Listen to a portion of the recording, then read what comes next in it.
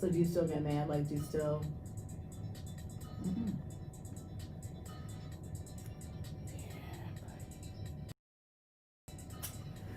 Too bad. He was here this weekend for Thanksgiving. And are you guys like at least cool now with each other? Nope. There he is. There's my poopy doops. That's Carter, and where is he? Wow. Nope. We don't talk. I left. I don't think they see. That sucks too. It sucks when you're like a jerk, but you are really good looking. That sucks when you're like staring at them and you know like. But he's not a jerk. He's just not for me. I guess. I don't know. I'm trying to get back in the game, so I really don't give a fuck. Ready?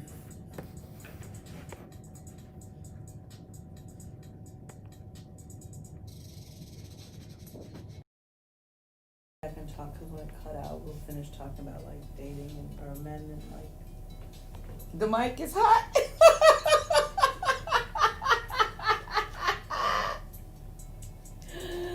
Oh my God. Mic ain't hot. That's. Oh my God. Who's a jerk? No one's a jerk. Yeah. Mic check 1 2 1 2. I told you when we came here, that's like the number I said.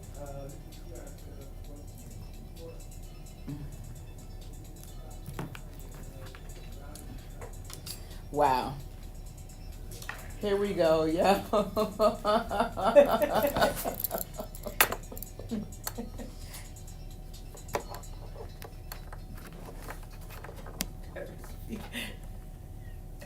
Text.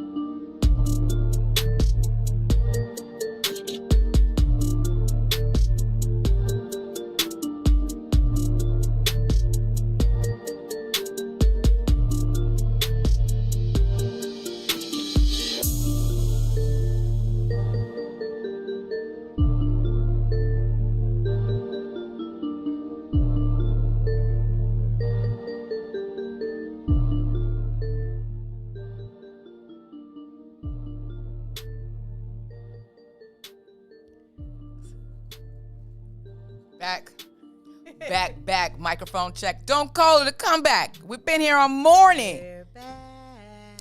Pardon us. You're listening to the Book of Dawn. I am your guest host, Dawn B. Something had happened. It wasn't me. And we got the one-man show, Maze Jackson. Now we know, for the holidays, I know what we could get for Maze. What? Sleep. We just need to lock him out and get him. He works like 28 hours out the day. Sleep is for the... He's like, Maze has weak. turned into an IT man, a producer, on air, cleanup. I don't know. He's been doing like 700 different jobs. He's like a one-man show. Okay. So, matter of fact, well, let's just segue into this. So, speaking of a one-man show, because he put together this whole What's in It for the Black People media in the past coronavirus pandemic. And so, of course, people can support us. We've been getting all kinds of text messages, emails, and people are like, I really want to support this. I love this platform. Of course, we thank you. You can donate, PayPal. You can go to admin at, so it's the letters WIIFTBP Media. So what's in it for the Black People Media? It's just you abbreviate. What's in it for the Black People Media.com.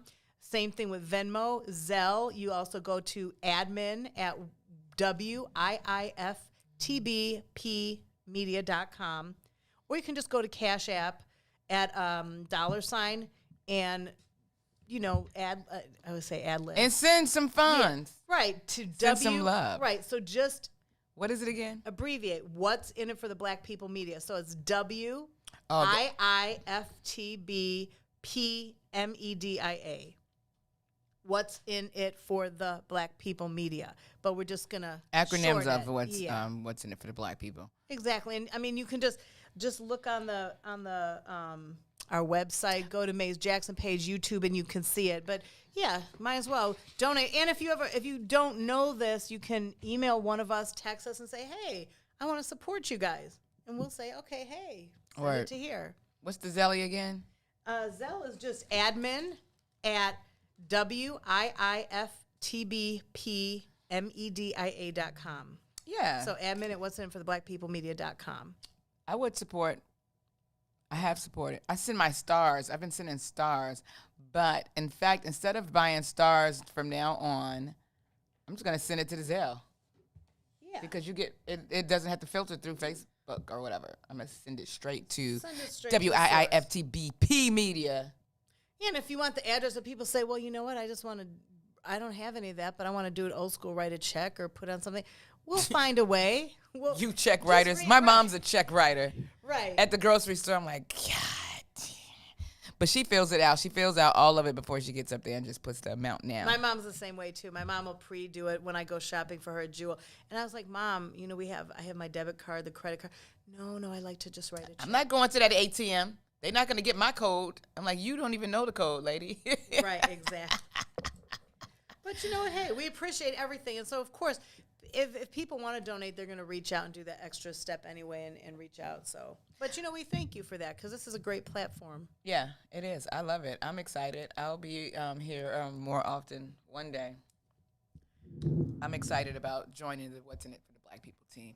I don't know after today and I let that iPad die, I might be fired. Grand opening, grand closing. I might be doing the Nate Robinson challenge in this month. She said, well, you know what? And things happen. That's going to be the worst that happens. And, things happen and, we move on. And we were just talking about. What were we talking about? Gabby Sidibe's boyfriend, Brandon Frankel, who's a white, thinner man that proposed. And we were just talking about love and how everybody has their perceptions of love and what may be attracted, what may attract you to somebody may be different for somebody else. So yeah, that's love is love. Love is love. I mean, he's not the most handsome crayon in the pack or whatever you say. I mean, I'm sorry. Let's change it because guess what? They are for each other. That's it. They found each other, and I'm happy for her. And this is a little twist. Precious. Go her precious little body. Do you think they shame women more, especially in the industry? It's like when men, there's a lot of people. Look at Biz Markie is not the most attractive fella. He's not attractive at all. But yet he gets the honeys and, Biggie Small, who I love, he wasn't. But people are attractive for different reasons, but people didn't really put out there, ew, Biz Markie, who did he land? But for females, they'd be like, oh, Precious landed someone. Like even Precious got someone. And it's always like to the women, like they always have to find something. But even the women do it to the women. Women do it to the women. Well, what I do learn is that women will sell themselves. Women don't care. If you got a bag, if you have a fat wallet, women will find you attractive. But in men don't do it as often as women do. That's period. I don't know. It's a groupie female will go for anybody if they are in the limelight. Like a sugar daddy. Sugar daddy, Puff daddy, Biz Markie, right. Yeah, they'll go, and they don't have to be pleasing to look at as long as they have the coin. And some people don't like people for their looks. Some people do like personality. I'm just talking about the way that other people view like women versus men. Like if a man gets engaged, they'll be like, oh, so-and-so just got engaged. But the woman, oh, man, look, even Precious landed someone. It's a double standard. It's a double standard forever for anybody. Like even in comedy, let's just do comedy, right. Okay? It's always like female comedians are not funny. But it's like for every female comedian, it's 100 male comedians. And half of them aren't funny, aren't good looking. Like they always say that we have to be good looking. We have to dress a certain way to go to the stage. A woman has to be triple the amount of funny. Like, now, is that just society? Because one thing I Society? did notice, I noticed that a lot of the male comedians do stick up. Well, the ones that I know, I see that they stick up and they're like, nah, she's funny. Like I've seen the male comedians actually stick up for the female comedians saying that they are hilarious. So do you get that too? Because people automatically think you're not funny when they hear it's a female. Do you like when the guys like stick up? Of course I like that, but I mean, I always hear, this is what I always hear. Damn, I don't like female comedians, but you, if I had a nickel for every time I heard that, yeah, female comedians usually not funny, but you funny. I only usually like women comedians, but you, and it's just like, I mean, it's not a whole lot of us. It's so few female comedians that it seems like most of us aren't funny, but it's only. There's a lot of males that are not funny. Oh my God. Not funny, look awful, don't have any dreams, aspirations, but they just stick it to the female comedians. Hey. And it's just like, oh, you too cute. Female comedians aren't cute. Now, in your who made this rule, son? You know, in the industries, like some females hate on each other.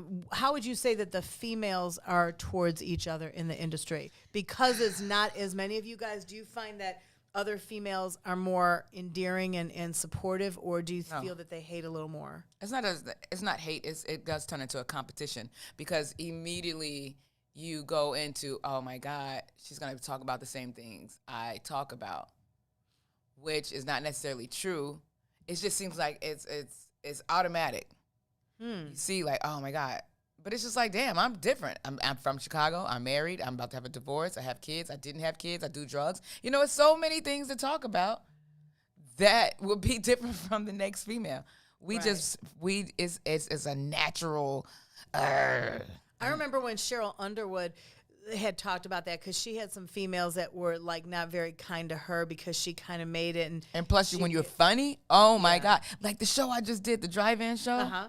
Man, well, I was more used to performing, I suppose, than some other people. But the host, when she came back, she snatched my mic. I'm like, I will hang you. I will hang you with this cord. But now, was she a comedian or just a host? She's a comedian. She was a comedian. So, I mean, and I had a good set, and she was mad because I suggested something to her before the show started. I'm like, try this. And she battled me. She didn't respect my level of knowledge. And then I tried it. I did it myself, and it worked, and she got mad. But, you know, just women stay mad at each other. Yes. We walk into a room. She thinks she cute. Yeah, I do. Ain't that the point? I never got dressed and said, I hope I look like a low self-esteem hoe. Do I? Good. Let's go to the party, girl. I don't agree with that. I think we need, I like to embrace people. I think there's enough fame and fortune for all of us, and you get in where you fit in. And I think if you stay true to yourself and use your gifts and let other people use theirs, there's enough room for both of us. It's enough room. Yeah. Jesus Christ. Just stay peace. Love is love.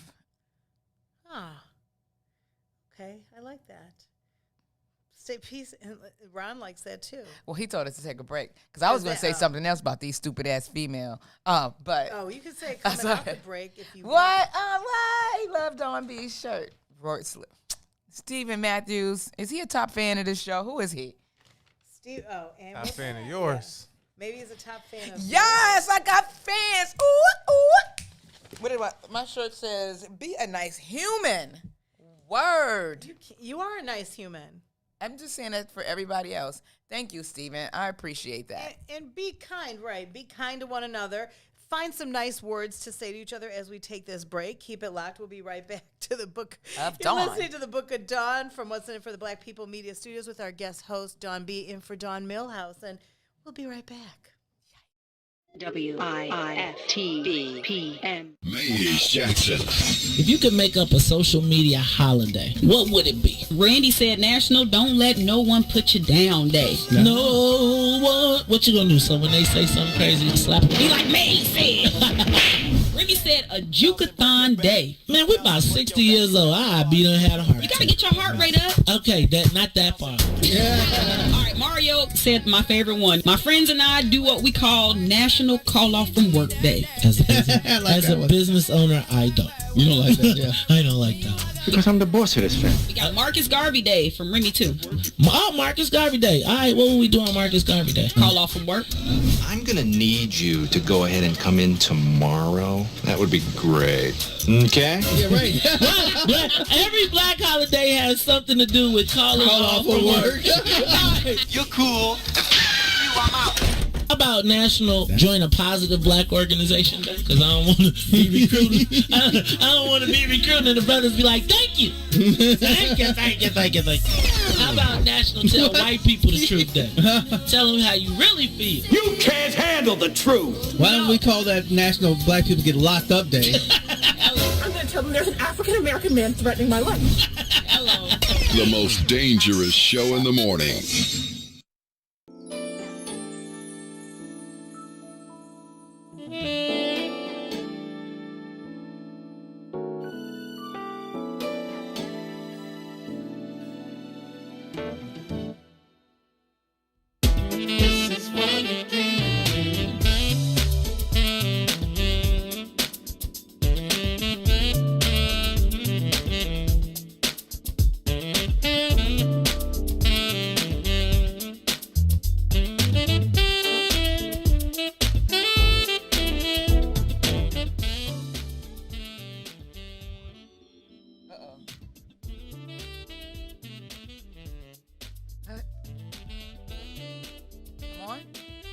Oh, it's still a nice little bed of music. Oh, my God. Please help me wake up. This morning, you are listening to the Book of Dawn. Weekdays, 9 to 11, Tuesdays and Thursdays, 9 to noon. I'm your guest host, Dawn B. Dawn B in the place to be. What? Lisa E. on to the right of me. And Ron in the little window, you see? Oh, I got bars. On the board. Oh, gee. Okay. What? He's too young to be an OG, though. I was just trying to think of a oh. Boy, you are 16, 17, like 23. Just got a chance to go to the casino mad because it's closed for COVID. Do I look that young? You look young. You are. So, Toussaint. He said, is that women in comedy or in general? Toussaint, you know it's women in general. We must do better. And I don't care what color, creed, culture, everything. Women everywhere are nuts. Period. It instantly becomes this silly-ass competition. And it's just, I go out of my way to change the energy. I'm changing the energy.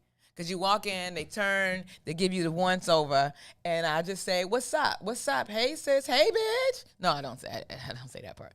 But you got to say something to break the negative energy that they are spewing out of their eyeballs. Help us. So, yes, Toussaint is women in comedy, women in general. And I just spoke about comedy because that's my livelihood, and that's where I see women the most. Man. Especially with the holidays coming up. I mean, we got, I don't know. I think people need to be more festive because you just did this show, right? You just did this show and it was Thanksgiving. Yeah, it's Thanksgiving. And then we've got, between Christmas, Hanukkah, Kwanzaa. And I know people were kind of asking me because I celebrate Hanukkah, and so do you guys know what Hanukkah is? Yeah. Well, I know Hanukkah's a Jewish holiday. Right. It's almost like the Independence Day of.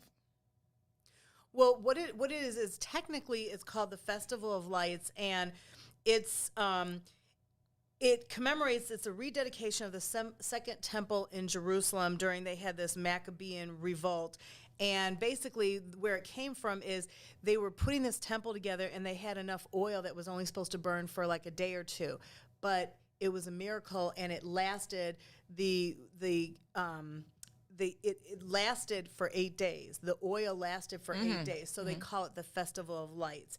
And basically, they go by the Hebrew calendar. So Hanukkah starts December 10th, which is next week. Yeah, what I'm saying is, why how did Hanukkah come about? Because the Greeks were trying to get the Jews not to be so Jewish. Yeah, it was like, and it was from this whole that's how they came up with the whole Festival of Lights, because they said it was a miracle that this oil lasted. So that's where they got the holiday part. Everything that took place wasn't really a holiday because it was a revolt, a massacre, and it was a lot of things. But because they got the Hanukkah, the Festival of Lights, because they said this oil burned for 8 days. So they celebrate it, and you celebrate with a candelabra. You light candles every night. And the gift part came really because of Christmas, I believe, because it's the same time frame. And Hanukkah it could be November, December. This year, like I said, December 10th. And the whole gift giving, we would get gifts for 8 nights. But the whole gift giving was kind of because the whole Christmas season. And because, let's think kind of what I read. That, when you have the kids doing a ceremony every night, you kind of want to reward them, too. Right. And Kwanzaa, gifts. too. I mean, Kwanzaa really, Kwanzaa was more of an African-American holiday. It's first celebrated in 1966, but it's expanded, to other countries now. For unity. Right. That was for unity. And it's like a feast of faith, and they have the 7 principles, but they also give gifts as well. And so I think the gifts, because the whole season probably is just for the kids, because even Christmas, really, it's not really about the gifts, right? Well, if you're thinking about Jesus and the 3 wise men who bought gifts to Jesus, it's not about Santa and gifts, but it's about praising and being thankful and it's so confusing because when you brought baby Jesus gifts because of his birth, so it's the birth of Jesus, and then we kind of just made it into this superficial demo. For the gift, and who doesn't like gifts? I don't think any religion doesn't like gifts. And this year the theme, so Hanukkah's. I'm saying I don't like gifts because I'm probably not getting a gift this year. No, we'll get you a gift.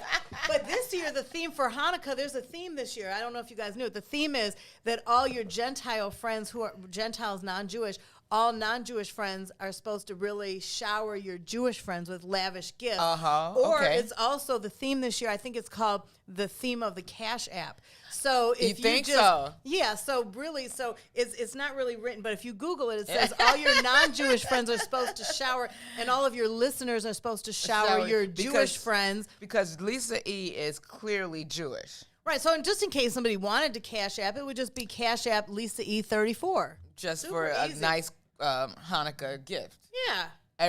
For 8 days? Well, we'll just take one. Day. You could just, your Gentile friends could just give you one, we'll just stick with one flat gift. Okay. Take $10 from everybody. So, but we growing up though too, we would get like little tiny gifts, like a pair of socks one night, and then we would get like our big gifts. We didn't have my parents didn't give us like huge gifts every night. We would get little things that we need and little like Satsuki, like stuff you would put in your stocking stuffers. Okay, and then would it equal one whole outfit at the end? Yeah, I guess you could do that. Like what do you guys put in stock? Candy, books, gum, air freshener. Yeah. I do. You give your kids air freshener? Well, my husband's stock. We put. Wait, I don't give the kids. I give what the kids had I don't know. We don't always. When did I do stockings? I put books in there, coloring books, crayons. You can fit a whole book in a little stocking? Yeah, it's a big old stocking. Because we have stockings here for What's in It for the Black People Media. Yeah, you roll it and put it. I put huge books. You can put books in there. And, Maze is such a giving person. I heard that Maze is really, giving us lots of lavish things in our stockings. Get those AirPods on sale. We got, Ron, did you see our stockings out there? Oh, those for us? I think. I don't know. Maybe I'm prejudging. I don't know. But I'll take stockings. People ask me, well, what do you guys do if you don't do anything on Christmas? I'm like, the same thing you do on Hanukkah. Nothing. Right. I go visit all my friends, and I love to see their trees. And do you put up a tree? No. No. No. I don't know. I've gone to my friends' houses and see when they decorate their trees, and I get invited for all the Christmas celebrations and the cookies. Oh my God, Christmas cookies. I go visit my friends and you eat some of their cookies and. Yeah, I think we're putting up a Christmas tree soon. People have had their Christmas trees up since November. Man, and they don't take them down at all. Well, speaking of Speaking of taking things down, maybe you should go look at your Christmas trees. Now we're going to take a break. Yes, right air now. freshener too. Air freshener. You drive a car, you get cool air freshener. That's a good stocking stuffer. As you decorate your copes, as you decorate all your copes right now, we're going to take a little break, and you're tuned into the Book of Dawn. And for What's in It for the Black People Media with our wonderful guest host, Dawn B., who's filling in for Dawn M. and Lisa E. and Ron Rilla. And we'll be right back, ladies and gentlemen. WIFTBPM. Boys, step aside. The Radio Rookie is in the building. The Book of Dawn, Monday through Friday, 9 a.m. to 11 a.m. on What's in It for the Black People Media. The Chicago Legal Network is the collaboration of attorneys that concentrate in many areas of the law most needed in Chicago neighborhoods. The CLN lawyers focus on personal injury, criminal defense, and other issues. The CLN lawyers all average over 20 years of legal experience and are dedicated to helping the Chicago community. The Chicago Legal Network is committed to developing black lawyers through mentorship and co-representation. So if you were injured in a car accident, slip and fall, or injured on the job, or you need assistance with criminal defense, including driving violations and DUI, check out ChicagoLegalNetwork.com for more information or call 773-912-3545. 773-912-3545. Tune in every Sunday. Don't miss it. Live from the West Center for the Black People Media Studios. It is the Kickoff Kickback. Join the conversation with the brothers, Eugene McIntosh, Herb Howard, and myself, Terrence Tomlin. We got analysis live from the stadium. The brother Joe Lewis will be following through. We got great guests coming in, players, personnel, people. Say what? We do our thing every Sunday from 10 a.m. to 12 noon, taking you right up to kickoff. We picking the full slate of NFL games. We talking fantasy football. Gino got you covered on all the bets. It's a kickback. Make sure y'all join the conversation. Smash that like button, smash that share button, and continue to help us push the culture forward. Don't miss it every Sunday from 10 a.m. to 12 noon, live here from the West Center for the Black People Media Studios.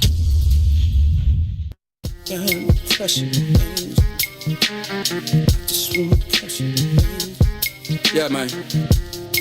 Ideas, it's ideas, man. Ideas. You don't have to find me. I'm walking right behind you.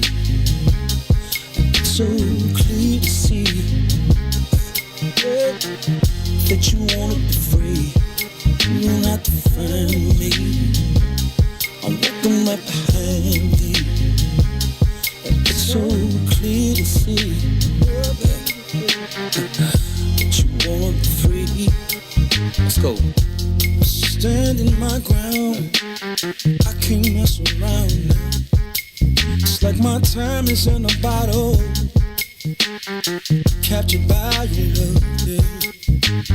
Now I know women's got this thing going on. We can't stay around so long, but I wanna come correct. Baby, get your foot off my neck. You don't have to find me. I'm walking right behind thee. Understand clearly, that you wanna be free. It's the time that you spend making me think within. Is the trust still beginning? Fade away from beginning of the day. I can see you trembling times, and I can see you wondering mine. Is it me considered? Is you that's with it? See, you don't have to find me. I'm walking right behind thee. It's so clear to see, baby, that you wanna be free. Welcome back to the Book of Dawn. I'm Dawn B. Got Lisa E over here. Ron is over there. And people are asking that. So that song, that's our good friend Maurice Mahan. And we got to send our special prayers and get well wishes. He was heading home from New York yesterday, and he was in a car accident. They were hit by a drunk driver. Damn. And he said, luckily, that nobody was seriously hurt. So I'm so glad, because he showed a picture of the accident, and it could have been really bad. So, yeah, so that Maurice Mahan, we love you, and come home safely. Peace. Yeah. Peace. Drunk drive. Don't drink and drive. No. It's literally so many things you can do to not drive drunk. You can drink, then drive. I'm sorry. It's Uber, Lyft, your friend, sleeping over. We grown. Just stay. Exactly. I don't know, because I don't know. Oh, I said tanks, girl. I love these people that tune into the Book of Dawn every day, 9 a.m. to 11. Yeah, and today we extended till 12 on Tuesdays and Thursdays. Yeah. And what were we discussing before the break? Well, we were talking about holidays, about Christmas, Kwanzaa, Hanukkah, and you know what? For your needs, how about where can we get some gifts for all three of them? They could be stocking stuffers, wrap them up. So this place, wrap them up, get some condoms. Hey, but Robin Patrice is the home of the flyest handmade items. Yes, they are. From natural soap and lotions and teas that speak for you. Jewelry, wickless candles, men's grooming items, and more. Flyness is a choice. And Robin says, choose him. Her. Yes. I mean, see? See? Look at me. Well, she's telling us to choose. Well, she's telling us to choose him after we pay for our grooming stuff for our man. Choose him after we groom. There we him. go, Lisa. Good one. Yeah. Flyness is a choice, though, Robin. I agree. So they truly have something for everyone in the family. Shop online at robinpatrice.com. That's Robin with 2 B's. Or follow Robin on Instagram and Facebook at Robin Patrice. And they have some amazing stuff. If you look at them online and go, because I'm going to get some jewelry. Their soaps, everything is great. And, you know, because who doesn't like gifts? Speaking of gifts, Dawn, what would you say growing up is Look your at these favorite? Earrings. Oh, are you looking? I know. Oh, my God. I've already put some down. I love the earrings. I'm a jewelry person. I love earrings. Sometimes I don't wear them here because they get caught in my headphones, but... anyway, but I love earrings. I love jewelry. But speaking of gifts and everything, what would you say would be your most memorable or favorite gifts growing up because you celebrate Christmas, correct? I do. So what would be some of your favorite giving or receiving? Yeah, that's what we said. That is a great gift, giving and receiving. Yeah. Goes inside. Let me see. Don't want to spend my money. Alvin said that's his new holiday. You know what? I had a really cool baby doll one time. I don't even know what she was called. She was probably 2 feet tall. Mm-hmm. Okay. Really brown, like she looked just like me. And if you held her hand, she would take steps. God, that was a cool doll, man. It wasn't like baby this and that, was it? I don't think it was. I can't remember. It's been so long. I don't know. She was just super cool. She was tall, though. She was almost my height. I got a cool rocking chair that I still have. Like my boys use it. And this tabletop Miss Pac-Man game. Do you still have that? Man, we carried it. No, because it got caught. We got water in the basement one time, and it was ruined. However, I did purchase a bigger one for my son. His birthday is on the 17th of December. So I'm going to give him, it's really for me. Right. I don't know. What have I given? I give really good gifts. I just can't remember what because I just give. Yeah. I give really good gifts. I am too. I study the people I know what they like. And, because a lot of times people are like, well, don't give cash or don't give gift cards. But there's some people that do like them because they like my niece thinks she's super cool now. She's 12. She likes to use the gift cards because she wants to go and pick out what she wants. Yeah, absolutely. So even on her, she sends separate lists now. Because her mother is Christian, but her dad is my brother. So they're Jewish and they celebrate both. And so for the Hanukkah list, she's had specific lists that she sent us. So yeah, she wants different gift cards now. She's into like Bath and Body. She's like, I don't know if Victoria's Secrets is a little too old for me, Auntie Lisa, like the smell goods, but I like she likes all the girly stuff now. Yeah, so. I don't think that's inappropriate.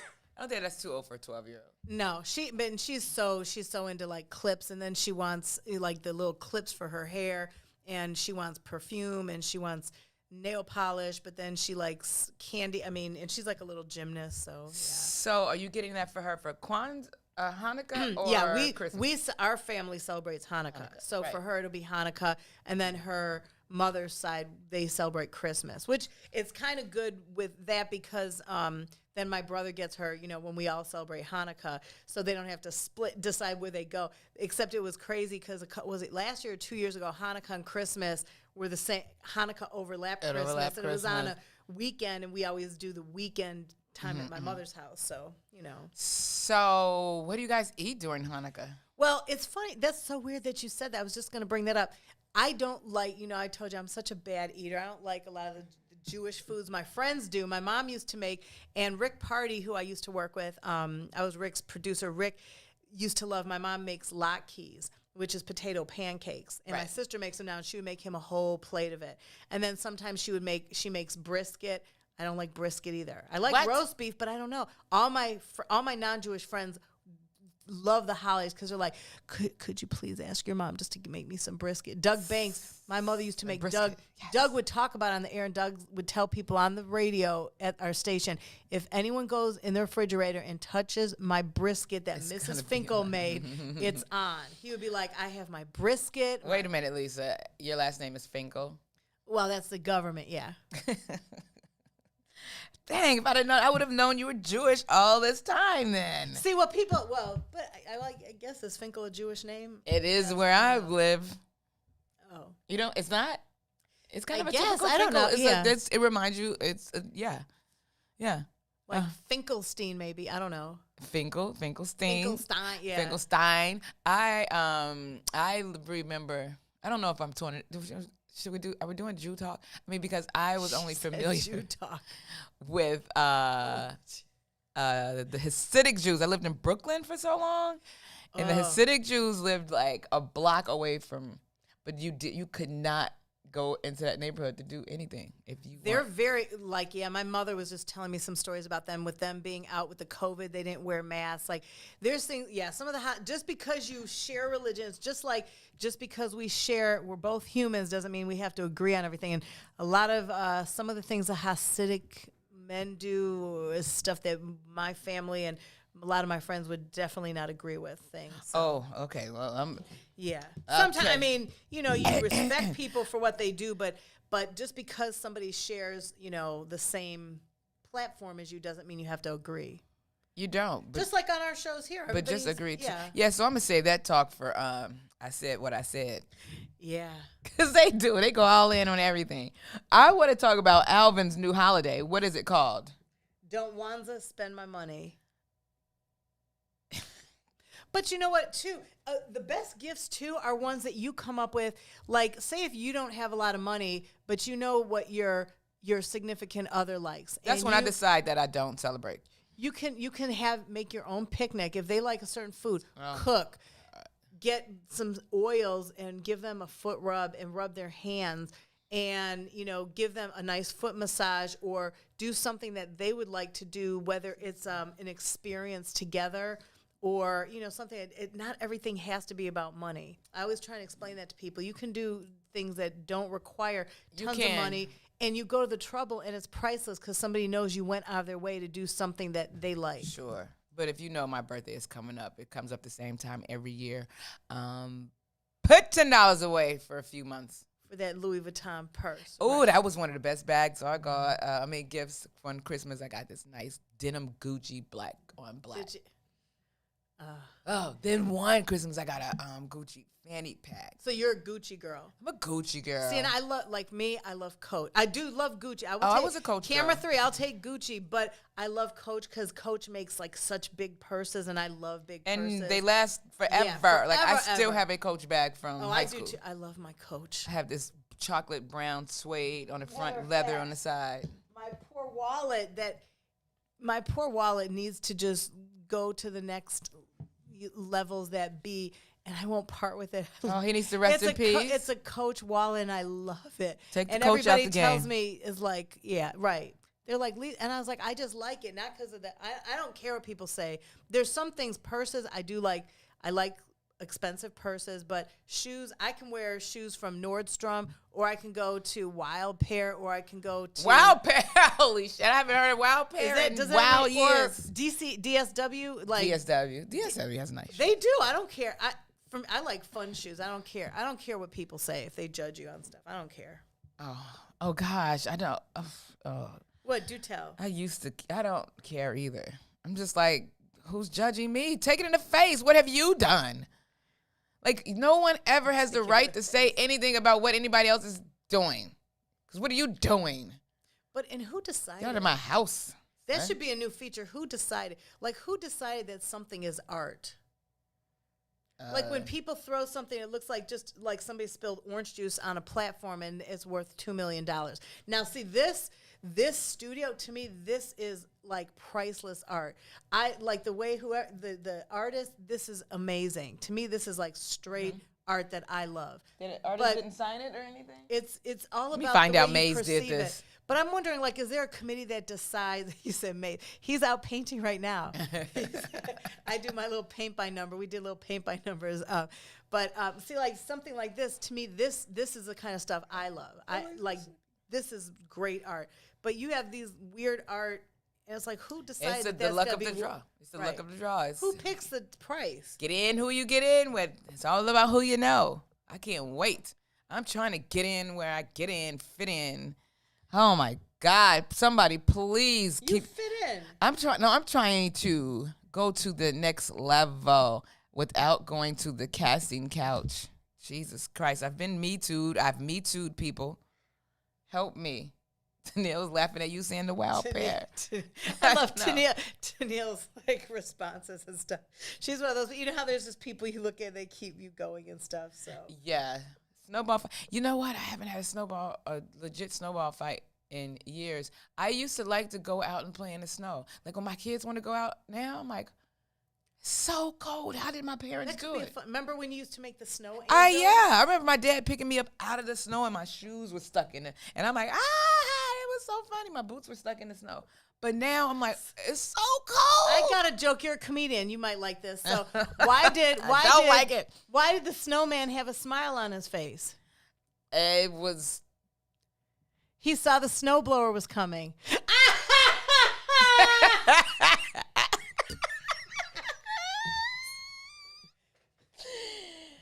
Oh, okay. I'll be at Zany's for 3 shows next week.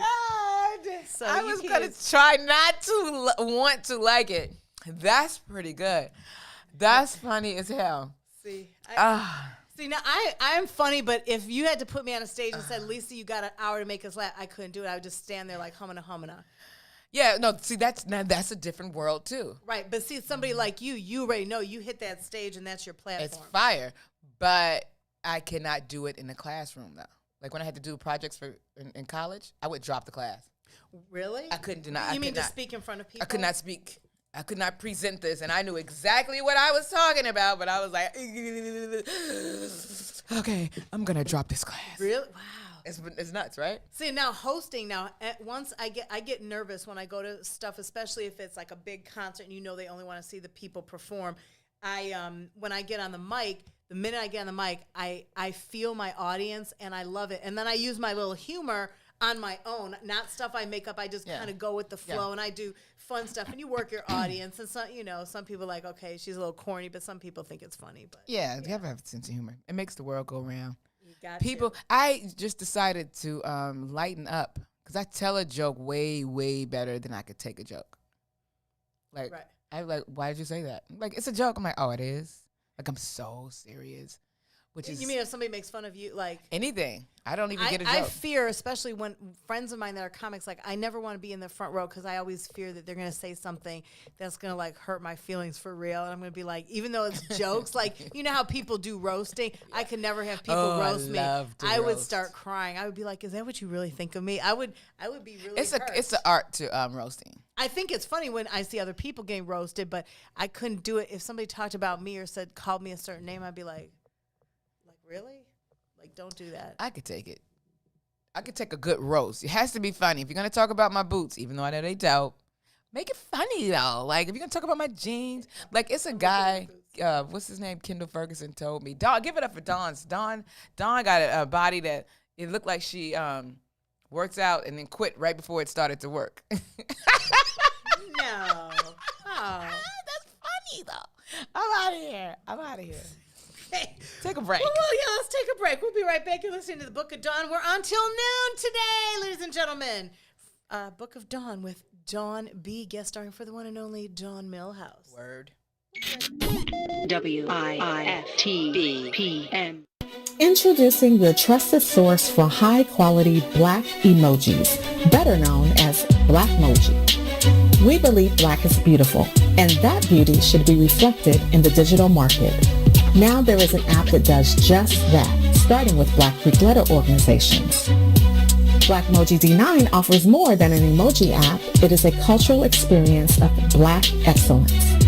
Download the app in the Apple or Google Play Store to access a specially curated catalog of emojis representing the Divine Nine. Use the emojis to celebrate Black Greek events, acknowledge current events, support social causes, and learn about esteemed Black Greek members who blaze the trail of Black history. A portion of every subscription goes toward a scholarship fund specifically for members of Black Greek letter organizations to help keep the legacy alive. Download the Blackmoji app today. The Chicago Legal Network is the collaboration of attorneys that concentrate in many areas of the law most needed in Chicago neighborhoods. The CLN lawyers focus on personal injury, criminal defense, and other issues. The CLN lawyers all average over 20 years of legal experience and are dedicated to helping the Chicago community. The Chicago Legal Network is committed to developing Black lawyers through mentorship and co-representation. So if you were injured in a car accident, slip and fall, or injured on the job, or you need assistance with criminal defense, including driving violations and DUI, check out chicagolegalnetwork.com for more information or call 773-912-3545. 773-912-3545. Yeah. Ooh. I miss your kiss. Oh, your kiss is one of a kind. It feels so nice. Girl, you do it right. I miss. Ooh. Oh, girl, you don't go too fast. You take your time. Just how I miss. Hey. Oh, you kiss it, then I'm drifting off your love. Keeps me floating, girl. I miss. Oh, and ooh, it feels so good. I wanna come down. Girl, I'm missing that love. Come on. Ooh, babe, I'm missing all those kisses. Baby, bring those lips to me. Oh, babe, I'm missing all those kisses. Man, I wish you could sing. This is Shaun White again? Yeah, Shaun White. I thought, yeah, this is Shaun White Kisses. Kisses. Available on all Spotify, iTunes, all of Apple, every outlet that you have. Yeah. Yep. That's what I want for Christmas. Kisses. No, I don't. I'm lying. Welcome back. You are tuned into the Book of Dawn. I happen to be named Dawn also. I'm guest hosting for Dawn Millhouse. I'm Dawn B. And we're at What's in it for the Black People Media Studios. I'm chilling with Lisa E. Yeah. Ron over there. Yes, sir. Ron, what's popping? What are you over there doing? You're not paying attention to us, and I don't like it. Look, we getting the studio on with it over here. Say what happened? We getting the studio together over here. All right. Get it together then. Do two birds, one stone. But if I look over there and I'm asking you something, son, you better. Not I mean, son. What? Oh, God, here he comes. Stumping. I know. I'm not asking him to host. I'm asking him questions. Maze has half his club. Maze is like, did you see the episode of This Is Us? We'll get into TV. So This Is Us. That's one of my favorite shows. And Sterling K. Brown had his intern. He gave him one specific thing because he's in office and he was doing like a special like a Facebook Live kind of thing or live feed to people. And he said, when I'm done, all you do from the other room is click off. So when he was done, he thought he clicked off, but the guy the intern was talking to his girlfriend, which is Sterling's daughter. Uh-huh. So Sterling thought the camera was off, and he started taking his clothes off, and he was down to like no shirt, and he's dancing around and stuff. But it got viral hits because he has a nice body. So Maze is like in his little tank out there, his little wife beater, or whatever. I don't like that word, wife beater. Little tank top, we'll call it. We call it a husband hitter. No, I don't like that word. I don't like wife beater. I just call it a tank top. Okay, he's in. Okay. What's Maze back there doing? It's a new show coming on from 6 to 9. Well, he's been here showing some skin. He does like 5 million jobs. So okay, good. About time a black man got up and did something. Ooh, Dawn said that. Lisa E did not say that. Lisa E did not say that. No, I didn't say that.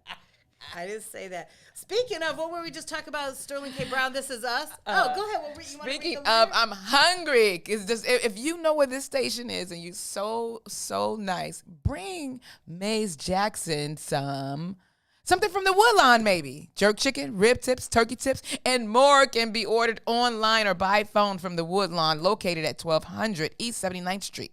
The Woodlawn on Chicago's South Side is where food, culture, and making an impact intersect. What's in it for the Black People Media is proud to support the Woodlawn, an innovative economic center for the entire family.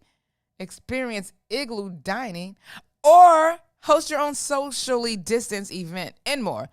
Visit them at thewoodlawn1200.com. And I think I'm going to, what time did it open? Let me go on to woodlawn.com because I'm hungry. I want some jerk chicken. Yeah, you've been talking about jerk chicken for like the past 2 hours. I could eat jerk chicken every day.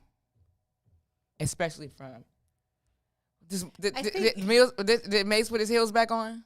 No, I think it sounds like he's working out like on a treadmill or something. Working out here? Did he just build like a health club? It sounds like he's working out like or lifting weights or something. You always know when Maze is coming, boy. He be stepping hard. You're like, oh, I'm in trouble. I know his kids be like, oh my God, Dad is home. We're in trouble. I hear his heels. That's so funny. Speaking of when we were talking about This Is Us, so we were talking about, Dawn and I last week were talking about like old TV shows that we liked, and we had so many people saying that we should have continued talking. So I'm going to ask you, what are some of your favorite old TV shows, or if you could reboot some shows, what are your favorite shows from back in the day? Okay, some of my favorite shows would be Give Me a Break, Laverne and Shirley, Sanford and Son, Good Times. I watch this right now. Three's Company. Oh, I love Three's Company. With Chrissy Snow. Yeah. Oh, my She's God. so... Yeah, you know what's funny when you talked about Give Me a Break, because I watch all those shows now. Still, I watch like different. They show a lot of them on reruns and everything. And did you notice that their fish always died? Not Different Strokes, not Abraham. That was Arnold's fish, but the fish on Give Me a Break always died. And then the next episode, it would be there again, and then it would die, and they would talk about it dying. Like she sucked it up in the vacuum, and she did like I don't know. And they always had the same fit. Like, it was kind of weird. It was one of those things like... Okay. I guess it wasn't such my favorite. I don't remember that fish. I used to watch Growing Pains. What about Happy Days? Happy Days I watched. Happy Days was cool. All in the Family? All in the Family was cool. I watched the Jeffersons, which made me watch All in the Family, introduced me to All in the Family. I Love Lucy. I think I've seen every episode of I Love Lucy. The original with her and Desi. Yeah. Yes. And Get Smart. Back in the day. Get Smart was funny. Oh my God. That was my afternoon lineup. Like after I finished school, because I didn't go to preschool or whatever. Like my kids are. After I finished school, Mom said she would try to turn on Sesame Street. And I'd be like, nah. I love Sesame Street, too. too. I'd sit up and learn all damn morning. I don't want to see the Grouch or Count whatever. Ernie and Bert taking a bath together as friends. Oh, my God. I cannot stand Sesame Street. Like, my kids do not know about Sesame Street. I liked Sesame Street a lot. But what were some other good shows? My lineup after that was I Love Lucy, Get Smart, and The Little Rascals. She said I couldn't even tell time, but I felt what time of the day it was. I'd be like, Little Rascals. I used to love The Facts of Life. You take the good, you take the bad, you take them all, and there you have the facts of life. The Facts of Life. Yes. Back even in the beginning when Molly Ringwald was still part of it before Joe came on, when they cut everybody out and they had Joe Polnicek. See, that's kind of like where I came in. Do you remember Alice? Alice, yeah. That was a good show, too. I mean, I used to watch TV way. One of my favorite shows was Benny Hill. Yeah, he was kind of crazy. There's some shows that you know everything. Like, I know every episode of the Brady Bunch. I watched the Brady Bunch. I was a Brady Bunch fan. The Brady Bunch still comes on Sundays. You know, I watched that. The Partridge Family. I like the Partridge Family. Even though I like Different Strokes, I hate it now. The Fresh Prince, I know pretty much every episode. Same thing with the Cosby Show, which kind of weird. We won't talk about today. Actually, Bill Cosby is going to Supreme Court to hear for the appeal today for his crime. So let him out. That it's going to happen today. They're going to a hearing today. So he's going home. Good. Just kind of leave that alone. But anyway, okay. But we won't talk about Roseanne. I know most of Roseanne. The old Roseanne. Roseanne episodes. was hilarious. Soap. The Nanny. Oh, Soap is still on Saturdays. When Bert got taken by the UFO and Soap. And that's when Benson came from them too. Yeah, that's all I remember. I watched Benson. Yeah. And what was the little dude named Webster? And it was like Jessica Tate and Mary Campbell. They were sisters on Soap. That was a good show. The Nanny. Silver Spoons. Silver Spoons was good. The Nanny. I love The Nanny. I still watch The Nanny. Punky Brewster. Oh yeah, that was a good one too. Carrie Moonbeams, Home in a Jar. Small Wonder. She's a small wonder. What else? I would like to reboot Three's Company. But I don't think anybody could be Jack Tripper. John Ritter, I mean, he did all his own stunts. Like, you can't replace him. Well, he's physical. He's a physical comedic Even actress. His son, I don't think, could do that. Yeah. Well, somebody can. But they didn't just stop making funny acting people. I do respect what you're saying. John Ritter is the truth. In fact, he was so good. Like, I had a crush on him, even though I love that show. I just like funny people. I like the Ropers and Mr. Furley too. Oh my God, they were the best. About the Andy Griffith show. I would switch it. No, that was before my time. Mine too, but I still like those old ones. I watched that, Leave It to Beaver, Dennis the Menace. I still watch them all now. Yeah. Let's reboot Three's Company with two men and a lady. Let's like flip it. Yeah, but nowadays there would be no way that you would be 9 months later, right? Come and knock on my door. Right. I have a baby for you. No, wait, we got to continue this because there's other stuff too. Like we got more shows. Let's take a break because we got to continue this conversation. Yeah, you're listening to the Book of Dawn, and tell us too. What shows did you guys like? Three's Company wouldn't work with two guys and Tennille, a lady. what was your favorite show of all time? Come on. I can't see what she's. Let's see. Yeah, tell us what shows you like back in the day, and think about it, and we'll commiserate when we come right back. You're listening to the Book of Dawn. WIFTBPM.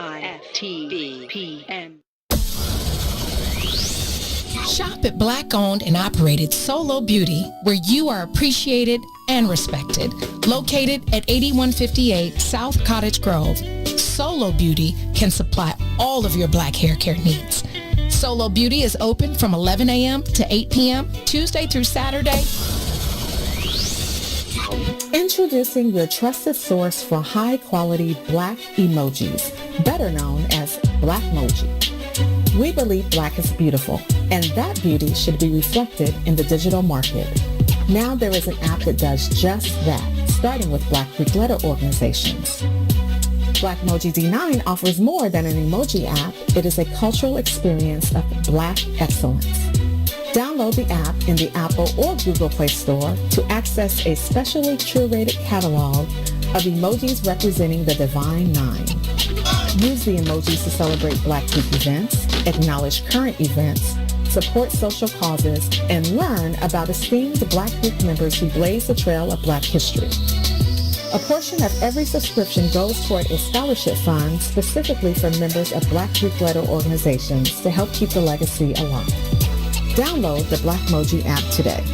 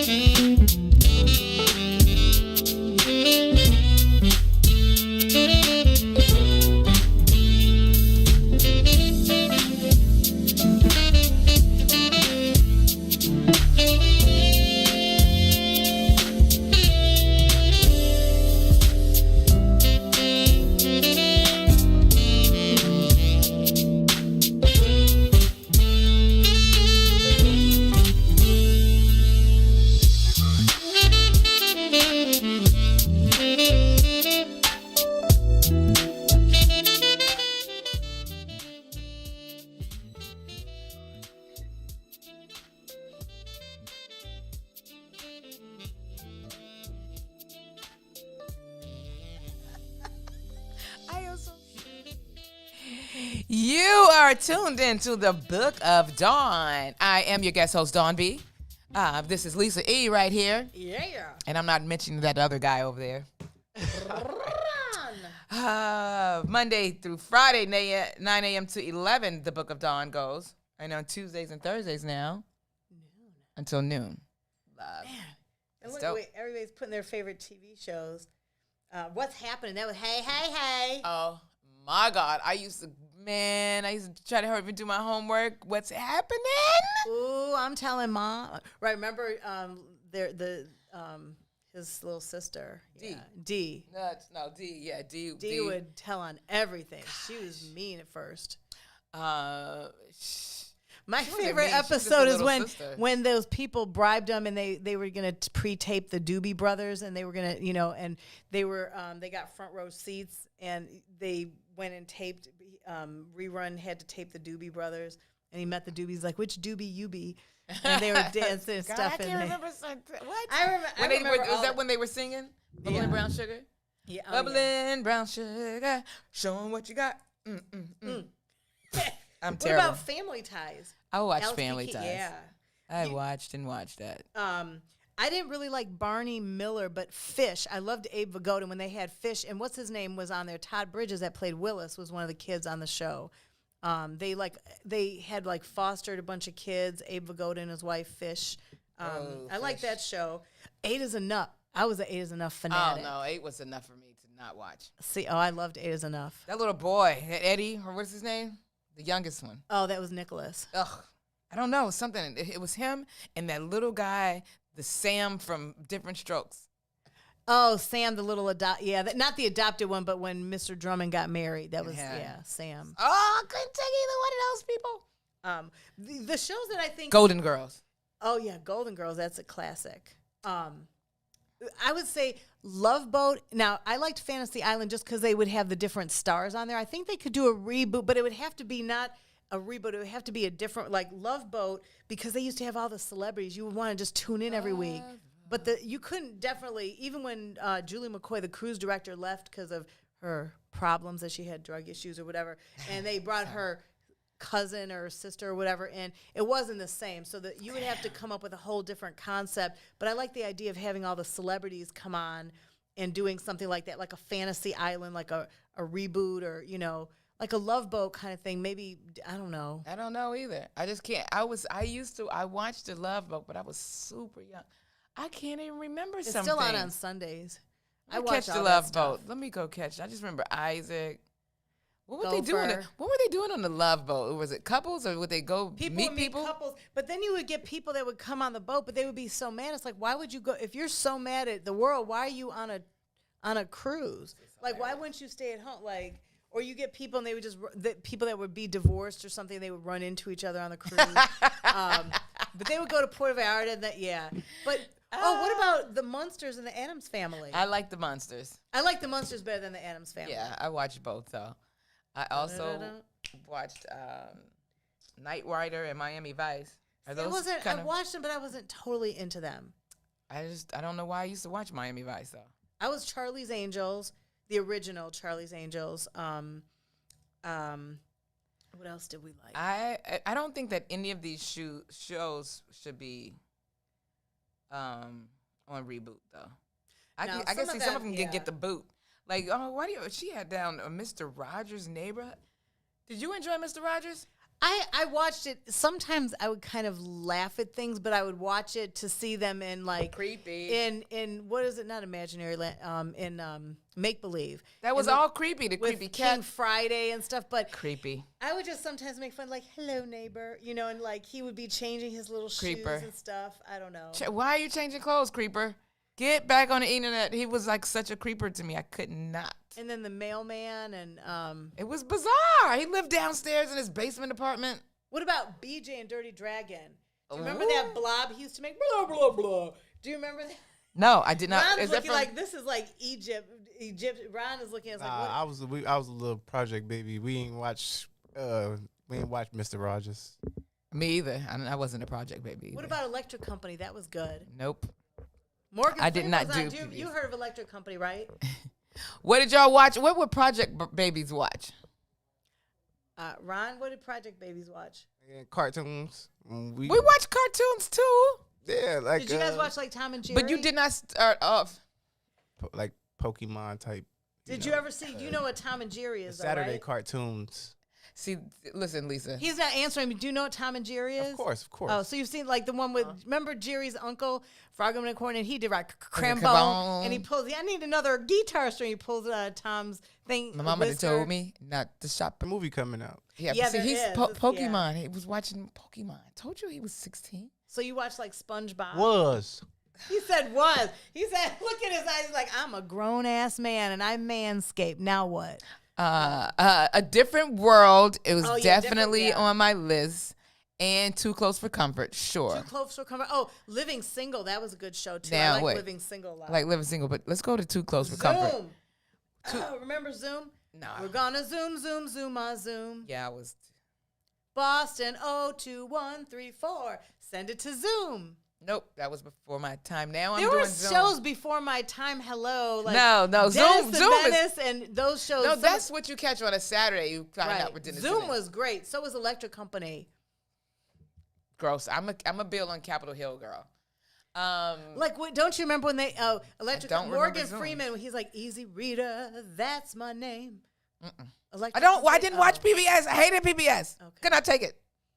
No. Anybody else? Project Can Baby. somebody? People I know. He called me a Project Baby. No, let's address Too Close for Comfort though. Monroe. Yeah, he was kind of goofy. That's the original Jack Tripper. I think Jack Tripper, they took that idea from Too Close for Comfort. They could have done some stuff. Monroe was completely gay. They just had that idea, the ambiguous whole, the whole not gay but kind of gay. Oh, what about Mary Tyler Moore and Rhoda?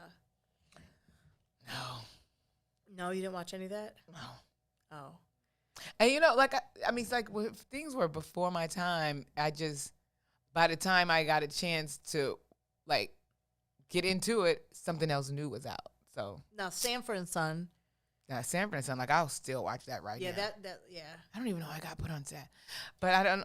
Sanford and Son reboot could kind of be done. Sanford and Son type. See, type no. show. Who would Type play, show. Yeah, but I don't think so. them? Who would play the two main characters? No, type show. Type. You show. can make a type of show, but not them because there's no. I mean, they were like, like on Esther, you fish out food. Like, yeah, I would play Esther. Donnell Rawlings would play. Elizabeth, Red I'm coming Fox. to join you. Right. And Marshall Brandon would play Leon or Lamont. Lamont, you big dummy. It could be done, but in 2020 type, it just had to, So let's not call it a reboot. I just think it needs to be some new comedy sitcoms. Like there's no sitcoms out right now. Because now, can you imagine stinkers like on the Brady Bunch? They got mad when they called Bobby a stinker. Now, Greg, you know I don't like that word. He's a stinker. Can you imagine? Stinker is so like, you stinker, You just mommy. have to He's use a the stinker. words you use to call my kids now. I would call him a sapsucker, bear hucker. A bear hucker? Yeah, I don't know. That's what my mom used to call me. A bear hucker? Maybe I'm pronouncing it wrong, but that's what it sounded like. Bear hucker, huh? Sapsucker. It's like something with a tree. That has to do with your copes. She's going out to see the copes, and she's going to be sapsucker. Don't reboot any shows. Get some more original sitcoms, though. I mean, I know it's nothing new under the sun, but can we just... Yeah, Giggle Snort Hotel. Right, BJ and Dirty Dragon came first, and then they went to Giggle Snort Hotel, which was like the whole hotel. Somebody just corrected me on there, yeah. I liked them both, but I liked BJ when BJ first came. They had Witchy Poo on there. I like when BJ comes. That's what he said. I don't even know. Ron just looked like, so do I. Ron was just totally agreeing with you. We just saw it. Who was Giggle Snort? I'm just looking at the names. Y'all talking about BJs and Dirty Dragons. I'm before lost. my time, so I'm lost. I'm lost too on that one. Giggle Snort is funny though. Giggle Snort Hotel, yeah, that was funny. That's a funny name. I don't know anything about that. How about? Do you remember Bosom Buddies? I do remember Bosom Buddies were Mork and Mindy, Bosom Buddies. Now, you know what show was hilarious to me? The Wayans brothers. I want to just spend a holiday with the whole Wayans family. The Wayans brothers, we're brothers. I love Sean Wayans. Oh, I love Sean Wayans. Yeah, I had a crush. That show is, he was SW1. Well, I had a crush on Marlon for about an hour. Did she has Dukes of Hazzards down here. I wanted my name to be Daisy. That's my new furry. I just went to go visit my brother's new dog. He just got a dog, and her name is Daisy. That's exciting. She's like, we're on camera. Let me act like I care. How is this hour? But so this is the second week I'm doing an extra hour for the Book of Dawn. How's it going? Does it feel different? Yeah. Well, we usually have a lot of guests on too. So. I should have invited a guest today, huh? Well, because last time you were here too, we had Gina. We did sex. We had our sex talk. Yeah. Okay. Well, if I come back, I'll get a sex talk again. Well, it is National AIDS Day. So cover up. You don't want to think about sex and World AIDS Day. Well, right. No, thank you. That's why we're saying have safe sex. Yeah, I'm just going to practice the virtues of chastity now. I'm not having sex again until never. I'm just trying to blow up, study. I'm going to stop dating black men. And well, maybe I'm just trying to get a reaction. Maybe Gabby Sidibe's fiance has a brother. Yeah, maybe. Frankel, is that his name? Mr. Frankel? If COVID wasn't out here, man, I would still be married. So let me be quiet. What is next? It's 11:44. I want to talk about drugs. Do you do drugs? I'm just playing. No. I want to talk about what's in it for the black people. What does that mean? Do we ever talk about that on the Book of Dawn? You said, do we ever talk about it?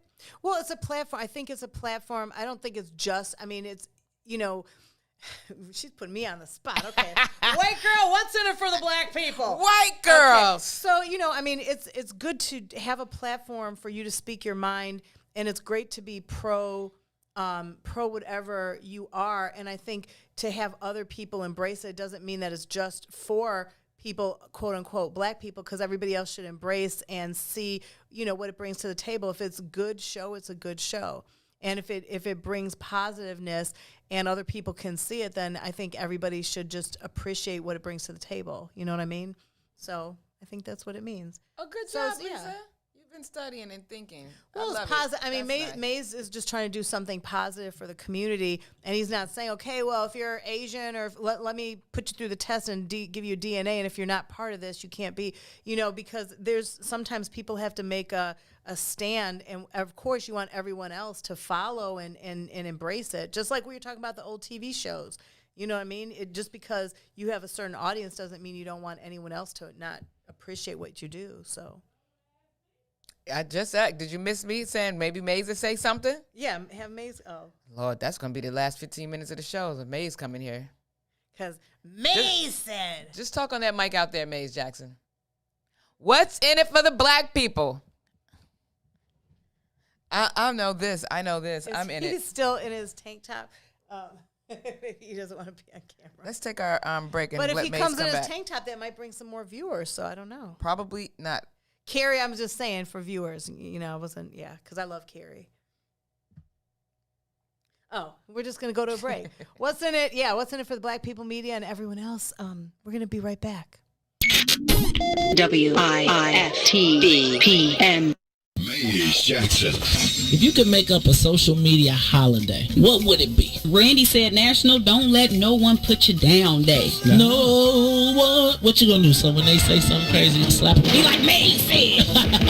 Randy said a Jukathon Day. Man, we're about 60 years old. I be done had a heart. You gotta get your heart rate up. Okay, not that far. All right, Mario said my favorite one. My friends and I do what we call National Call Off from Work Day. As a business owner, I don't. You don't like that, yeah? I don't like that. Because I'm the boss of this family. We got Marcus Garvey Day from Remy too. Oh, Marcus Garvey Day. All right, what will we do on Marcus Garvey Day? Call off from work. I'm I'm gonna need you to go ahead and come in tomorrow. That would be great. Okay? Yeah, right. Every black holiday has something to do with calling off from work. You're cool. I'm out. How about National Join a Positive Black Organization Day? Because I don't want to be recruited. I don't want to be recruited and the brothers be like, thank you. Thank you. How about National Tell White People the Truth Day? Tell them how you really feel. You can't handle the truth. Why don't we call that National Black People Get Locked Up Day? I'm going to tell them there's an African American man threatening my life. Hello. The most dangerous show in the morning.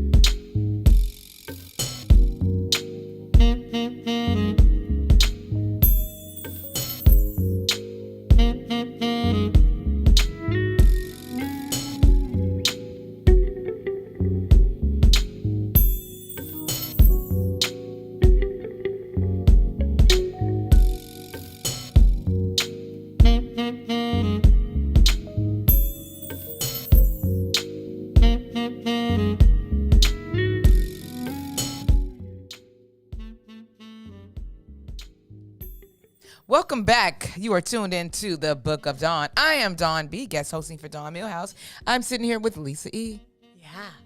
This is fun. And Ron is over there, I guess. I love your facial expressions. I'm here. I know. Oh, shit. My facial expression today, I can't. I don't have a game face. What do they call it? Poker face? Yeah. I don't know. Today I'm kind of weird. I feel good. Life is good. I don't know. I'm a little tired. I did have a long weekend. This is Tuesday. This is right the day the weekend catches up with me. Yeah, but with the holidays, everybody's days are messed up because everybody was off on Thursday and then Friday. And so then people the next days are going to be a little weird for everybody. Yeah. I mean, this happens because, I don't go home after my shows. I stay up. I like to entertain and chat and have a couple cocktails. So after a weekend of working, Tuesday is always what I had to sit here and figure it out. Like, why am I slow motion? I can't even hardly think well. But life is good. Life is good. Today is Tuesday. Tomorrow I'm back in Zoom. Oh my God. But you know what? I think that people that are doing e-learning should really sit in the classrooms. I've learned so much, even though it's second grade. And you just dress appropriately right from the waist up, so they're not going to catch you on camera. Well, they don't see me. Oh, okay. They might see my arm or something reaching. But no, I do. I've seen parents come out in underwear they don't even think about it are you kidding me? That's ridiculous. You know your kids on Zoom every day. Yes. Every day. Tavon, turn that camera off. Who back there naked? Did you see that clip? Oh, yeah. I've seen a few of them. They're hilarious. Lord have mercy, child. God bless the world. And we are coming to the end of the show. Yeah. I did all my sitcoms. I am. I'm so glad we had this time together. I'm so glad. You've seen Carol Burnett, right? Carol Burnett. Oh my God. But see, I was the Lucille Ball fan. Yeah, me too. Veronica used to always do Carol. I don't know. She's just so funny to me. Now I'm gonna go home and watch some Carol Burnett. I did used to watch. Did you watch soap operas? Not really, because they were kind of silly to me, goofy silly. Yeah, ridiculous silly. But right. I read this last night and I had a dream about Susan Lucci. Oh yeah, now I know who Susan Lucci is. All My Children. Yes. All My Children was good. Did you remember seeing Michael B. Jordan? Yeah, he was on. He started off on soap operas. All My Children, honey. Go Michael B. Jordan. That's my next crush. I think I'm gonna have a crush on him for 30 minutes. For 30 minutes. Like a 30-minute crush. Some of the night ones, like the Tyler Perry's, like the show Sisters and the Have and the Have-Nots. Those are some soap opera-ish shows, but I love those shows. Yeah, I like Sisters and The Have and the Have-Nots. Oh my God, I love that show. I am addicted to that show. And all the guys are fine on there too, from Wyatt to Benny. I don't watch that one. To the what's the Benny's best friend? I forgot what his name is. All of them are cute. All right, I'm gonna start to wind down. I'm getting out of here. It's a good day. We have two. Let me read. Dawn always sends so many notes. She's so thorough and professional. Now leave us with some words for the day. She makes my job easier. Some words for the day. Ron, sit down and buckle your safety seat. That's what my word is today. Always buckle in your baby chair. What do the kids write in? His little young self. Baby seat, your car seat. Always buckle your car seat, Ron. Always.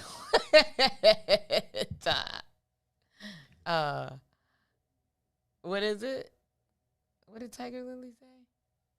I can't. My things aren't pumping up. My messages. Let's see. Dawn.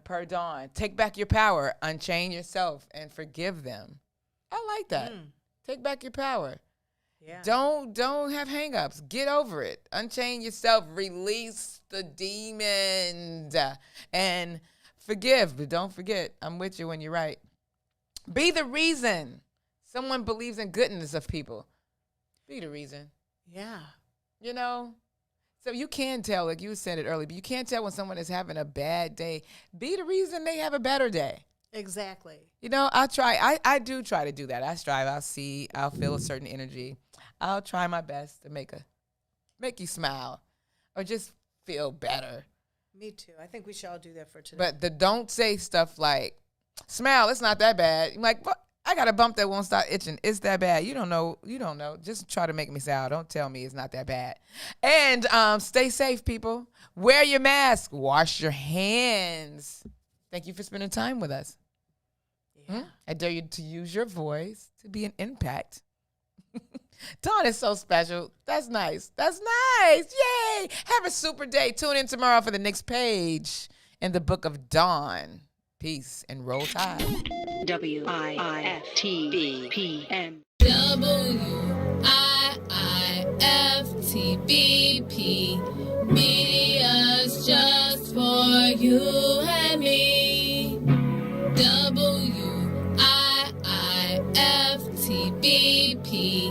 Media's just for you and me.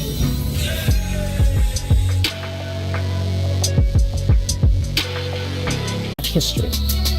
A portion of every subscription goes toward a scholarship fund specifically for members of Black Greek-letter organizations to help keep the legacy alive. Download the Blackmoji app today. WIFTBP.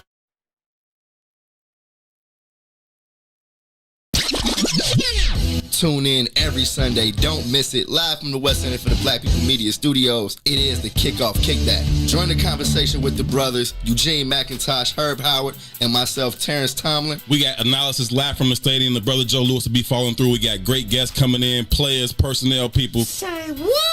We do our thing every Sunday from 10 a.m. to 12 noon, taking you right up to kickoff. We picking the full slate of NFL games. We talking fantasy football. Gino got you covered on all the bets. It's a kickback. Make sure y'all join the conversation. Smash that like button. Smash that share button. And continue to help us push the culture forward. Don't miss it every Sunday from 10 a.m. to 12 noon, live here from the West Center for the Black People Media Studios.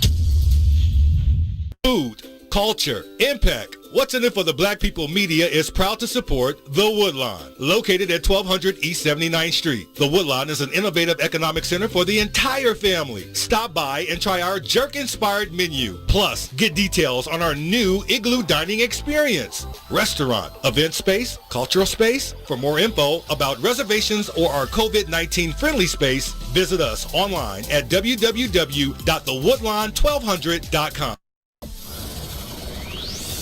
Shop at Black-owned and operated Solo Beauty, where you are appreciated and respected. Located at 8158 South Cottage Grove, Solo Beauty can supply all of your black hair care needs.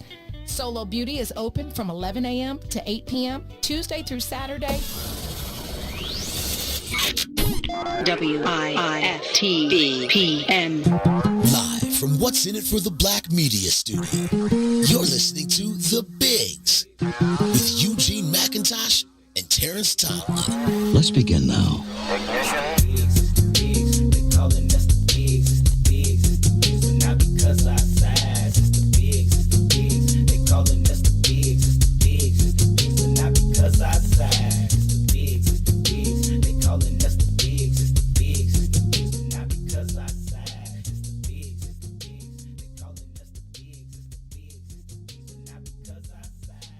What's going on, everybody? You know what that song means. It's time to jump down on the soil.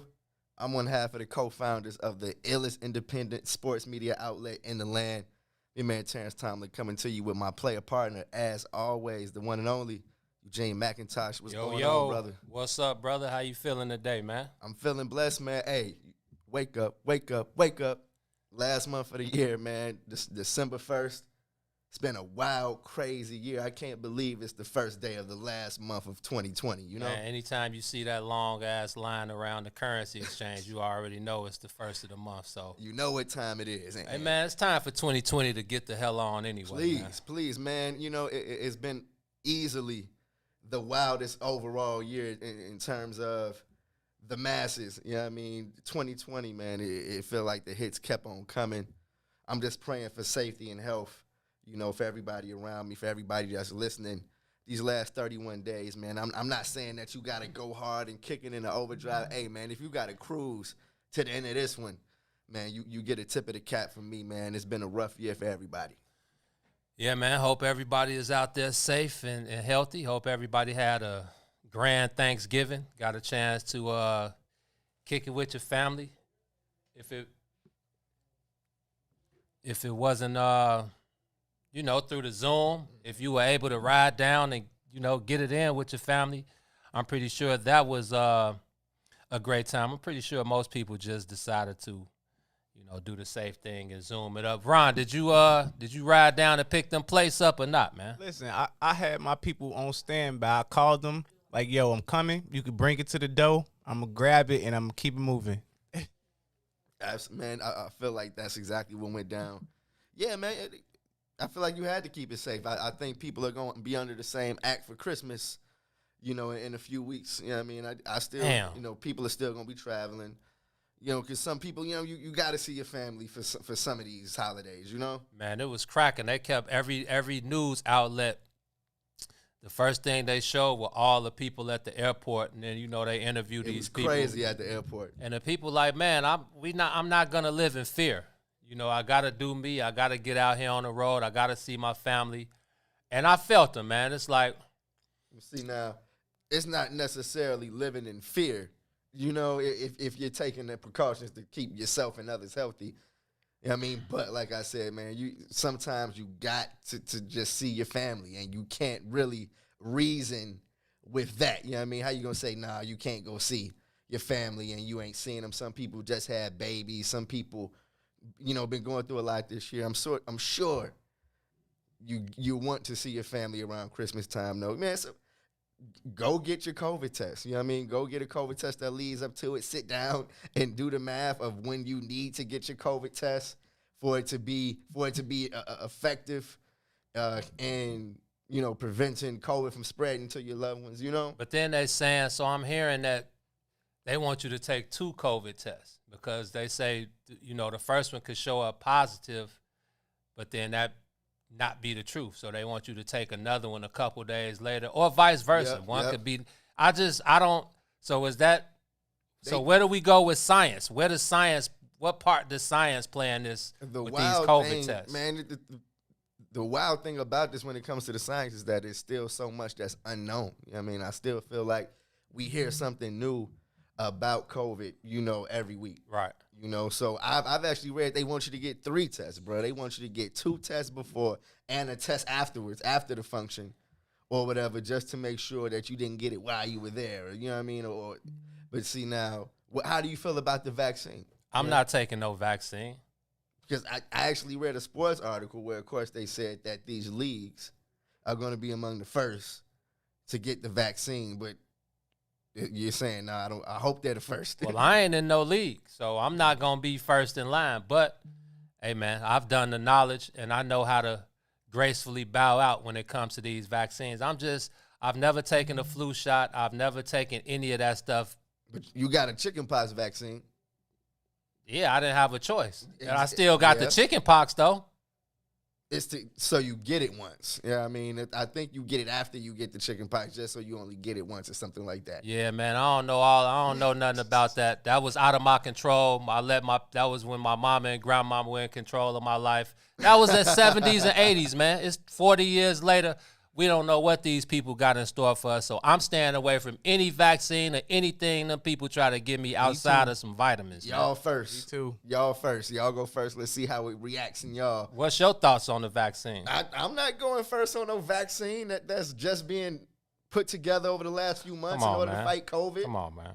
Absolutely not. You know what I mean, I'd rather stay in the crib and mask up. And I know that's the bare minimum. Like somebody slide me some elderberry syrup or something, you know, give me something that's really going to affect my immune system. That's all I've been on for the last however many years. Elderberry, whether it's the syrup or the gummies, you know, vitamin C, zinc. Black seed oil, yes, man. Yeah, you know, fish oil. Fish oil, yep. That's about all I'm doing, man. Anything else, y'all can miss me with it. I know the sea moss. I've done the sea moss in the past. Like you said, the black seed oil, all those type of things are good.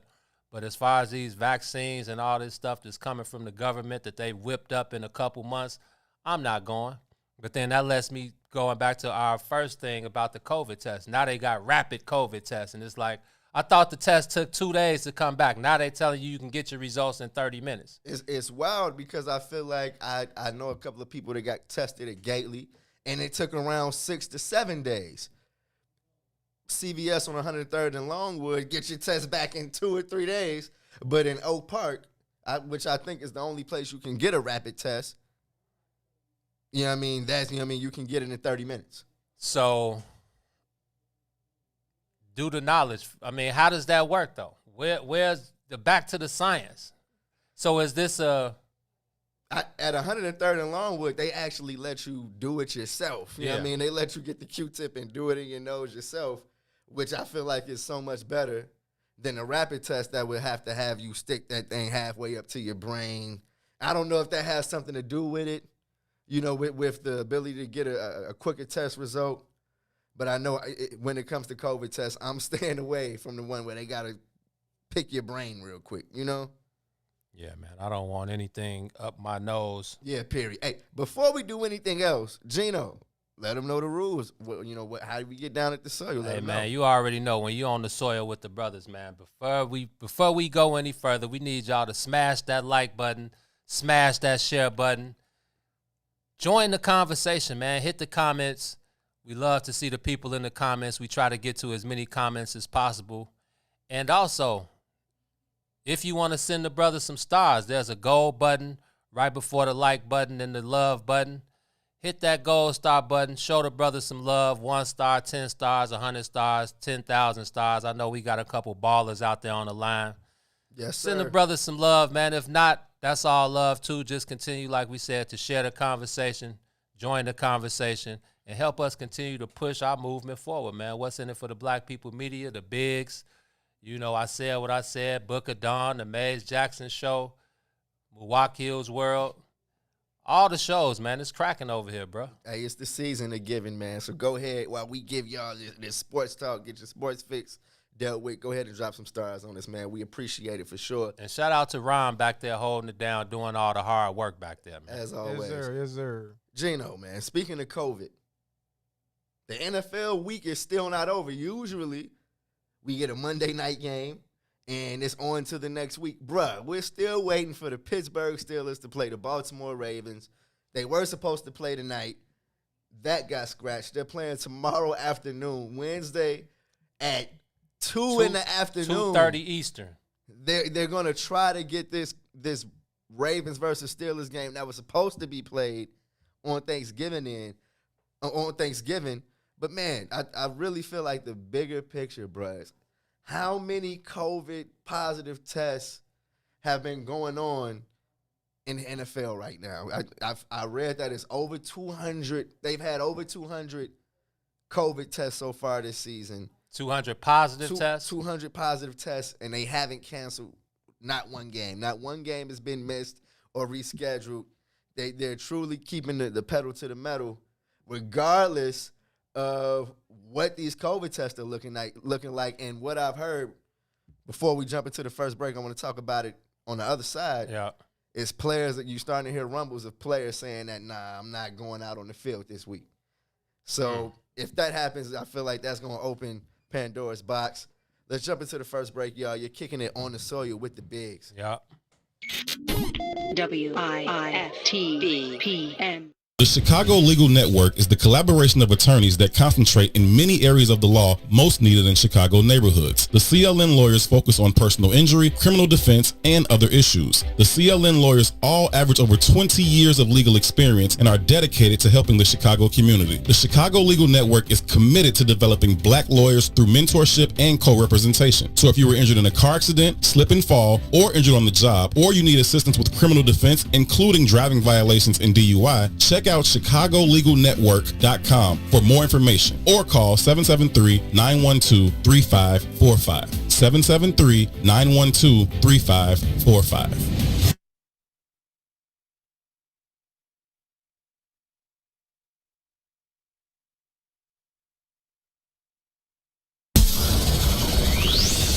Shop at Black-owned and operated Solo Beauty, where you are appreciated and respected. Located at 8158 South Cottage Grove, Solo Beauty can supply all of your black hair care needs. Solo Beauty is open from 11 a.m. to 8 p.m. Tuesday through Saturday. We out there.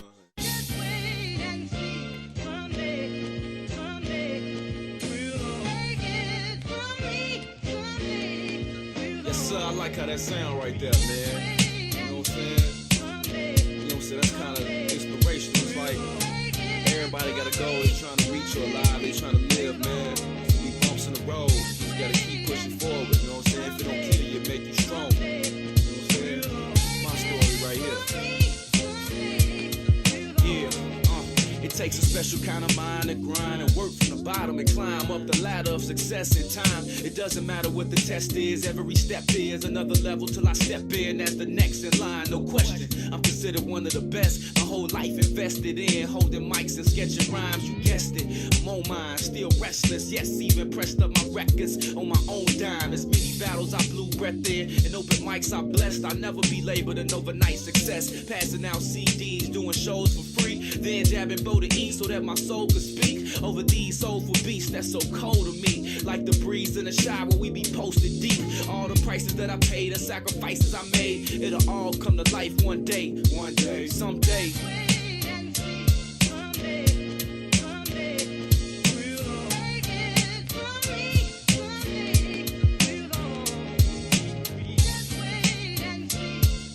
Just be patient, man. Bumps and road ain't nothing.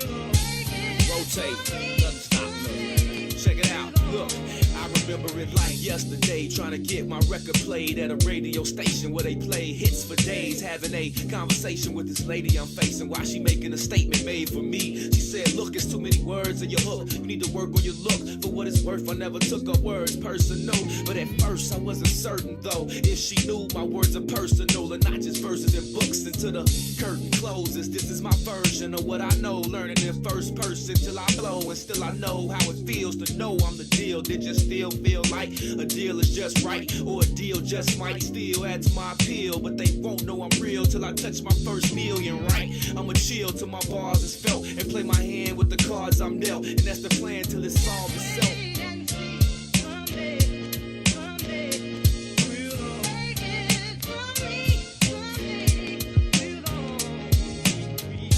Yeah, everything you want in this world is yours. All you gotta do is claim it, man. Be patient, work hard, man. Don't make it. Don't trip on it.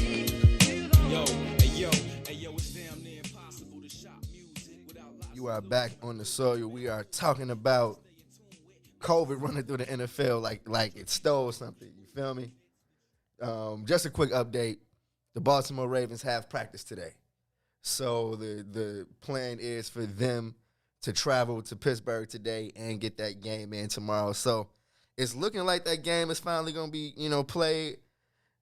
I feel like we saw the NFL's, approach to it on full display in this last week with that Denver Broncos game where they didn't have a single one of their regular quarterbacks available to play, and Kendall Hinton, who you probably bigger than that man. I didn't know he was. They said he was 5'9", 190, bruh.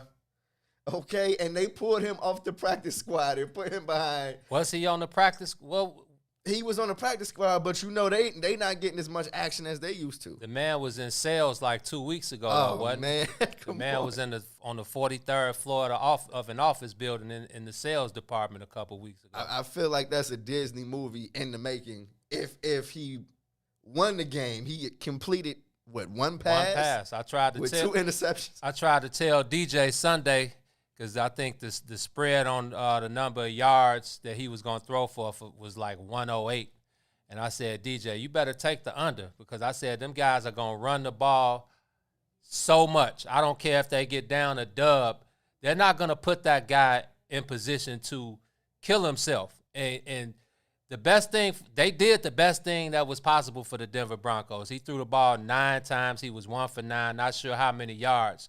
But, I mean, just being thrown into that situation from, like you said, being in an office building 2 weeks ago to the practice squad. Man, oh, man. Yo, does that put to rest that, the average Joe or the average athlete kind of saying, yeah, I can go in and play. Stop it. Yeah, it was kind of worse than I thought it would be for homie. No, you knew it was going to be that bad. That was a terrible game. And then you knew that the defense was going to be feasting on dude. I saw one play where they tossed him around like a rag doll. Come on, that's the play that they put up his weight and everything. I'm like, hold on, fam has no business out there right now. Let me ask you this real quick, because the reaction to that game was interesting to me. You had Vic Fangio, former Bears defensive coordinator, now Denver Broncos head coach, basically said that his guys didn't do what they needed to do. Like, he blamed it on his quarterbacks for putting the team in the position to have to play without a quarterback. And he was saying if they would have wore their mask or whatever, then they wouldn't have gotten COVID and they would have had quarterbacks to play.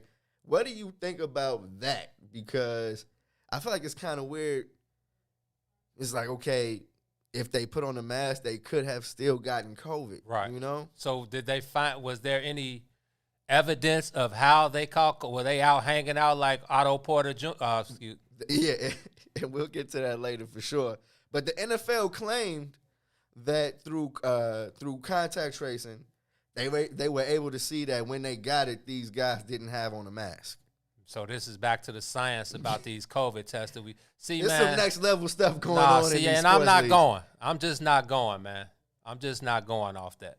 But regardless, I agree with you. It's like we've seen plenty of people say that they've been masked up, they've social distanced, they haven't gone anywhere, and have still caught this virus. So I'm with you. It's like, okay, yeah, you got to take precaution. You guys have an oath to each other. There's no bubble like it was for the NBA and the NBA playoffs. So it's just like the MLB. These guys, they take an oath to each other to basically say that we're going to protect ourselves at all costs. We're going to wear our masks. We're going to social distance. We're going to do everything we can to stay safe. But it's like at the same time, we've seen people do that and still come up with the virus. So, I mean, I agree with you, but hey, man, that's why those guys in the front office, that's why those guys are the quarterbacks, and that's why we're talking about it on our show today. We don't have to worry about that. But that was a tough situation for the Denver Broncos. Yeah, I'm looking at the NFL like, come on, if it's any game to cancel, it would have been, or to postpone or whatever, it would have been that one. You know what I mean? So you see that, you know what I mean, it doesn't matter. They're not postponing nothing. And this goes back to crazy. This Baltimore and Pittsburgh game, because the facilities were closed for all teams up until yesterday, right? Yeah. So the Baltimore Ravens, they were definitely going to need at least one day to do their walkthroughs. Maybe obviously nothing physical, but definitely going to need a day to walk through the game plan for tomorrow. Yep. And come on, man. We know the NFL is all about capital. We know we know Roger Goodell's history, and you know damn well. And I feel like the NFL having a 53-man roster, I feel like that bodes not even well, but that fits the narrative for them to be able to continue their season because next man up. Yeah, you got practice squad players who can fill in. You know,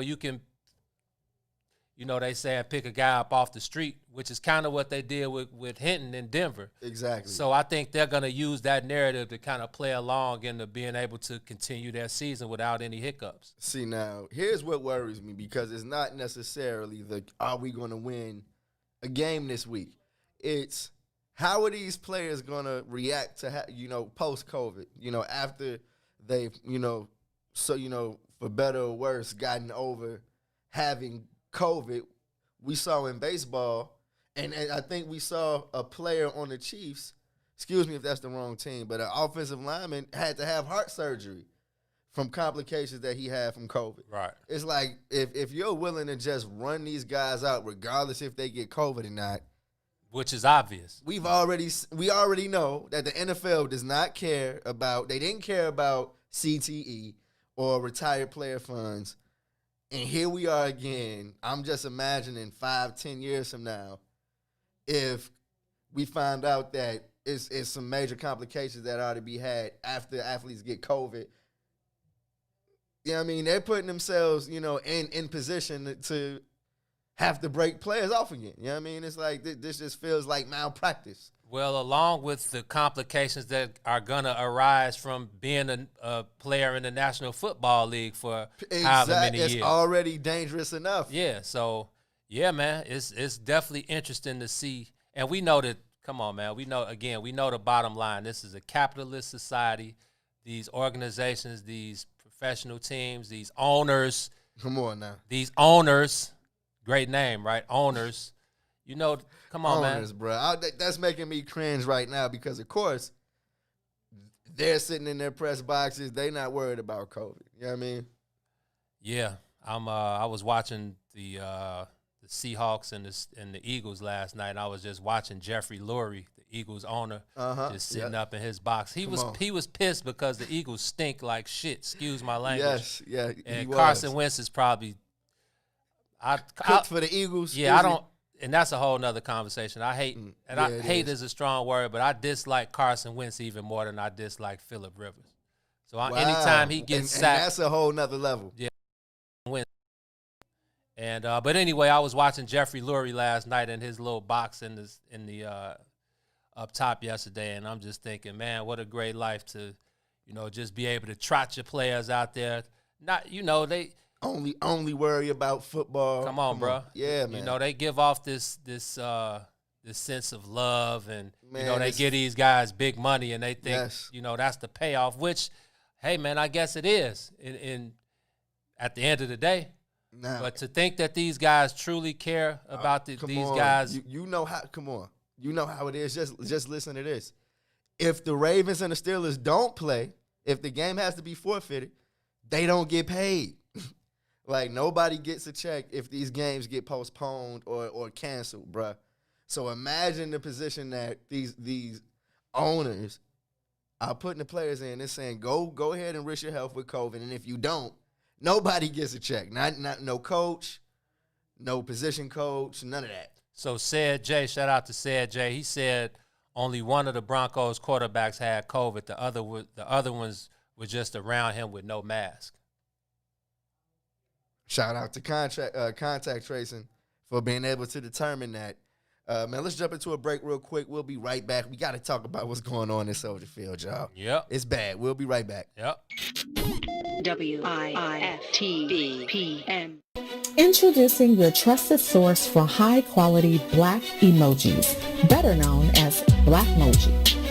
We believe Black is beautiful, and that beauty should be reflected in the digital market. Now there is an app that does just that, starting with Black Greek letter organizations. Blackmoji D9 offers more than an emoji app. It is a cultural experience of Black excellence. Download the app in the Apple or Google Play Store to access a specially curated catalog of emojis representing the Divine Nine. Use the emojis to celebrate Black Greek events, acknowledge current events, support social causes, and learn about esteemed Black group members who blaze the trail of Black history. A portion of every subscription goes toward a scholarship fund specifically for members of Black group-led organizations to help keep the legacy alive. Download the Blackmoji app today. The Chicago Legal Network is the collaboration of attorneys that concentrate in many areas of the law most needed in Chicago neighborhoods. The CLN lawyers focus on personal injury, criminal defense, and other issues. The CLN lawyers all average over 20 years of legal experience and are dedicated to helping the Chicago community. The Chicago Legal Network is committed to developing Black lawyers through mentorship and co-representation. So if you were injured in a car accident, slip and fall, or injured on the job, or you need assistance with criminal defense, including driving violations and DUI, check out ChicagoLegalNetwork.com for more information or call 773-912-3545. 773-912-3545. Shop at Black-owned and operated Solo Beauty, where you are appreciated and respected. Located at 8158 South Cottage Grove, Solo Beauty can supply all of your Black hair care needs. Solo Beauty is open from 11 a.m. to 8 p.m., Tuesday through Saturday. Dame Lillard, and I'm rocking with the Bigs. Hey, this is Jason Kidd, and we're rocking with the Bigs. I'm Chris Bryant from the Chicago Cubs, and I'm rocking with the Bigs. This is Mark Cuban, Dallas Mavericks. You're rocking with the Bigs. You know, when you get down on the soil, it's only right that you understand that Robin Patrice is the home of the flyest handmade items, from natural soap and lotions, teas that speak for you, jewelry, wickless candles, men's grooming items, and more. Flyness is a choice, so choose Robin Patrice. They truly have something for everyone in the family, so we want you to shop online and support them at robinpatrice.com. That's Robin with two B's. Go ahead and follow them on Instagram and Facebook at Robin Patrice. Man, shout out to Robin Patrice, man. She definitely sent me a pack last week. I got it. I think I got it yesterday. Or I might have gotten it Sunday morning. Oh man, I need in on the lick. I need some handmade soap. Well, I purchased. I made a purchase, but she definitely threw in some extras for me. Man, the smells are totally awesome, man. Man, gee, it's actually wild. I was thinking I need some handmade soap, like the Dove Action and all of that. No, all that's cooked. Yeah, man. So, have you had a chance to try it out yet? I haven't. I'm still using my my other soap. I'm not giving them no pub, but it's damn good too. But I can't wait to bust open my Robin Patrice smells. I got the Marcus smell, the Elijah smell, the Martin smell. Indy Shea Butter, because I'm looking. I'm not sure. You got to go on her go on her website. She got a bunch of stuff. I'm going straight to RobinPatrice.com. Shout out to Robin Patrice, Robin with two B's, man. Definitely happy with my purchase, and I'm going back, man. We got to support each other. We all we got out here, bro. Absolutely. Hey, Gino, man, I know that when we do this is a segment that we kind of always apprehensive about going into, man. We talked on Sunday about what would happen if the Bears lost. And, man, it's Tuesday after we saw them take, what was it, 42-25? Am I tripping? Man, I don't know the final score, it was a terrible display of football on Sunday night versus the Packers, man. Mitch Trubisky was who I thought he was. Okay, and now we're looking at, man, is this the end of this team as we know it, 2018? The last time those guys were in the playoffs, the year of the double doink, was the last time that it was any excitement around these guys. And I feel like after last week, all bets are off, bro. You know what I mean? I feel defeated, man. I feel like I took a loss on Sunday because even though I feel like we start every Bears season saying that it's not going to be that good, the first 5-6 weeks of this season did give us a little hope. It's like, okay, if they win 3-4 more, then you're talking about a playoff team. They haven't won since week 7. It's now a 6-game losing streak. They are now under 500 and grasping for air. It looked like the defense gave up. Ain't no look like. You heard Tony Dungy during the broadcast say it looked like these guys are giving up. They weren't tackling. So, Gino, is this the eulogy for the guys? Or do you see them winning another game this year? They had Detroit coming in who just fired their Matt head coach Patricia. and GM. But then you're talking about the Bears, a team that should fire their head coach and GM, man. Which way is up for these guys? I swear I was looking forward Monday morning, waking up to Google and seeing Bears fire Ryan Pace. Whew. You know what? The Bears have a way of, drawing out. You know what I mean? I feel like they're totally not going to do anything during the season, which makes it such a defeated feeling, bro.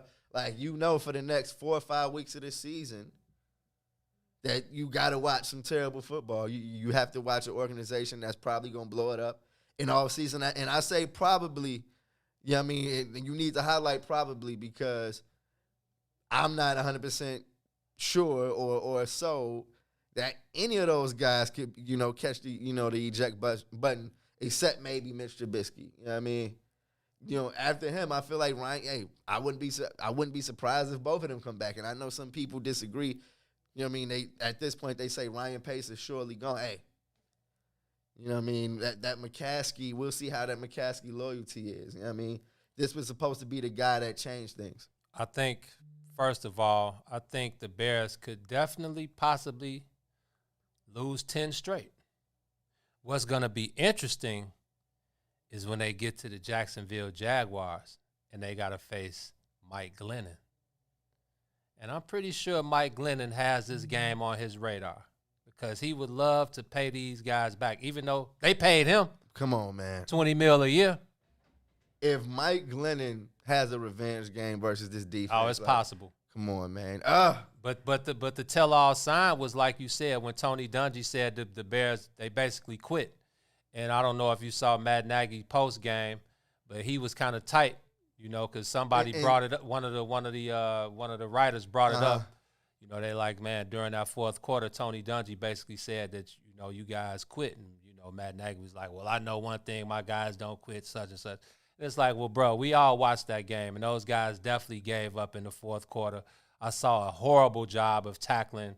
When the defense looks like that, and Mitch was huff. Let's not, let's get it straight. Mitch was huff, but I feel like things.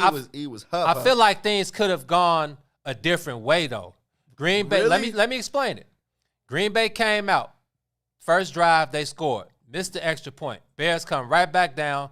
David Montgomery gets a 60-yard run up the middle, gets down into the red zone. Mitch delivers the ball to Cole Kmet in the end zone. He drops it. They do some dumb play on second down. It was a good defensive play. Man, he should have caught that ball and scored. Okay. They made the next play, some running play, didn't work. Third down, throws the ball to Allen Robinson.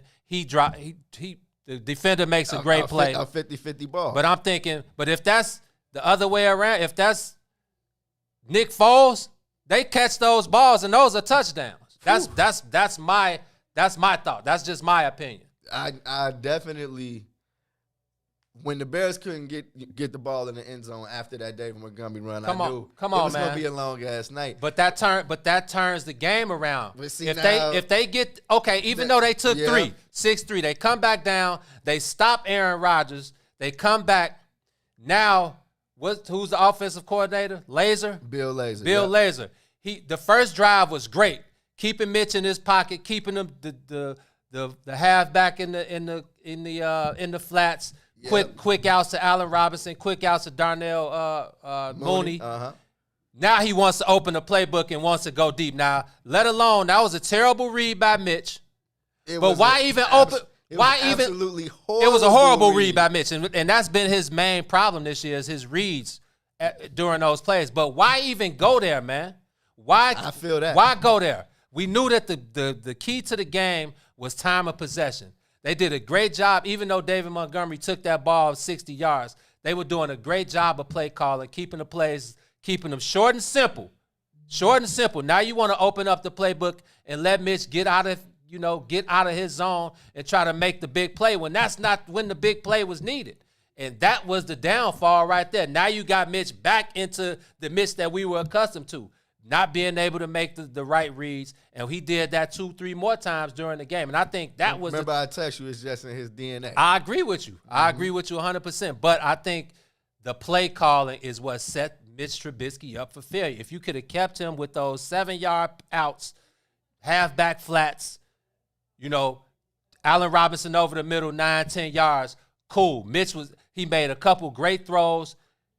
I think that was the perfect setup. But once they tried to open the playbook, go long, that was the setup for failure, and that's when the wheels fell off. Bro, I feel like, where do I start? Because the first thing I want to say is, regardless if they scored that touchdown on the first drive or not, I don't think it changes the outcome of the game, because I feel like this was just a game where they were completely outclassed.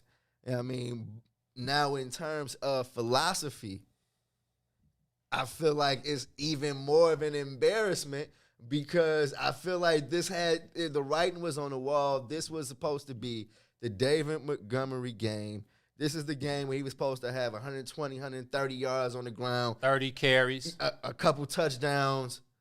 And instead, I feel like Bill Lazor and Matt Nagy, for some reason, thought that this was supposed to be the Mitchell Trubisky game. There we go. You know what I mean? It's like, dude, don't put the game in this man's hands. There you go. Like, what are you doing?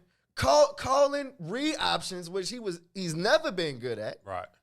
His decision making has always been questionable. And then he's, on Mitchell Trubisky, he's throwing in the double coverage, triple coverage, and all that says to me is that he was going to be throwing it to whoever he was throwing it to, regardless. It's like, you don't throw it in the triple coverage because I can get it in there. You throw it in there because you didn't decide that you was throwing it there before you snapped the ball, and you didn't know 3 niggas was on this man. You know what I mean? And he said that during the week. He said the game plan was to open up the field and to make those throws down the field. But it's like, fam, there were a couple times he already, like you said, before he hikes the ball, he's already got it in his head where he's going. It's like, nah, dude, you got to be able to make the 1, 2, 3, survey all options. There were a couple plays where he went downfield. Allen Robinson was wide open across the middle, but he already had it in his mind that he was going for the big play. But I'm with you. It's like we said on Sunday at the kickoff kickback, me, you, and Herb, the key to the game was time of possession,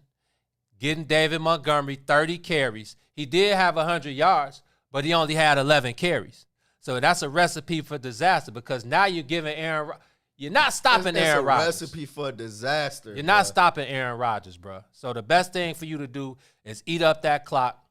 Let David Montgomery be the guy he is. I'm pretty sure he could have gotten a couple first downs on those plays. Like you said, it was a read option play. It's like, dude, what are y'all calling, man? Yeah, man. It's really at a point where you see that the Bears have so many problems, man. So many problems, it makes your head spin.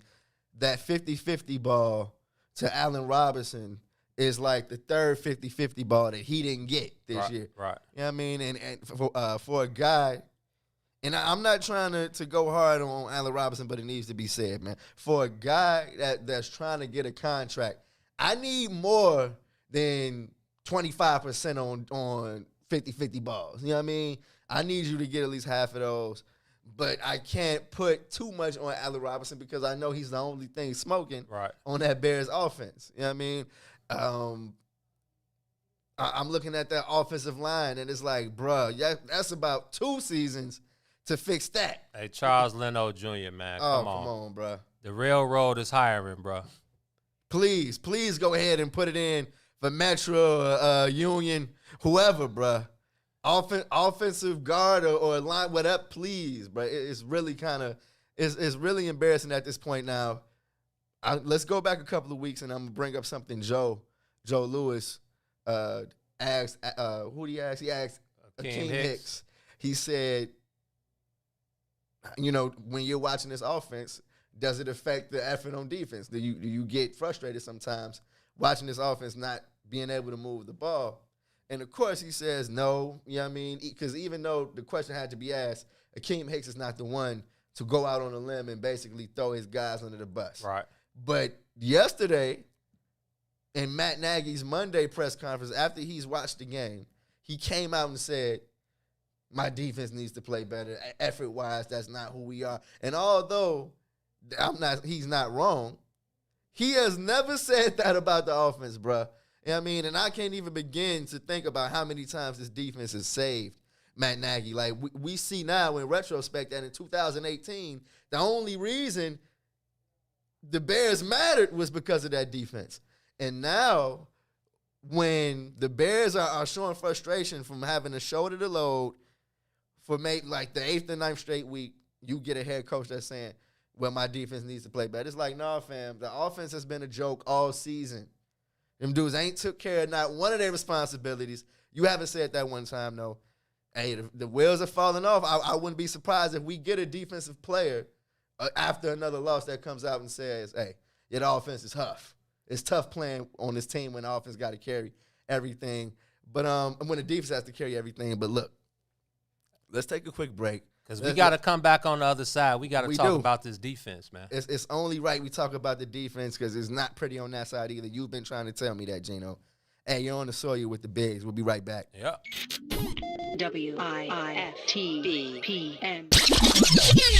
Tune in every Sunday. Don't miss it. Live from the West End for the Black People Media Studios. It is the Kickoff Kickback. Join the conversation with the brothers, Eugene McIntosh, Herb Howard, and myself, Terrence Tomlin. We got analysis live from the stadium. The brother Joe Lewis will be following through. We got great guests coming in, players, personnel, people. Say what? We do our thing every Sunday from 10 a.m. to 12 noon, taking you right up to kickoff. We picking the full slate of NFL games. We talking fantasy football. Gino got you covered on all the bets. It's a kickback. Make sure y'all join the conversation. Smash that like button. Smash that share button. And continue to help us push the culture forward. Don't miss it every Sunday from 10 a.m. to 12 noon, live here from the West End for the Black People Media Studios. Introducing your trusted source for high-quality black emojis, better known as Blackmoji. We believe black is beautiful, and that beauty should be reflected in the digital market. Now there is an app that does just that, starting with Black Greek letter organizations. Blackmoji D9 offers more than an emoji app. It is a cultural experience of black excellence. Download the app in the Apple or Google Play Store to access a specially curated catalog of emojis representing the Divine Nine. Use the emojis to celebrate Black Week events, acknowledge current events, support social causes, and learn about esteemed Black Week members who blaze the trail of Black history. A portion of every subscription goes toward a scholarship fund specifically for members of Black Greek letter organizations to help keep the legacy alive. Download the Blackmoji app today. Shop at Black-owned and operated Solo Beauty, where you are appreciated and respected. Located at 8158 South Cottage Grove, Solo Beauty can supply all of your black hair care needs. Solo Beauty is open from 11 a.m. to 8 p.m., Tuesday through Saturday. Better. Traffic jam fan. You know it. I'm from the middle of the map. I get around. I've been there and back. Born in Gary, Indian, just to be exact. Got family in the go and family in the nap. Same shit everywhere, saw it in the A out on Old Nat. Sucker free suckers can't take the heat, nah they gon' rap. Big dumb gats, big guns clap. Another brother dead, another mother son lack. I'm from the era where the niggas did scrap. Seen the same person shot with two different straps. You don't want this, now you don't want that. Tired of fuck shit, wanna take a nap. I'm a dog on these chicks, just a different cat. Must make at least an M to make an impact. May just paint the Benz matte black, fresh head to toe. Never wore socks that didn't match. Cause I'm from the middle of the map. Yeah, I'm from the middle of the map. I'm from the middle of the map. Nigga, I get around. I've been there and back. Yeah, I'm from the middle of the map. I'm from the middle of the map. Yeah, I'm from the middle of the map. I get around. I've been there and back. Check. I'm from the middle of the map. I get around. I've been there and back. Born in Gary, Indian, just to be exact. Got family in the go and family in the nap. Talking money, shit hit my jack. If it don't make sense, shit I can sense that. Blowing big loud, never the mid pack. See you talk, that's just big cap.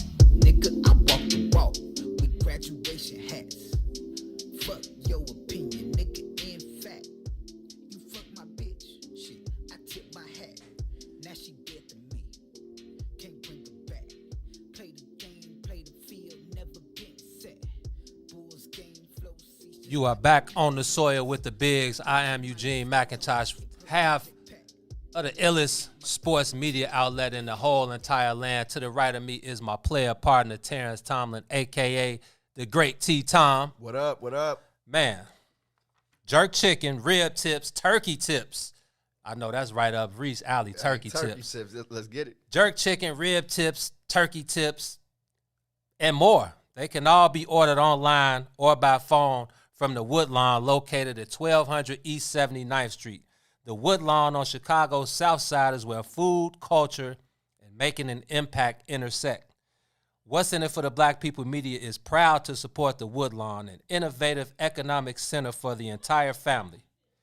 Experience igloo dining or host your socially distanced event and more.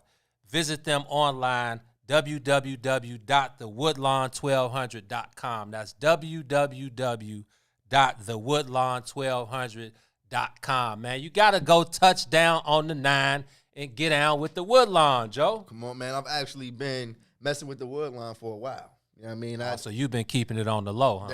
Man, I got a family member that stay right across the street. So I know about the turkey tips over there. Fam, they are totally worth it, Joe. Like, of course, they do it like all the turkey. They give you a mound of turkey tips. You feel me? Like a 2 days worth. You know what I mean? And I feel like if you're doing turkey tips, I need that, you know? Yeah, I feel you. The only turkey tips I really had have been from Just Turkey. Shout out to my boy B Crucial for the Just Turkey lick. Yes, sir. But yeah, I'm going to definitely touch down on the Woodlawn, man. I'll be around the 9. You know, I grew up on 90th right off Cottage Grove, so the 9 is part of my heart, man. So I'm definitely going to get down with the Woodlawn. Can somebody tell me what the hell a turkey tip is, though? Please don't have me eating turkey booties talking about it's turkey tip. Yeah, man. I don't know, Maze. I don't want to be eating turkey tail thinking I'm eating. I don't know what part of the turkey. Come on, a turkey. Hey, Reese Trotter in the comments. Reese, let Maze Jackson know what a turkey tip is, man. You are the turkey king in my eyes. Absolutely. This guy be eating turkey Italian sausage, turkey pepperoni. This Yes, guy sir. got the most turkey products I've ever seen in my entire life. My favorite thing from him is The no turkey no, pizza. no white meat turkey burgers. Man, a ground turkey burger. hey Reese, man, ground turkey sandwich. Reese, get in the comments, man. We need your turkey advice in the comments, man. Reese Trotter, there he is. Reese said turkey tips is chopped up dark turkey meat. Yes, sir. Jay said it's turkey. Oh, he probably laughing at me. He's talking about turkey ass. No, that's not it, Joe. The dark barbecue dark meat turkey is turkey tips. I'm messing with that. Give me all of those. Man, I'm telling you, the only turkey tips I ever had was from Just Turkey, and them joints was flame. So I'm definitely going to touch down with the Woodlawn and see if they can beat Just Turkey, man. Come on, I can go for some turkey tips. Hey, Woodlawn, we got space for a whole we got a whole spread. smorgasbord, straight up. What's good? Let's get it.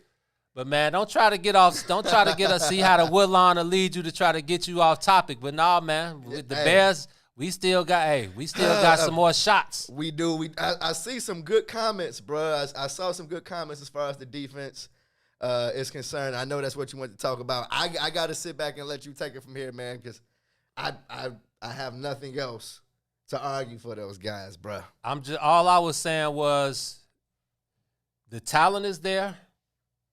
And like you said, the defense has definitely held their own in a few games this season. But like we said, man, there are certain games on the schedule that you have to win, or you at least have to compete. And Bears Packers is basically what the NFL is all about. So going into Lambeau Field, you got to have that chip on your shoulder. Now these guys tired. I don't know what the case was, but they looked absolutely horrible Sunday night prime time against the Packers. Now, we know Akeem Hicks is out. Most teams don't run at Akeem Hicks when he's there. So when I saw Bilal Nichols there, and I'm pretty sure that was on the scouting report, run directly at Bilal Nichols. And there were a couple plays in like the third quarter when Bilal Nichols gave absolutely zero effort. Now I'm wondering, is he tired or is this who this guy really is? And, you know, Khalil Mack, he was a no-show. Jalen Johnson, remember, he talked about wanting Devontae Adams. I don't really think he wanted that smoke. Devontae Adams showed them guys off the TOP what time it was. Devontae Adams is, in my book, the best in the game. Come on, He said he was too. He said he was too. I saw a lot of people arguing about saying, is Julio dead or something? And it's like, no, Julio ain't dead, but Julio might be on the other side of his best years. Yeah. I give him that for sure. Devontae Adams is an absolute animal. Oh, man. So, yeah, I'm sure Jalen Johnson thought he wanted some, but nah. You know, Kyle Fuller, just the defense as a whole, man, they look like a shell of themselves against Green Bay. And they definitely gave up. I don't care what Matt Nagy says. Like you said, you know, he's going to come to bat for his team, for his defense. But that was a clear sign that they gave up the other day. But Kenneth Steele says, trade Khalil Mack, trade Robinson, and trade Hicks and get what you can. I'm going to tell you what, because that's not the first time I've heard that suggestion. I'm going to tell you what I've said every time I've heard it.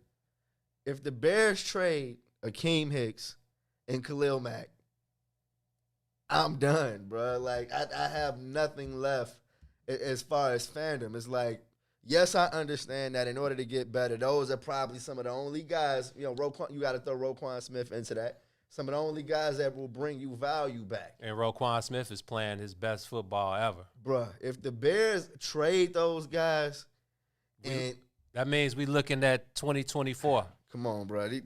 It means they've wasted, the third or fourth Super Bowl defense in my lifetime. You know what I mean? In my 31 years.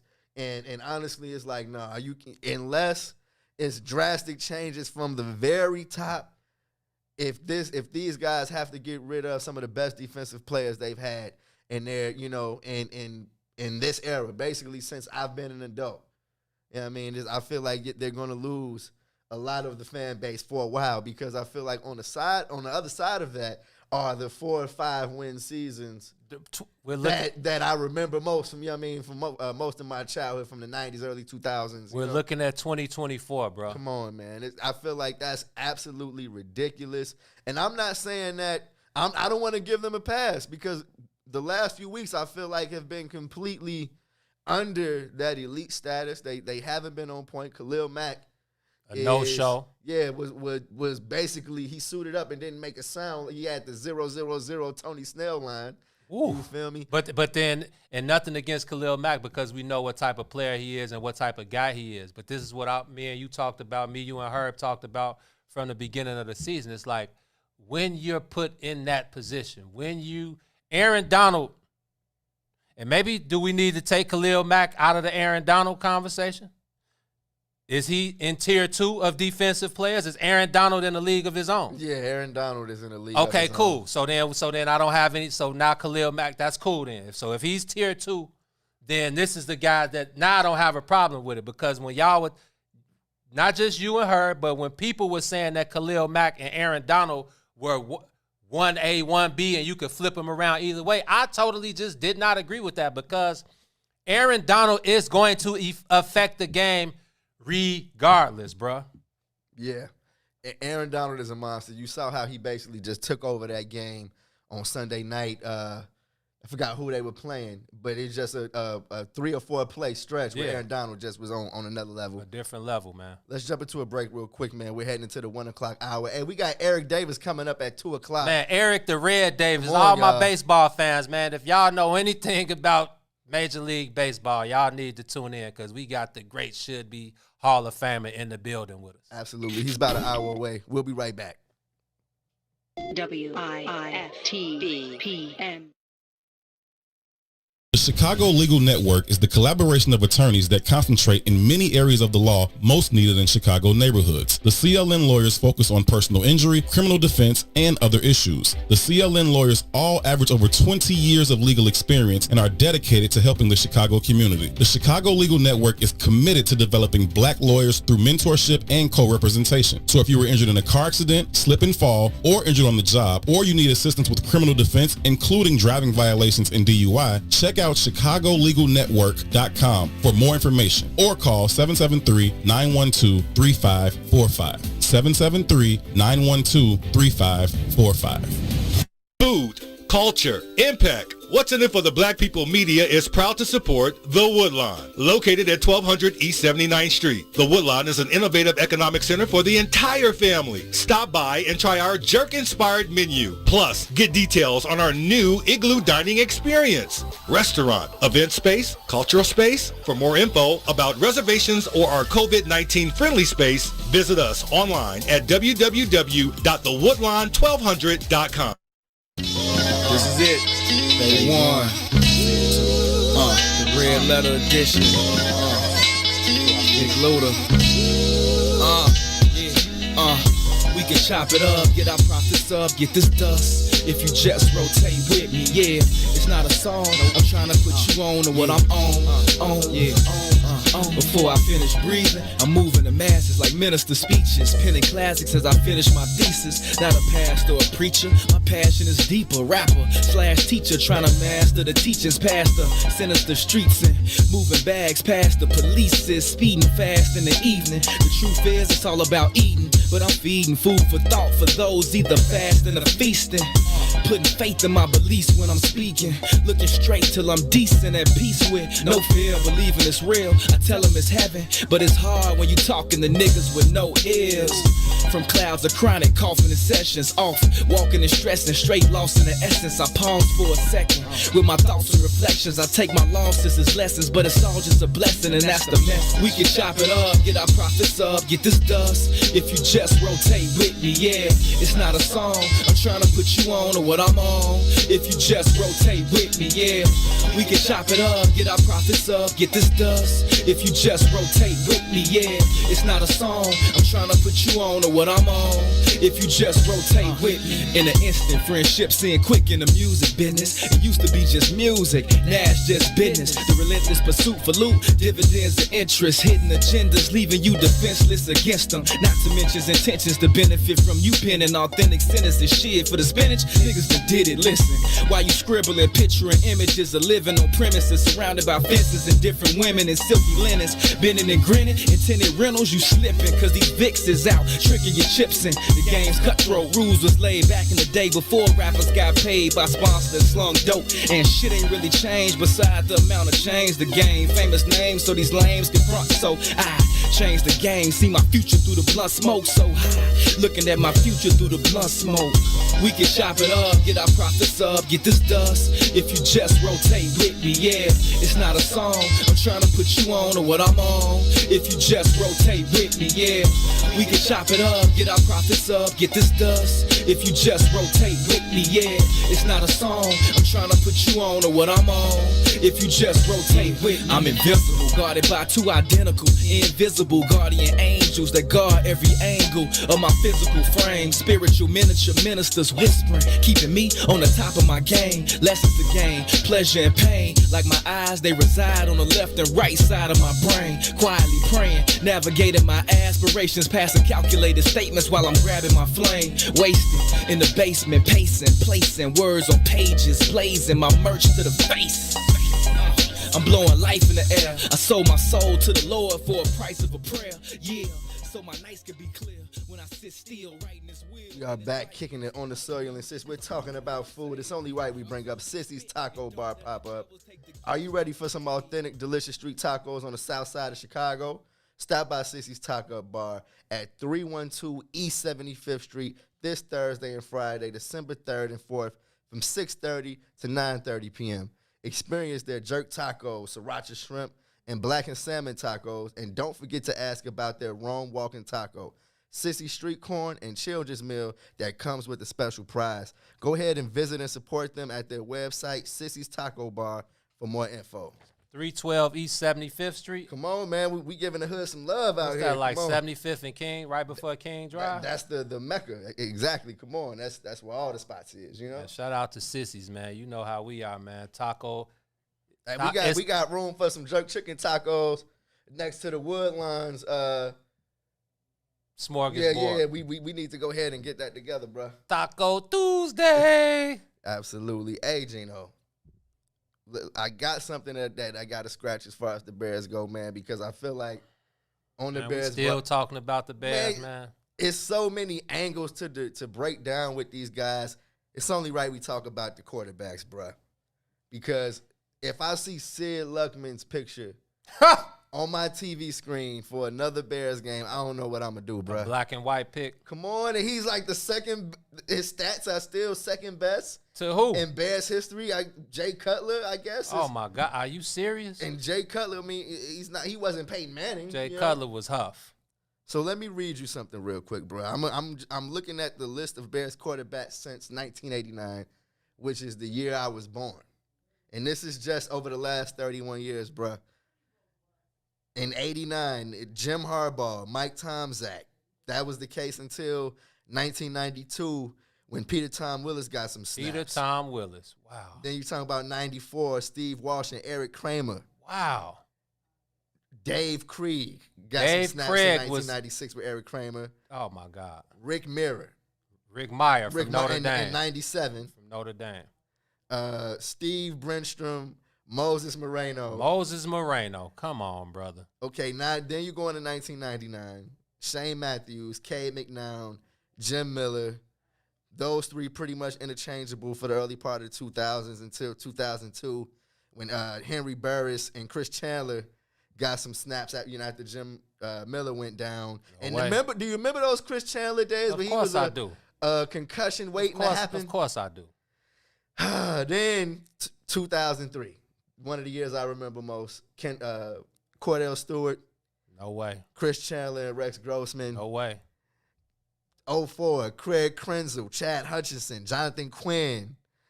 Then in 05, you're talking, that's the Super Bowl year. You're talking about Cal Orton and Rex Grossman.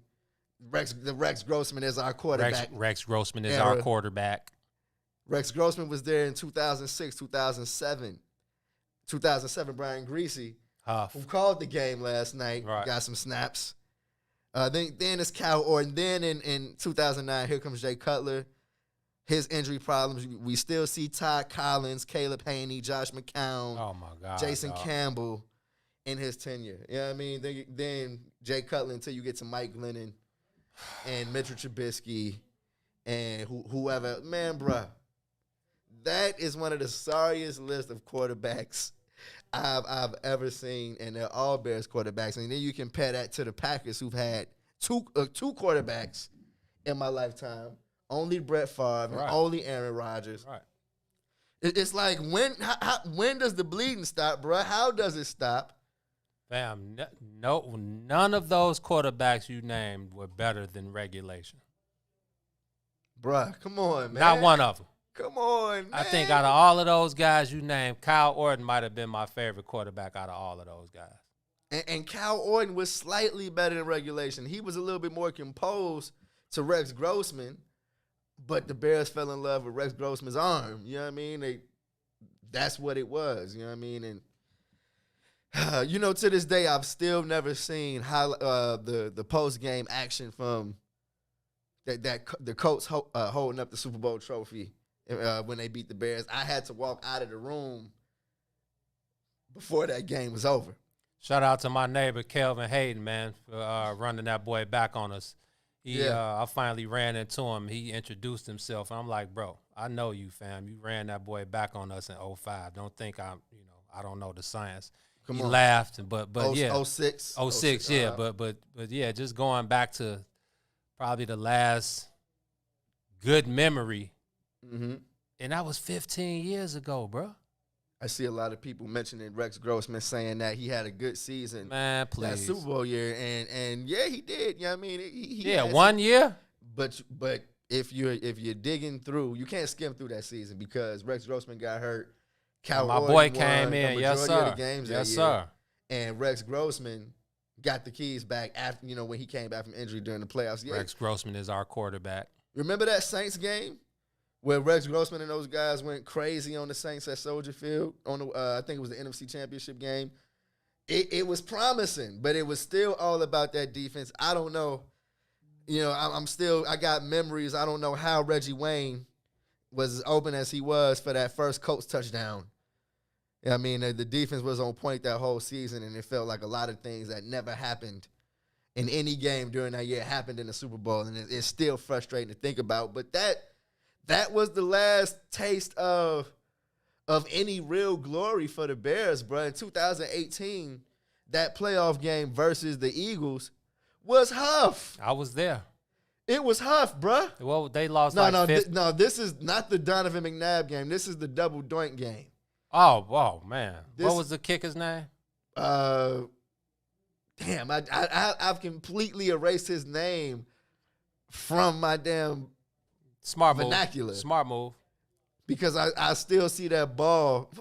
What was his name? Somebody in the comments, let us know who the kicker was with the double doink a few years ago. He who should not be named. Somebody go ahead and do that for us. Remember Bump J was at his head? Oh, Bump J was at his head immediately. Then the man went on Good Morning America like, yeah, people were sending threats at me. He must have saw Bump on Instagram Live. Started taking the threat serious. Man, Charlie, I see you out in the streets. It's on with your chump ass. Bump was tight. What do you say? You better not be out to get nothing to eat. Bump was tight. Yes, sir. Hey, real talk. Cody Parkey. Thank you. Thanks, DJ. Cody Parkey, bro. Yeah, I mean, but the offense was terrible leading up to that kick. They needed a kick to save them against an Eagles team that was borderline. And we say this about the NFL every year, each team, there are probably going to be 2 to 3 games that are going to come down to the kicker either winning or losing the game. And it's messed up that Cody Parkey had to wait until the playoffs to lose the game. When, remember, against the Miami Dolphins that season, the man missed 4 kicks in a game. That was the tell-all right there. They should have fired his ass right there and brought somebody in off the street. That's a knock on the head coach, bro. That is a knock on Matt Nagy. You just cannot let the kicker be the reason. You know what I mean? Especially like you said, he had problems that whole season, bro, hitting the upright. I told y'all Sunday, Matt Nagy is a whole stud, man. Period. You know what I'm doing right now, bro? I'm looking up Deshaun Watson stats on the year. Why? Because I got to see for myself. No, don't hurt yourself. Don't hurt your feelings, bro. Right. 3,200 yards, 24 touchdowns, 5 interceptions. He has a 112.5 quarterback That's rating. this year? That's this year, and bro. the Texans are trash? Yes, the Texans are trash. They traded away DeAndre Hopkins and just some news. Will Fuller is suspended for the rest of the season. I saw that with the PEDs. Yeah, the PEDs is going. So wait a minute. Those are Deshaun Watson stats for this season? With this season, these are the regular season 2020 stats. Run those numbers again. He has 3,200 yards, 24 touchdowns, and 5 interceptions, bro. Those are the best numbers in his career up to this point. Bro, he should have been on the Bears, man. He should have been on the Bears. I know every week somebody saying this to let it go, but please understand me. Yeah, we got to let it go. This is a fireable offense. Heads have to roll. I told you, bro. I was waiting Monday morning when I rolled over and picked my phone up, unlocked my screen, and hit Google. The first thing I was waiting to see was Bears fire Ryan Pace and Matt Nagy. What are we waiting on? What are we waiting on, man? What are we waiting on? I don't know. And it was really the time to do it. We saw 2 other teams do it this past week. And I'm not sure why the Bears are holding off hope, but it's probably because they're not mathematically out of it yet. I mean, that's crazy. Right after the game last night, after the loss, they showed the standings. The Seattle Seahawks are in first place. Come on, the Bears are still in the wild. All the wild card teams are in the hunt at 5 and 6. That's absolutely trash. It's embarrassing, and honestly, you don't want to be one of those teams. And yes, you want to get into the playoffs any way you can, but if you have no hope once you get in there, what's the point, bruh? You're going to have to address those problems no matter what. If the Bears get into the playoffs this year, it will be because of a miracle. I don't know what that miracle could possibly be at this point because they need multiple. You know what I mean? But them guys are finishing the season 5-11, bro. Come on, bro. They got the Jaguars on Mike the schedule. Glennon. The Lions next week. Matty Stafford. They're heading in the wrong direction. They just fired their head coach and general manager. Well, that's if the ammo. Bears can't beat that team, then they have to fire somebody in between weeks, bro. If they lose to the Lions next week, then they have to go scorched earth, bro. You feel me? Like they have to push everybody's button. Hey man, look here. Let's pay a couple bills. When we return, I want to address some of these comments in the comments section because I see people going in the comments section. So we got to get to some of these comments. Shout out to the family members out there joining the conversation. We appreciate it. So on the other side, we're going to come back. And, man, can we wrap this Bears conversation up? Because this is really taking a toll on my brain. I think we've turned every stone, dotted every I on the Bears. It's definitely time to get the people involved on the other side of this break. WIFTBPM. Introducing your trusted source for high-quality Black emojis, better known as Blackmoji. We believe Black is beautiful, and that beauty should be reflected in the digital market. Now there is an app that does just that, starting with Black Greek letter organizations. Blackmoji D9 offers more than an emoji app. It is a cultural experience of Black excellence. Download the app in the Apple or Google Play Store to access a specially curated catalog of emojis representing the Divine Nine. Use the emojis to celebrate Black Greek events, acknowledge current events, support social causes, and learn about esteemed Black Greek members who blaze the trail of Black history. A portion of every subscription goes toward a scholarship fund specifically for members of Black Greek letter organizations to help keep the legacy alive. Download the Blackmoji app today. Shop at Black-owned and operated Solo Beauty, where you are appreciated and respected. Located at 8158 South Cottage Grove, Solo Beauty can supply all of your Black hair care needs. Solo Beauty is open from 11 a.m. to 8 p.m., Tuesday through Saturday.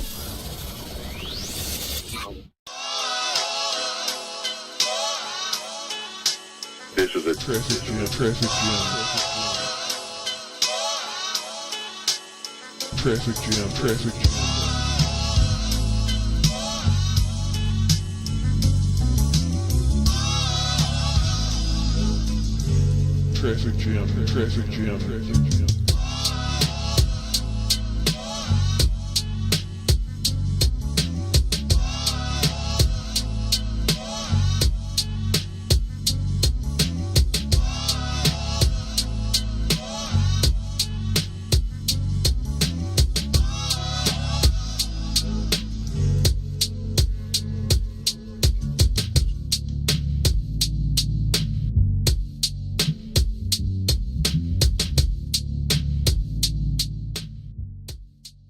We are back on the soil, kicking it live from the West End for the Black People Media Studios.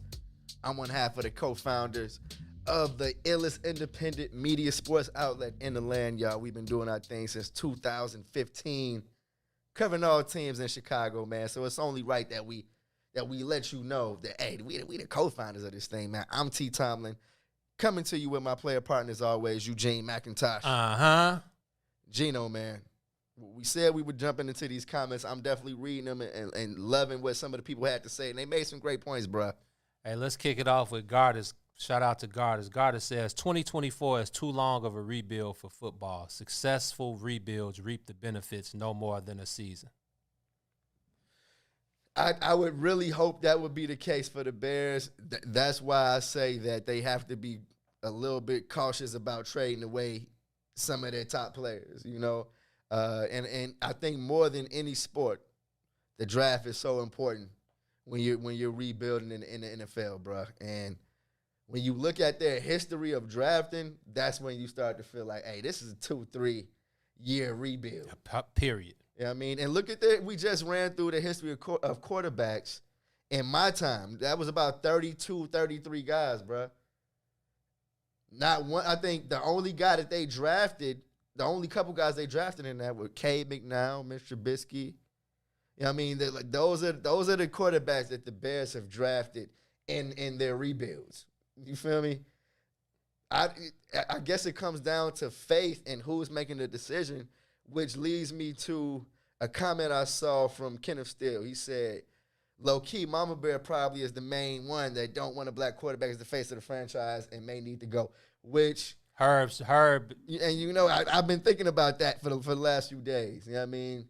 Because I feel like as long as it's a McCaskey running the team, then it's going to be a McCaskey way. Did they say she was 98 years old? 98? Hey, real talk. She look 108, bro, but... You know what I mean? You almost got to clap for her because she's out the house. Period. You know what I mean? And let alone can muster up whatever she needs to muster up to say, hey, don't take Deshaun Watson, bro. It's like, well, damn.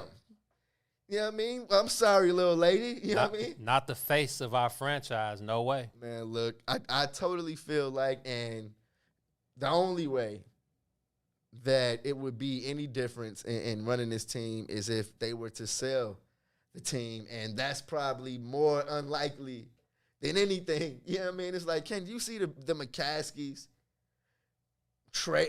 selling this team away from the, original owners, George Halas? I mean, just the father of football. You're talking about Papa Bear. His statue is right in front of the stadium. All right. More in front of the stadium than Sweetness. Yes. Right. Yeah, I mean, so you see, you know what I mean? It's like, yo, this is the Bears. You know what I mean? Our kids are going to be watching, are going to know the Bears way. Their kids are going to, you know what I mean? Right. But going back to the trades, like Laurice said, you can't trade Allen Robinson because he's going to be a free agent.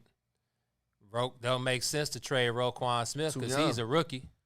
Yes. So, like you said, when you look at the Bears draft history, I'm looking at 2024. I think at the end of the day, this ship is underwater. Blow it up, man. Blow it up. Blow it up, bro. It's time. Because, like I said, you at least have to show some type of fight, some type of feel, some type of effort when you step in the Lambeau against the Green Bay Packers, man. Bro. This you know is, what I mean? like we said, that's Bears-Packers is what the NFL is all about. You don't even have to be a Bear or Packers fan to be engulfed in that game. You see, and then you talk about the Bears' history. Every time you look up when the Bears have, or when their backs are against the wall, you look up, it's always the Packers to land that final punch to the gut, to put that final nail into the coffin, bruh. And it's like, bruh, as a fan, you have to be tired of that. You know what I mean? And that's why you're looking at ownership like, damn, are you watching what we're watching? Right. I know you got to feel this too. You know what I mean? And if you don't, then, man, hey, where can I get a Ravens jersey? Where can I go get my Kyler Murray Cardinals jersey? Because why would you root for a team that just is so, that embraces their ineptitude so much, bro? Like, Bears could have had Bruce Arians a few years ago. They brought Mark Trestman in. John Fox was ready to sail off into the sunset, bro. They brought him in for one last go at it.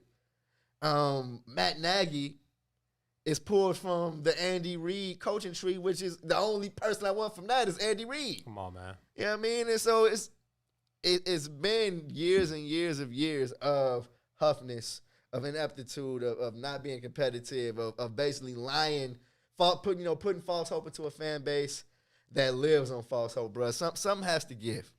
I lost a comment from Ray Hubbard, but he was basically saying that Khalil Mack has basically given up.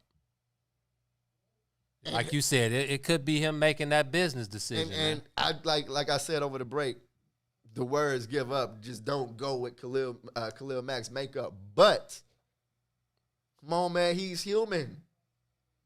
You know what I mean? Like, what more do we want Khalil Mack to do? Like, if he sacked Aaron Rodgers, it would have been what goes on in that game. Does it change anything? And I'm not trying to give him a pass, but it's like, yo, this is bigger than that, you know? Like, Khalil Mack could be a very important piece on a Super Bowl caliber defense. You know what I mean? My mind hasn't changed on that. Well, I think this is – how many years does this defense have left in them? This is it. There you go. This, like Michael Jackson said, bruh, this is it. Okay? It's no coming back after this season, man. That if your fingers are still in the way, they getting slammed on, okay? Because that window is coming down. It's not going to reopen until they address the offensive side of the ball.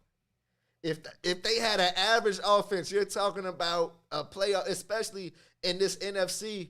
But the only team that I'm really worried about is the Packers. You know what I mean? It's like, man, y'all could have this. If it was any year to get into the playoffs, this was it. You had to have had a terrible offense not to make the playoffs this year with the defense that the Bears have today. You know what I mean? So they're bottom of the barrel. They're 30th and 31st in every offensive category around the NFL. I think the only team worse than them is the New York Jets. And Matt Nagy was supposed to be an offensive-minded coach. Yeah, right. So I'm really out of words, bro. Dude, like, these guys versus the Lions this week, if they don't win this game, then I don't see how they could get to the end of the season without making some major changes. Kenneth Steele says selling the team worked for the Cubs. It definitely did work for the Cubs. Hey,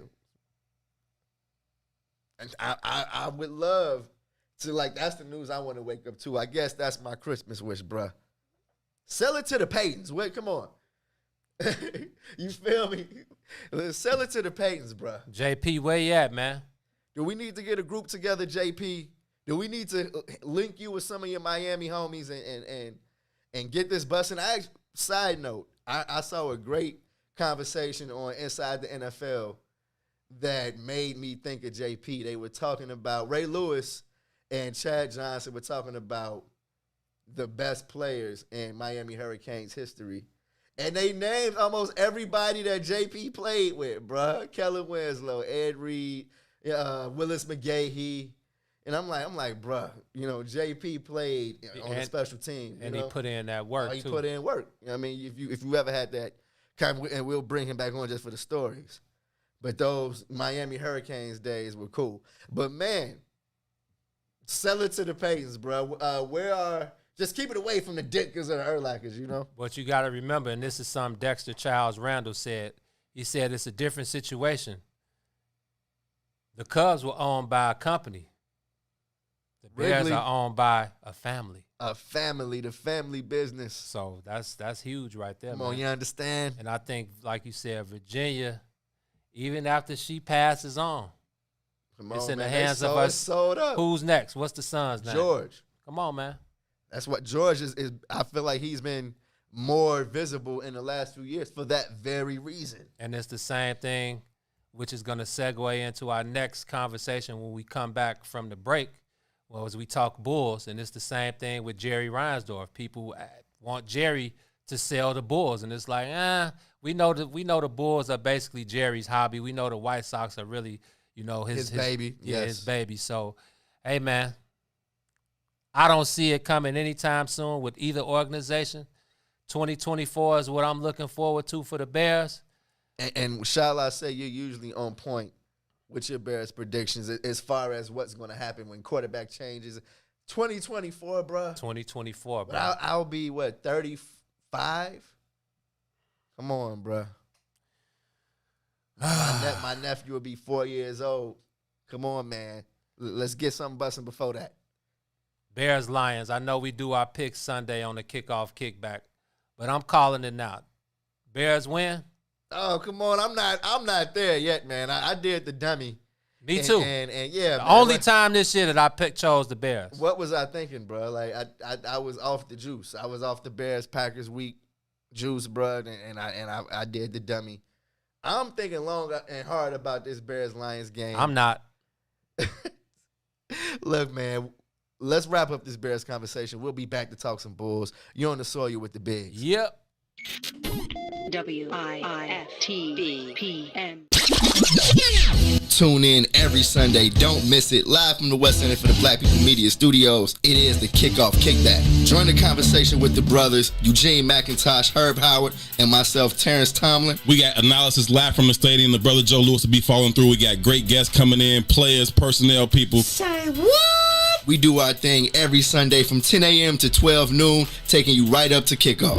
We picking the full slate of NFL games. We talking fantasy football. Gino got you covered on all the bets. It's a kickback. Make sure y'all join the conversation. Smash that like button. Smash that share button. And continue to help us push the culture forward. Don't miss it every Sunday from 10 a.m. to 12 noon, live here from the West Center for the Black People Media Studios.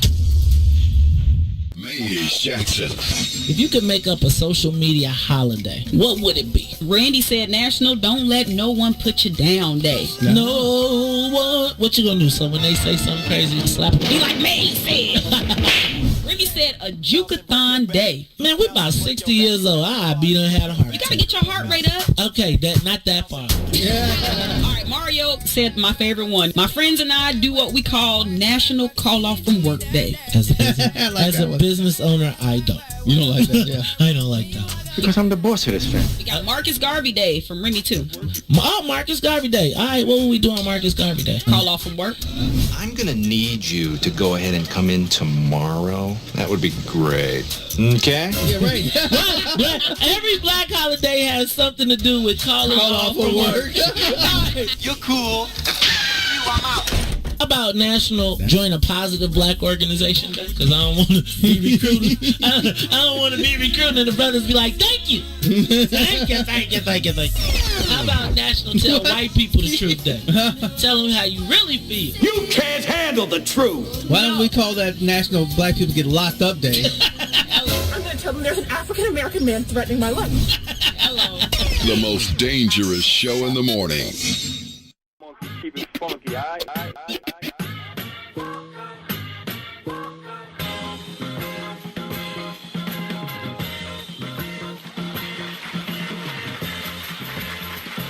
Yeah, this is the West Side, Windy City in the city, empty Phillies, plenty fifths of Remy, pitching pennies on tips with 20s. More than rapper music, in fact it's the truth with avenues with cats jabbing, stacking loot, moving sacks and shoes. Where the people be creeping deep in the evening, peeking out Caprices, peeking, but I seen them before they see me leaving. Chevy Regals, Grand Marquises, Vans and Jeeps, Saran sandwich bags, plastic rap gram stashed under the seats. It's getting scandalous on the land, no more hand to hand jabbing. Counsel that they got cameras planted, scanning the streets. Abandoned buildings, not so nice looking, hypes and hookers. Pipes would cook up under lights at night, look up behind they pushes. Old ladies strolling, pushing baby strollers and Old Navy overcoats, hopeless. They facing cold cuz over the way. They holding O's or overdoses, posted on the corner for pay. Either dope, doja, yay, nigga.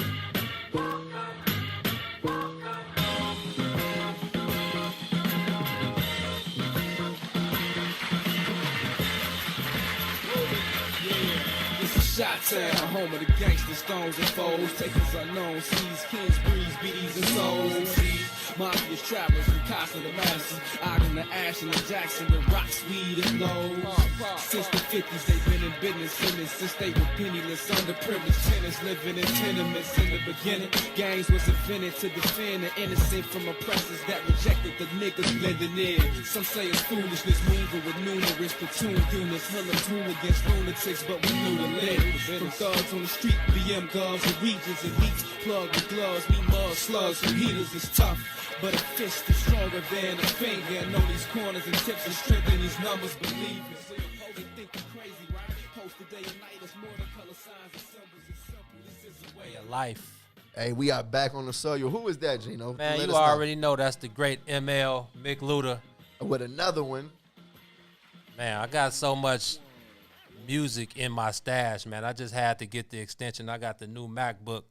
So, you know, they don't have the USB port, so I had to get the extension. Is that Huff?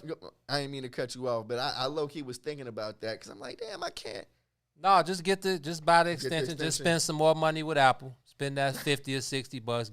Get the official adapter. Then you can plug your USB port. You can plug whatever you need into that. And get all your stuff off your hard drive, man. So I got a bunch of dope music from all of our guys, for our segments, man. I know Ron like to, play our music in the I Said What I Said shows, which is cool because those are our brothers. But now, now they got their own set of, the stuff that you was playing, you can kind of let them keep that. We still need that Out West with it is still ours, but you can implement them other tracks in their shows. But going forward, man, we got a bunch of it's gonna be a lot of Mick Luda. I got a lot of unreleased Mick. If you don't know, on the previous break, that was Tony Stanza, and he's the one that does our theme song. It's the Bigs. Yeah, I saw Devin. Devin said the theme song had him wanting to sing the original Mr. Biggs by 8 Ball and MJG. I feel like I do that every time. I can hear their voices in my head. But I love hearing that original Chicago music from real lyricists, man. People with real passion for the game, bro. Like I'm always down to hear some new bone, bro. So yeah, shout out to Tony, man. Tony Stanza, he just dropped an album called Anthony's Ammunition. It's available on all the streams, all those sites, Spotify, wherever else y'all download your music. Tony Stanza, Anthony's Ammunition. But like I said, man, we're going to have a lot of Tony's music, Mick Luda's music, all our Chicago artists who are actually friends of ours, people that, we've worked with in the past. And, yeah, just be on the lookout, man. A lot of dope music coming. On that note, Gino, let's jump back into the sports talk, man. You were part of the Bulls Zoom today because it's today the first day of training camp. Is it called training camp? Yeah, it's the COVID year version of training camp. It's called Media Week now. Instead of Media Day, right? Well, we were able to show up in person, get to see the press conferences, get to see the coaches. It's like a first day back to school kind of thing. Yeah, it is. It was kind of weird because we're used to, we finally got used to Media Day and being able to go in there. We've forged some personal relationships with some guys so we can pull them to the side and talk to them. It was weird not being able to hear and see Garpax kick that fluff before, that press conference of nothing but fluff. It's really crazy because it just hit me. It's like, damn, we don't have to hear that fluff this year. No more Garpax fluff, man. So I'm interested to see. It would have been great to see Arturis and Mark Eversley and Billy Donovan in person being able to address the media and we could ask those questions in person. But with this new way, with this new COVID, all the restrictions, everything is virtual now. So now it's basically 2 players per day. And I think Arturis and Billy Donovan will talk this afternoon. So this morning it was Zach LaVine. I think Laurie Markkinen might be on the Zoom call right now. Yeah, if he's not wrapping it up, but he was next. Yeah, but we talked to Zach LaVine this morning. And, same old same. It's really like, what do you expect? We know the questions that are going to be asked. We know the answers that the players are going to give. I feel like this interaction was more about how long it's been since these guys been on the court. It's really been a long time, bro, since we've seen Bulls basketball. Like, we're supposed to be a couple months into the season at this point, and these dudes didn't even get a chance to finish last season, which some fans may be happy about. And that was one of the questions that they asked Zach was, it's been 9 months since you've played a game, and, how do you think that's going to bode, positive or negative? And he's like, I think it's going to be tough because, we haven't played for 9 months. He was like, usually by now, we'd be almost a month into the season. So he said there's no excuses. He's ready to go. He said there's new energy in the building. They asked him what was the difference, in the past with Garpax and the previous years to now. He was like, well, I'll tell you one thing.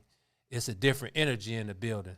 And I thought that was interesting to hear because we all know, we know the business of basketball. We've heard the rumors about Zach LaVine being on the trade market. He has a favorable contract being like right under $20 million. So any team that's looking to, make a playoff run or a championship run, that's a great contract to have for a guy who's basically not even your star player. Okay. But he fit in perfect with a team that's looking to make that deep run. So, I was hard on Zach, but the time that we've spent with Zach, the time we've been able to see Zach grow over the years, I think he's definitely grown. He's only 25 years old. Which is crazy. Seems like he's been in the league for at least 10, right? It does. He's only 25 years old, bro. which it makes me feel comfortable saying this. Like, I'm excited to see what Zach LaVine does this season. No, he was excited. I could tell there was he had maybe not a chip on his shoulder. Maybe that's not the right term to use, but you could tell that he was ready to go.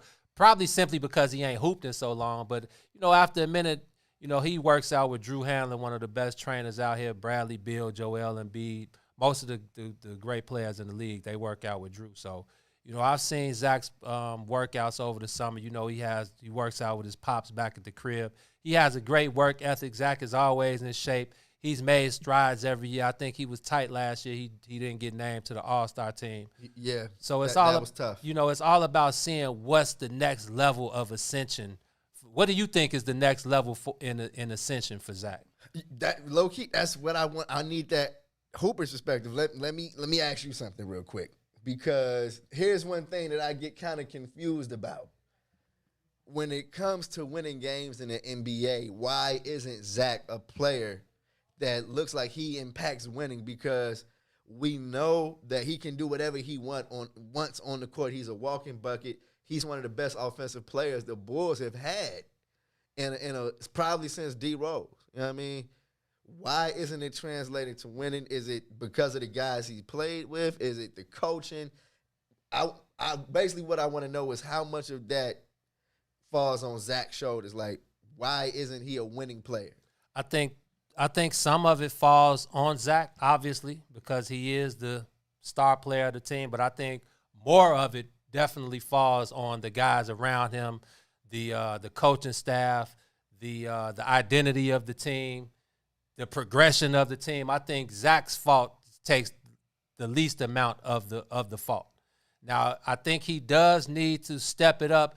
In leadership, it comes in a couple different forms. Obviously, it's on-court play, but it's obvious. It's also, in the locker room, speaking up, getting on guys if they need it. And with Zach being such a young player, with most of those guys on the team being young players as well, I mean, you got Thaddeus Young, who's an OG, who can, speak up a little bit because he knows what it takes to be the best player you can be. But I think Zach would be next in line. And is he that type of guy? I mean, we've seen Zach. We know he's soft-spoken for the most part.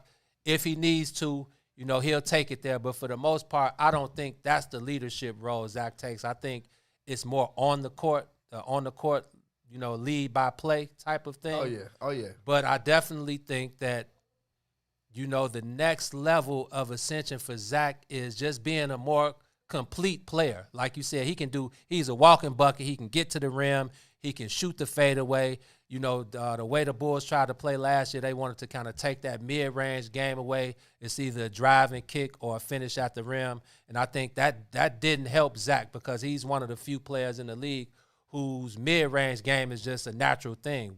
Pump fake, one dribble, pull up. Smooth with it. And he can do that all day. So I think right now with a guy as progressive as Billy Donovan, with guys like AK and Mark Eversley who can see the future of the NBA and kind of want to, Zach said one of the things that he's talked to Billy Donovan about was where he wants to score, where he likes the ball, how he likes the ball, and those type of things. And I think that's going to help him. And then sometimes he averages 25 points a game. So maybe he needs to scale back his offense just a bit because like Mark Aguirre said, when you're that guy, sometimes you have to scale back a bit and you have to make the rest of those guys around you. Maybe they can pick up that part because when it comes down to the end of the game, the ball is going to be in Zach LaVine's hands anyway, and it's going to be up to him to be able to read the defense, that he's going to get double teamed most of the time. He's going to need to be able to have confidence in Kobe White, Laurie Markkinen, and the rest of the guys on the floor. And another thing is, I feel like, and I mean, it's not even a feel, this is a fact that AK and Mark Eversley, they're not married to any of these guys on the team but Patrick Williams. They can't be. You know what I mean? And I guess what I'm thinking now is like, what's Zach LaVine's place in the league? You know what I mean? Like, where does he rank? Is he a CJ McCollum? Is he on that? Like, is that too much? I don't think that's too much, but you got to remember CJ McCollum is the second option on his team. He averages 22, 23 a game. He can put up 40, 30, 40. maybe even a 50 ball at times. He can score with the best of them, but C.J. McCollum is the second option behind Damian Lillard. Who's the second option behind Zach LaVine on the Bulls? Lauri Markkanen? Or now is it Kobe White? It may be Kobe White. I mean, I talked about the correlations between the new rookie and Kobe White, Patrick Williams. They got that North Carolina connection. They know each other, which is obviously a good thing for a young team. You know what I mean, I feel like for the first time, the Bulls took a blatant step in that AAU kind of space, where it's like, let's get some of these guys homies over here. You know what I mean? It's like, maybe that helps with the growth. You know what I mean? I guess that's what we're going to see. You know what I mean? So I'm going to put you up against the break, but I'm low-key, I'm interested to see if you've warmed even a little bit on Patrick Williams, because I feel like after the draft, we've seen more video of him than definitely before the draft, you know?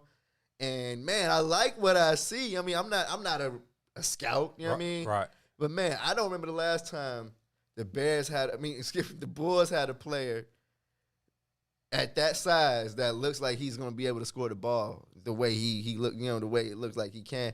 Man, I'm excited as hell for that. Excuse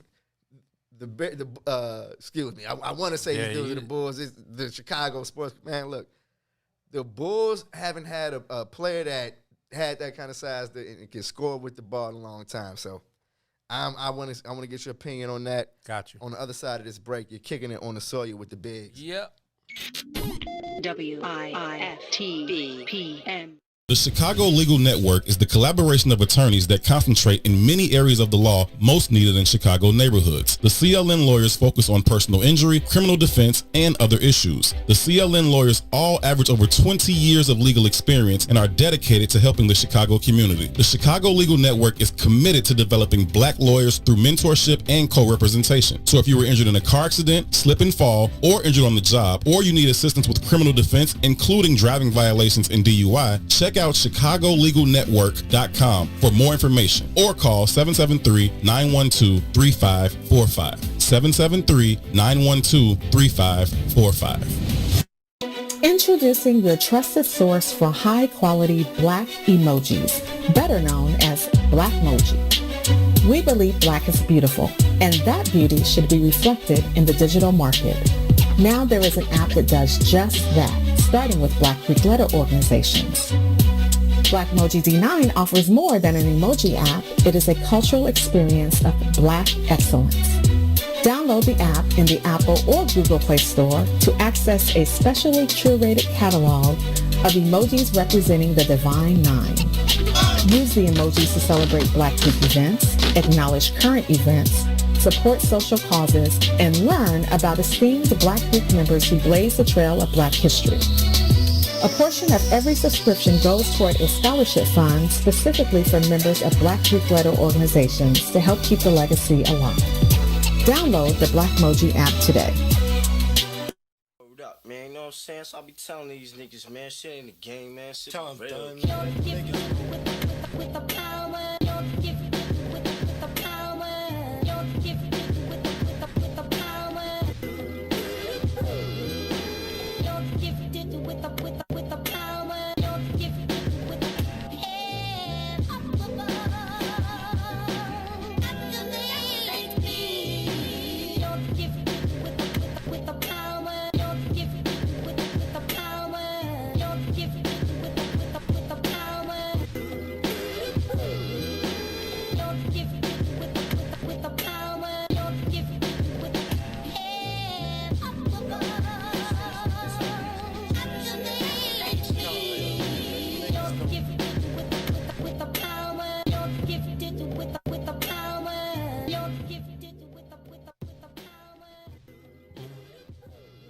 Sounds so beautiful, man. Shout out to Don't the you great agree? Shout out to the great Esquire SC on the beats, man. SC, another one of our guys, produced for Mobb Deep, Puff Daddy, Bump J, Lupe Fiasco.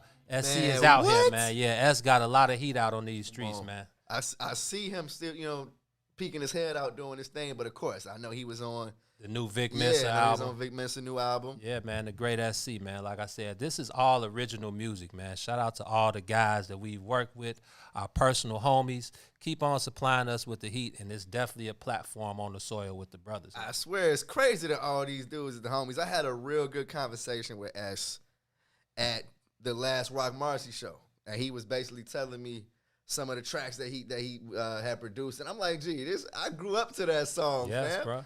Yeah, I mean, so I definitely love anytime we need him on the soil more. Let's go ahead and dig in S bag. Hey, Reese, man, Reese and Terry, send me some more of that heat from S, man. I know y'all got it on deck, but yeah, man, you on the soil with the brothers. I am Eugene McIntosh in the building with my player partner T. Tom to my right. What up with it? Hey, man, we got the great, man, one of the illest, most athletically gifted baseball players that I've ever seen. This is 30 years later, and I still have not seen a guy as talented as the guy we have coming up, locking in with us on the soil at 2 p.m., Eric the Red Davis, man, former Cincinnati Red, 1990 World Series champion with the Cincinnati Reds.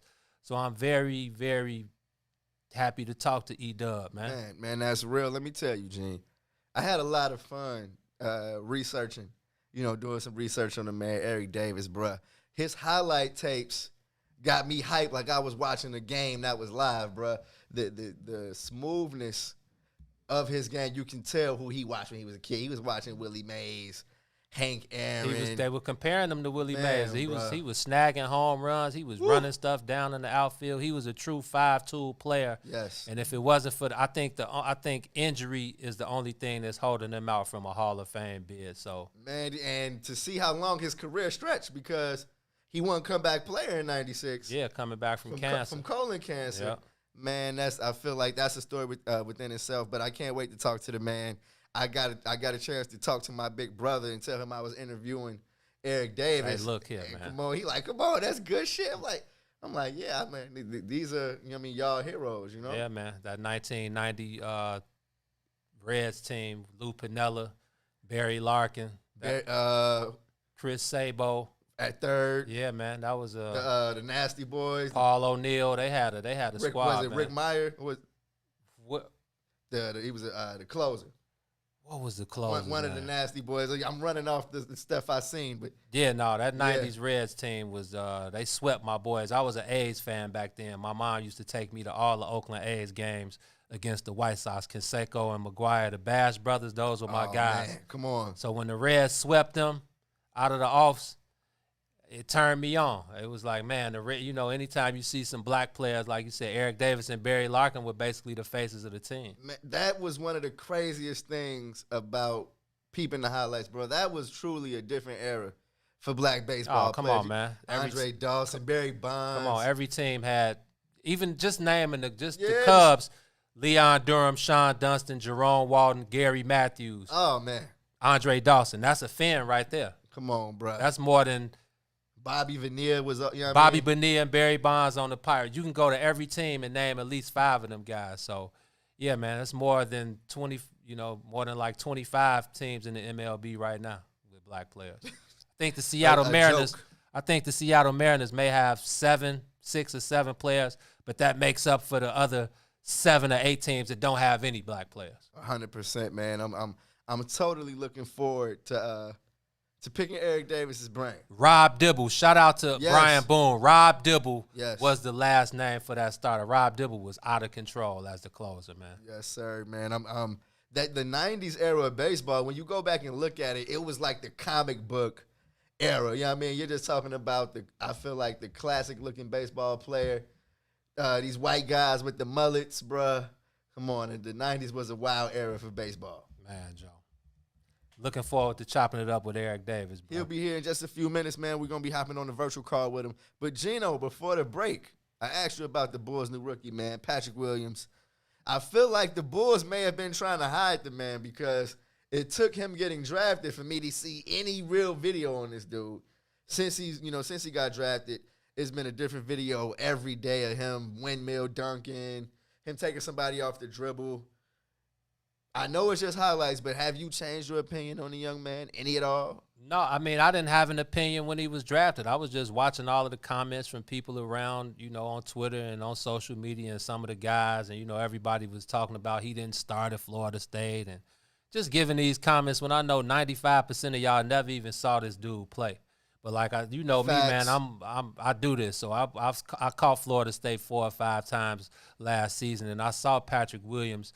I understand why AK drafted this guy, because he's basically trying to initiate the identity that he wants his ball club to have going forward. And I think Patrick Williams is definitely a guy that you can not even build around, but you can help him. You can build with him.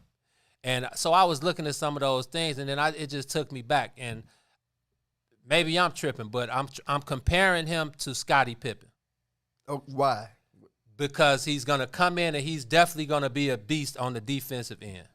Now, he may not have all of the offensive tools right now that a guy his size, because basically he's going to be playing between the power and the small forward. And, nowadays with this new kind of positionless basketball, you can, if you're a guy like Patrick Williams, you'll be able to guard 1 through 4. Now, he's undersized as far as a power forward's height is concerned, but his work ethic, his athletic ability, and all of those different things, I think are going to bode well for him to be able to be on the floor at different times in the game and be able to guard different spots on the court. So I think that's my comparison with him and Scottie, as well as the offensive end. When Scottie got to the league, he couldn't score the ball at all. He developed his offensive game over the years. Obviously, he had Big Mike who was able to, help him, down the line and, give him that confidence, because Mike was getting 30, 35 points a game regardless. So I'm interested to see. I'm interested to see I feel like the key word, bro, is development. You know what I mean? And that's something Bulls fans haven't seen in a long time. Right. That a player that comes and is able to develop under the coaches that you have there and turn into a player.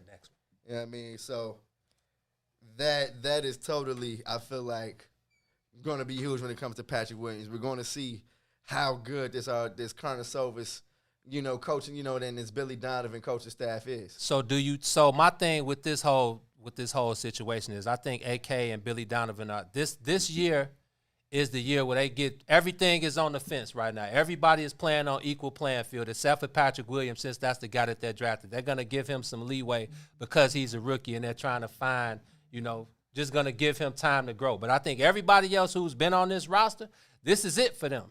You either show and prove or it's over with. So I'm interested to see who they draft, who they bring along in order to support Patrick Williams and being able to let him grow at the pace he needs to grow at. Now, if he just happens to be one of those guys, because we talked about, did we see any superstars in this draft? And I didn't see any, but you never know how quick these guys can grow with the, like we said, with the player development and with all the things that these guys have in place to position these guys to be the best that they can. So I do think it was a good pick by AK, establishing the identity of this being a hard-working team where guys can be able to switch. You need three. I'm thinking he's looking to kind of implement that Denver thing where you got Gary Harris and Will Barton and everybody switched. Everybody, Malik Beasley and all those guys who were interchangeable between the 2 and the 4, and just being able to pick up the pace, run a little more. So I think. I know you hate this term, but man, the Bulls need some two-way players. The Bulls totally need somebody that can get it down on both sides of the court. If Patrick Williams is the start of that kind of player being on this team, I feel like it could only be a good thing, man. And in less than a month, bro, we're going to be talking about the Bulls playing regular season games, man. The season is set to kick off on December 22nd. They're going to be playing a preseason game on December 13th. Hey, man, get ready for Bulls basketball. It is back. We're going to be seeing how Patrick Williams is on the hardwood very soon. Man, let that guy go for self, man. Get him out there, throw him in the fire, and let's see him work. Hey, on that note, man, let's jump into one more break before we bring on Eric Davis. We'll talk to him on the other side of this one. You're on the soil with the bigs. Yep. WIFTVPM. WIFTVPM. IIFTBP. Media's just for you and me. WIIFTBP. Media's just for you and me.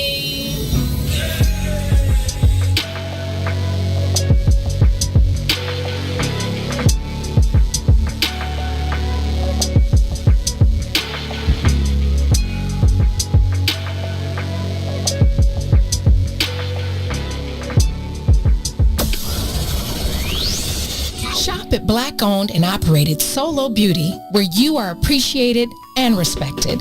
Located at 8158 South Cottage Grove, Solo Beauty can supply all of your black hair care needs. Solo Beauty is open from 11 a.m. to 8 p.m., Tuesday through Saturday. Introducing your trusted source for high-quality black emojis, better known as Blackmoji. We believe black is beautiful, and that beauty should be reflected in the digital market. Now there is an app that does just that, starting with Black Greek letter organizations. Blackmoji D9 offers more than an emoji app. It is a cultural experience of black excellence. Download the app in the Apple or Google Play Store to access a specially curated catalog of emojis representing the Divine Nine. Use the emojis to celebrate Black Greek events, acknowledge current events, support social causes, and learn about esteemed Black Greek members who blaze the trail of Black history. A portion of every subscription goes toward a scholarship fund specifically for members of Black Greek letter organizations to help keep the legacy alive. Download the Blackmoji app today.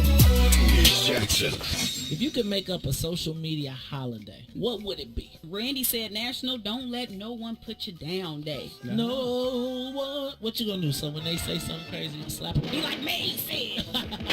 Randy said a Jukathon Day. Man, we about 60 years old. I be done had a heart You attack. gotta get your heart rate up. Okay, not that far. All right, Mario said my favorite one. My friends and I do what we call National Call Off from Work Day. As a business owner, I don't. You don't like that, yeah. I don't like that. Because I'm the boss of this family. We got Marcus Garvey Day from Remy too. Oh, Marcus Garvey Day. All right, what will we do on Marcus Garvey Day? Call off from work. I'm gonna need you to go ahead and come in tomorrow. That would be great. Okay? Yeah, right. Every black holiday has something to do with calling off from work. You're cool. I'm out. How about National Join a Positive Black Organization Day? Because I don't want to be recruited. I don't want to be recruited and the brothers be like, thank you. Thank you. How about National Tell White People the Truth Day? Tell them how you really feel. You can't handle the truth. Why don't we call that National Black People Get Locked Up Day? I'm going to tell them there's an African-American man threatening my life. Hello. The most dangerous show in the morning. Dame Lillard, and I'm rocking with the Bigs. Hey, this is Jason Kidd, and we're rocking with the Bigs. I'm Chris Bryant from the Chicago Cubs, and I'm rocking with the Bigs. This is Mark Cuban, Dallas Mavericks. You're rocking with the Bigs. You are back on the soil with the brothers. I am Eugene McIntosh, one half of the illest sports media outlet in the whole entire land. To the right of me is my player partner, Terrence Tomlin, a.k.a. the Great T-Tom. What up with it?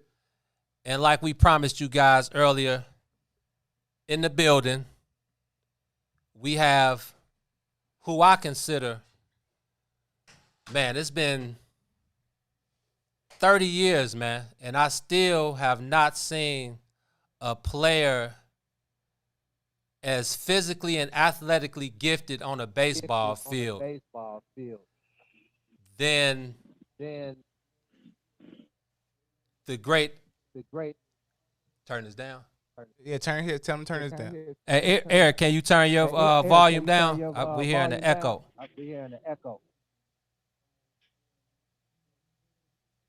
How is that right there? It sound is good on That's, our end now. yep, that's perfect. Good. So let me do the introduction again. Like I said, man, I've been watching this game a long time, and I still have not seen a more gifted, athletic specimen on a baseball field than the guy we have up next. And it is my pleasure, man. I'm telling you, coming up in the 80s, it got no iller than the great Eric the Red Davis. Eric, how you doing, brother? Man, I'm good, man. I appreciate that beautiful introduction, man. It don't seem like it's been that long and stuff, but it's really been a long time.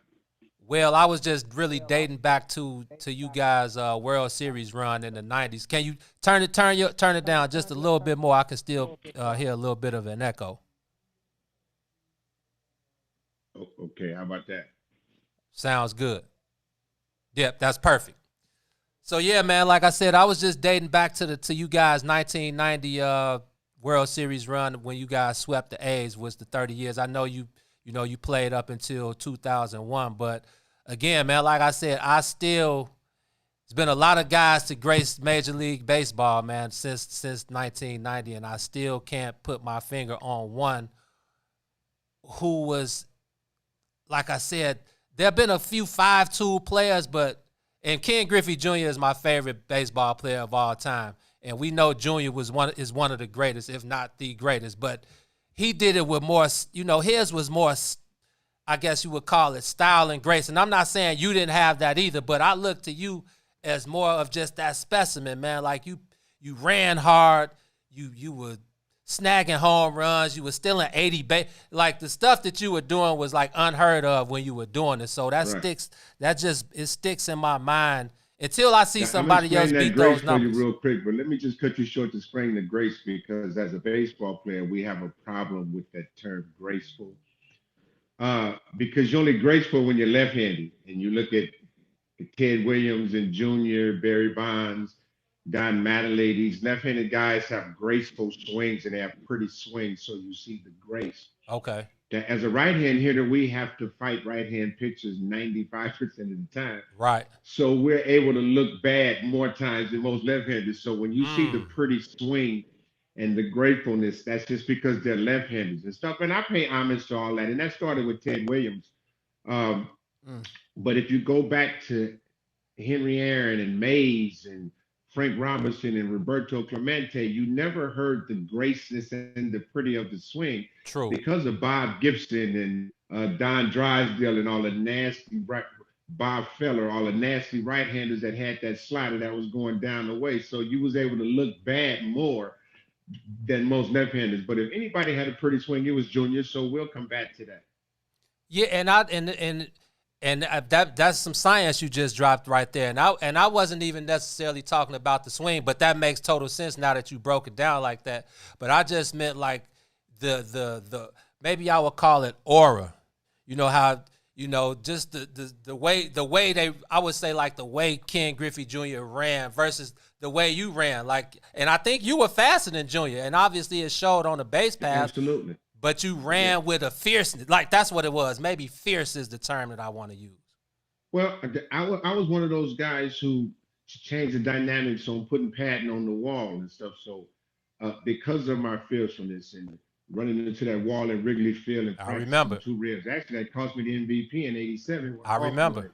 But just the style of grace that I brought to the game in '80, I brought a different style of how you play the game. Mays and Clemente and those guys had their own style.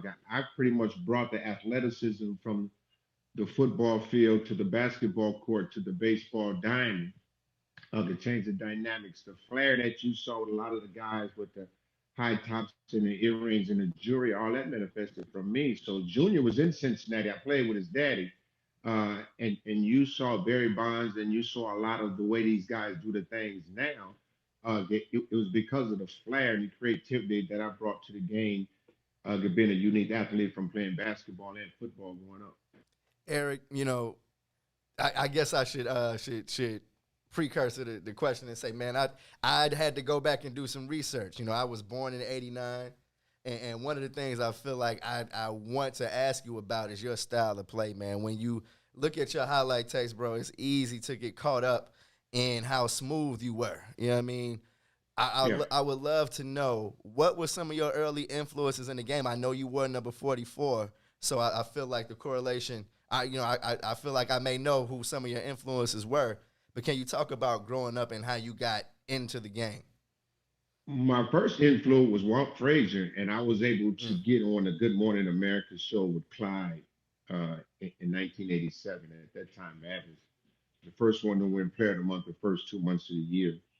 And because of my basketball prowess, I wore number 10 because of Walt Frazier. My style and charisma, because y'all know Clyde's still clean. He's old clean, but he's still Yes, clean. sir.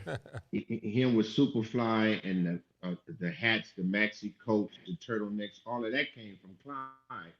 And that's who I kind of mimic my game after, other from the basketball court. And then it kind of just transcended over to baseball. Uh, as a kid, you kind of envy Joe Morgan with his flap, and you wanted to go head first like Pete Rose, and you wanted to make the catches like Willie Mays, because we didn't have the television and the cable. And so we had to listen and then see the highlights and then go in the backyard and try to play stickball and trying to mimic those guys and stuff. Yeah. So once I got into professional baseball, it was from my position, which was Andre Dawson. He was in the Montreal Expos. Yep. And watching him play center field on that turf and watch the way that the turf kind of deteriorized his knees, and then watch him reinvent himself when he came to Chicago. He finished second 2 years in a row from the MVP to Dale Murphy in 82 and 83 when Murphy was playing for the Braves. For the Braves, yeah. And so watching how he batted third and stole bases and had the cannon and just his whole persona and how he moved, everything was Andre Dawson for me. Man, and it's interesting you say Andre Dawson and talking about him coming up behind Dale Murphy in those early 80s. I still think he may be the only guy in MLB history to be an MVP on a last place team. So that just shows you the player and the work that he had. But, man, going back to I want to start out, you were born and raised in Los Angeles, California. It's kind of similar to Chicago with the you guys got the Bloods and Crips and stuff out there, and we got the GDs and the gang affiliation here. Growing up out there, were you ever like inclined with those guys? Did you ever lean towards getting involved with gangs, or did your parents kind of steer you straight of going that route? Well, you didn't really have a choice because it was a neighborhood thing, and that's when you used to call it a neighborhood, because everybody was neighbors and you hung out in the streets and the parks and different things of that nature. Gang banging parallels started just from protecting where you was at from people entering your domain where you were. And then it kind of matriculated out, and then it became what it is today. But it didn't initially started when Raymond Washington and Took It and was doing their movements. Then it was more of a set thing where you were. So you had different variations of gangbangers that was in your different area. Mine was the Hoovers, and you have to be affiliated with something because you grew up playing t-ball in the street and football with them. They chose that route, but you were still a partners and stuff like that. So once my cousins and brothers, they really started to gangbang, and they was down for the cause and stuff. But if you was a athlete, they kind of protected you from that way of life because they knew you had a chance of getting out of those particular areas and stuff. And so sports gave you a pass around Nickerson Gardens and the Bloods, who were the Brims before they was Bloods, and the Pyrus, who are Bloods, and the different streets became so volatile. But sports gave you a pass, and the older guys who were older wanted to watch you prosper, so they kind of protected you. So it was a way of life, and it was just something that you had to deal with. But that as I got older, I started to understand that's not what I wanted to do, because when I got drafted, then I would come home and the same homeboys wanted to hang out and drink the '08 on the court, and I'm like, player, I can't do that. I'm on TV. I can't do that. So everybody say money changed you, but to me, money and fame changed the people around you, because they want you to do the same things that you were doing when you didn't have it. Right. That's I feel like that's a part of a lot of athletes' story, man. Did that ever kind of bleed into your professional career? Like you say, of course, you're doing your thing on a professional level, then going home. Was it ever any situation where that was a little sticky? Yeah, it was times and situations where it was, because once the guys find out where you from, especially black people, they always want to know where you're from and where you grew up at. And Cali had that stigma, and then South Central really had that stigma. Uh, because what you see now is Compton and Long Beach and things of that nature. But before that, you didn't hear about Compton and Long Beach until Right. NWA put them on the map. Right. So everything was in the 8 to 10 mile radius of South Central. So everybody wanted to realize and to challenge that whole aura about what was happening in South Central Los Angeles. And as you started to go, and I played with some guys, and I played against some guys that was some bloods, and it was some things that happened, and it was some things that was prevented.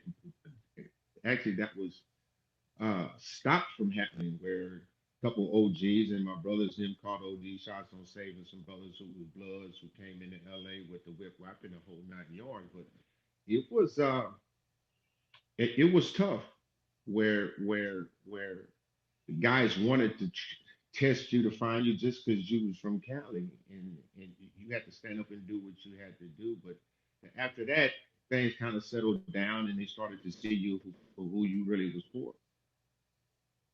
Eric, we up against a break, man, but on the other side of it, I want to make sure we talk about the era of baseball you played in and the crazy amount of top black baseball players that you played with in your time, man. We'll be back and we'll talk about that, man. You're on the soil, kicking it with the Bigs and Eric Davis. Yep. WIFTBPM. Tune in every Sunday. Don't miss it. Live from the West End for the Black People Media Studios. It is the Kickoff Kickback. Join the conversation with the brothers, Eugene McIntosh, Herb Howard, and myself, Terrence Tomlin. We got analysis live from the stadium. The brother Joe Lewis will be following through. We got great guests coming in, players, personnel, people. Say what? We do our thing every Sunday from 10 a.m. to 12 noon, taking you right up to kickoff. We picking the full slate of NFL games. We talking fantasy football. Gino got you covered on all the bets. It's a kickback. Make sure y'all join the conversation. Smash that like button. Smash that share button. And continue to help us push the culture forward. Don't miss it every Sunday from 10 a.m. to 12 noon, live here from the West End for the Black People Media Studios.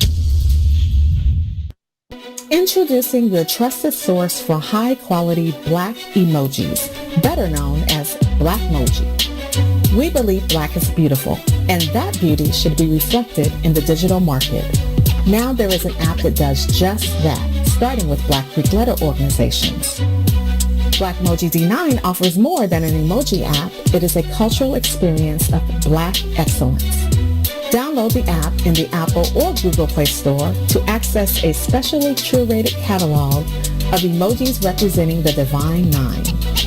Use the emojis to celebrate Black Greek events, acknowledge current events, support social causes, and learn about esteemed Black Greek members who blaze the trail of Black history. A portion of every subscription goes toward a scholarship fund specifically for members of Black Greek letter organizations to help keep the legacy alive. Download the Blackmoji app today. We out west with where we live illegal, leaning off a leader, riding regal, tipping scales like Libras. Inhale, no L's, pulling out blocks like Jenga. In the rear of a Caprice's Billy Rims, flicking decent nonetheless. Nothing less than tens for the speakers. You'll hear us before you see us with beats that beat the streets up.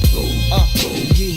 So try and keep up and keep it low key, cuz police try and treat us and keep us on a leash, cuz that's how they see us, thinking we nuts. Cuz we'll die for the ground beneath us, because this land made us. This land made us. Players that stay on paper. You are back on the soil with the brothers. I am Eugene McIntosh in the building with my player partner, Terrence Tomlin, a.k.a. T-Tom the Great. What up, what up? We have another great should-be Hall of Famer, our boy Eric the Red Davis, joining us in the building today.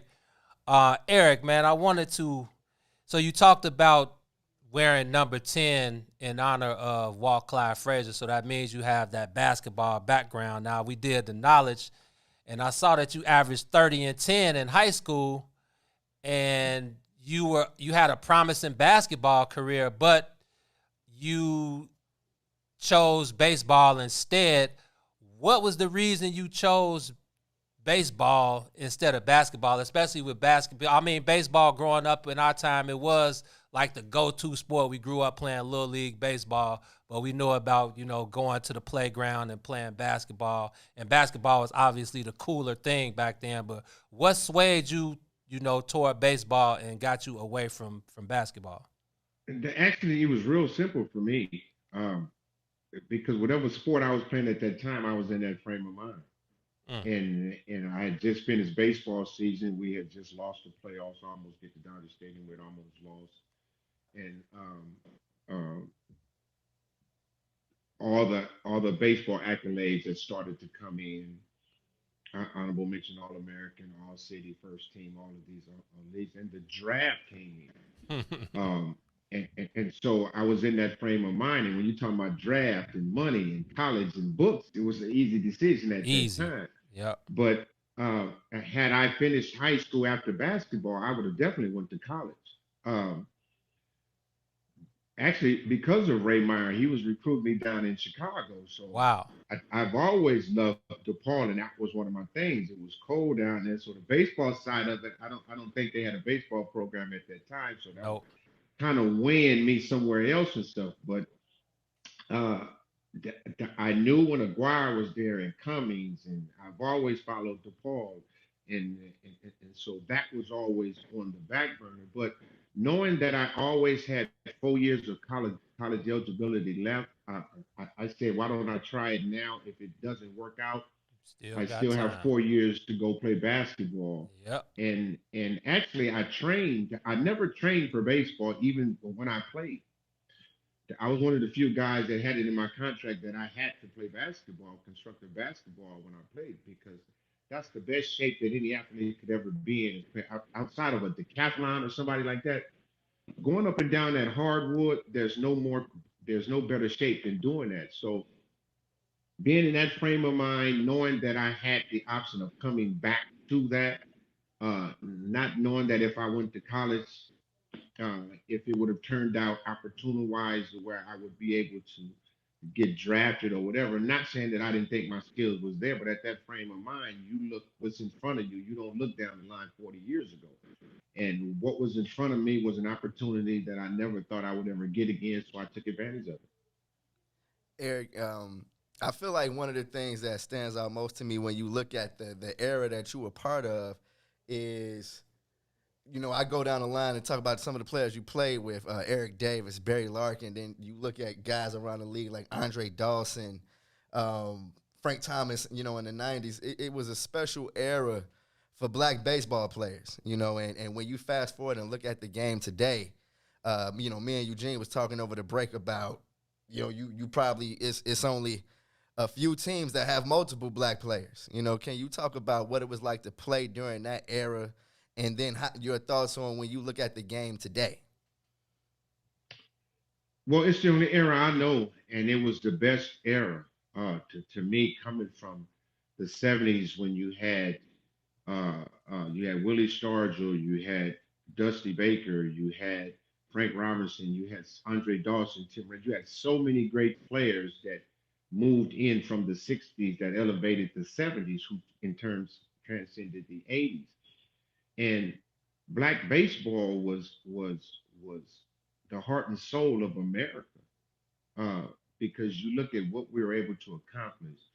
And it was funny because I was watching the World Series and they were so excited on how Mookie Betts was playing. And I'm a big Mookie Betts fan, and I think he's phenomenal. But in my era, each team had 3 or 4 Mookie Betts. You had to play that way in order to play in the major leagues. Yep. You couldn't just sit and swing and miss and not be able to run and play. They would send you to the American League, and then the American League, you was run out the league. So National League was about speed, defense, precision. You had to run the bases. You had to handle the bats. You had to do all of that. The draft was totally different. Back then, they drafted based on which league they were playing in. And if you was in the National League, if you look back at the history of baseball, for a 25 or 30-year period, the National League won 90% of the World Series. They won 90% of the All-Star games because of the style of play. Right. And if you couldn't hit a good fastball, you couldn't play in the National League. If you couldn't play on turf and utilize your speed and play defense, you couldn't play in the National League. If you didn't play the way that you're supposed to play, your time was cut because they would pitch hit for you, they would double switch for you. So at bats was money back then. So I had to be able to do, and we as black players had to be able to do so much more. Now the game has changed to a point where they're relying on numbers and not the physical the ability of guys being instinctual.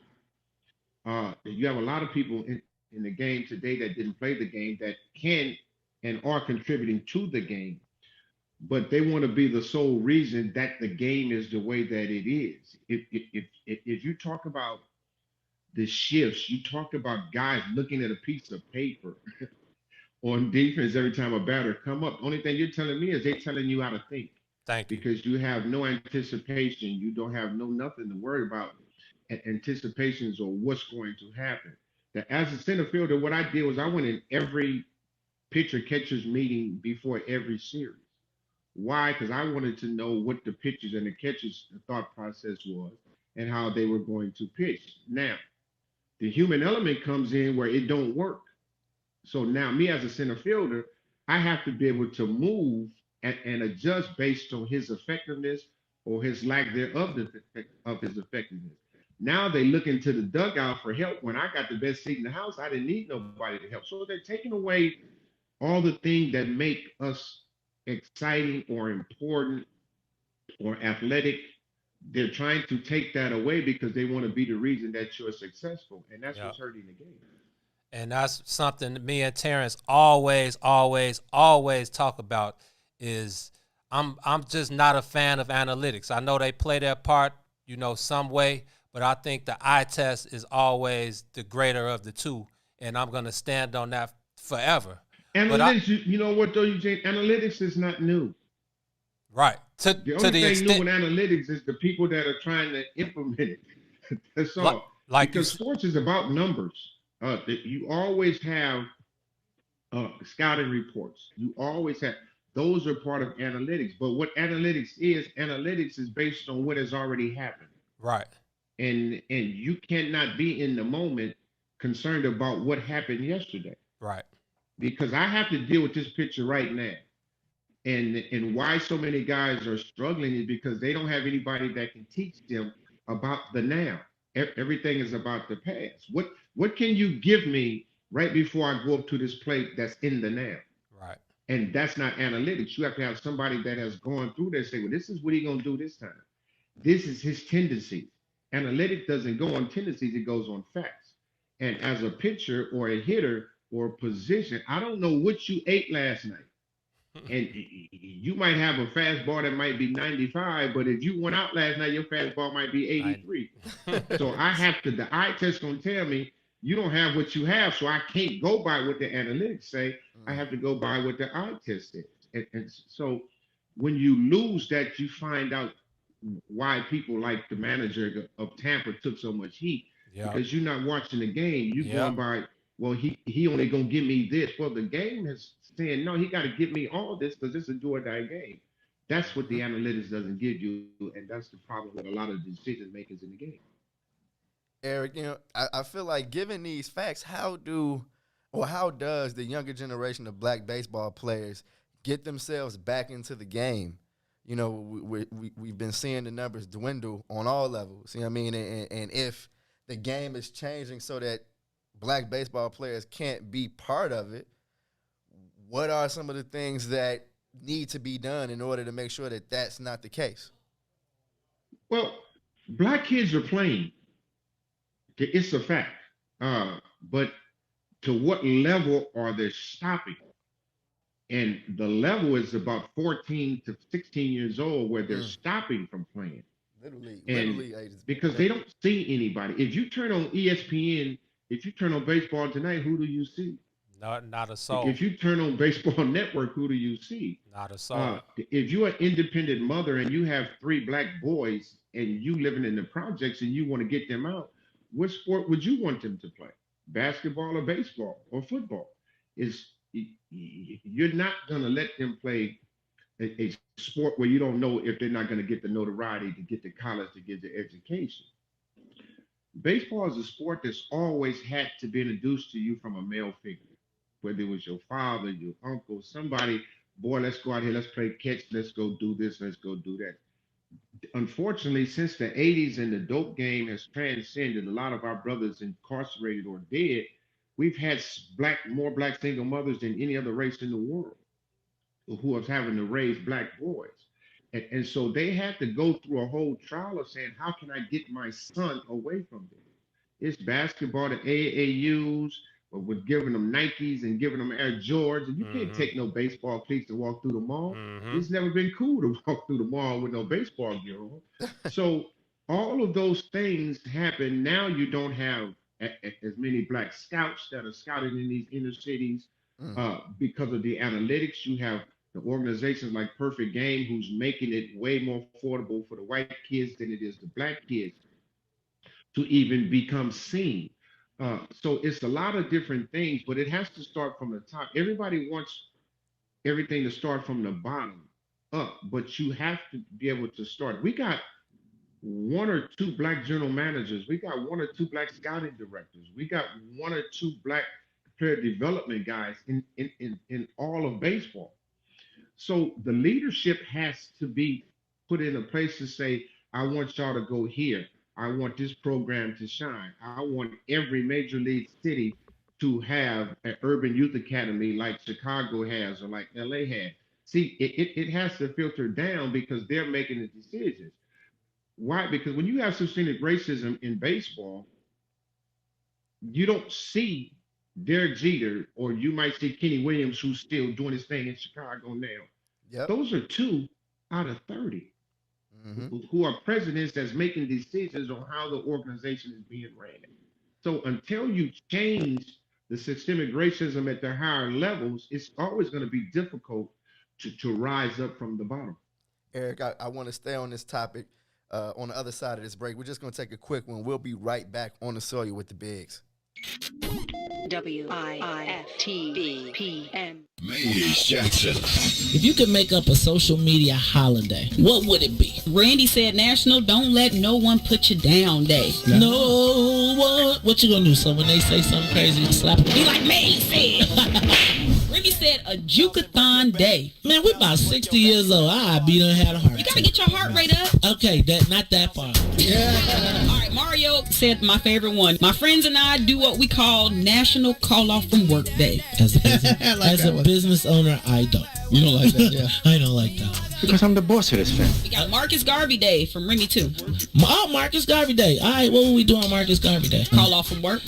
I'm going to need you to go ahead and come in tomorrow. That would be great. Okay? Yeah, right. Every black holiday has something to do with calling off from work. You're cool. I'm out. About National Join a Positive Black Organization Day, because I don't want to be recruited. I don't want to be recruited and the brothers be like, thank you. Thank you. How about National Tell White People the Truth Day? Tell them how you really feel. You can't handle the truth. Why don't we call that National Black People Get Locked Up Day? I'm going to tell them there's an African American man threatening my life. Hello. The most dangerous show in the morning. Dame Lillard, and I'm rocking with the Bigs. Hey, this is Jason Kidd, and we're rocking with the Bigs. I'm Chris Bryant from the Chicago Cubs, and I'm rocking with the Bigs. This is Mark Cuban, Dallas Mavericks. You are back on the soil with the Bigs. I am Eugene McIntosh, half of the illest sports group, sports media outlet in all of the land. To my right is my player partner, T-Tom the Great. What up? And we have Eric the Red Davis locking in with us today on the soil. Eric, we wanted to get back to how we left off. And me and Terrence, we talk about it now. I was, I came up playing the game. I played Division I. I went to Southern University in Baton Rouge. And when I got down to Southern, we got to play LSU when they were number 1 in the nation. And we got to play all of these top 25 ranked schools. And I'm not going to lie, I was shook because, like you said, coming from Chicago, I was all area, all city, all everything and all of that. But when you get down when you get down to a place like Southern, which we were the number one HBCU in baseball, and when you get down there, all of your teammates are all city and all state. So, you know, I'm coming down there thinking I'm big bad stuff. And when I get down there and I'm seeing these guys who, first of all, they get to play baseball all year round because the weather is nice all year round.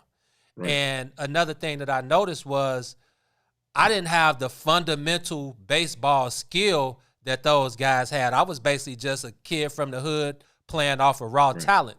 And I think as well as me just going down there being a knucklehead and not being, you know, doing what I needed to do down there, being on my own for the first time in my life and things of that nature. But I think just not having the fundamental skill level of a college baseball player at that level, I think, you know, that didn't bode well for me going forward. So I wanted to ask you, was that the same for you? Like when you got drafted and you put up those huge numbers in high school, were you just going off of pure athletic raw talent, or did you have the fundamental skills where, because nowadays, you know, guys come back, guys who've played in the major leagues, a guy like Lou Collier or a guy like Curtis Granderson, they're able to come back and teach some of the kids that are next up some of those fundamental skills that are needed. So how were you coming up?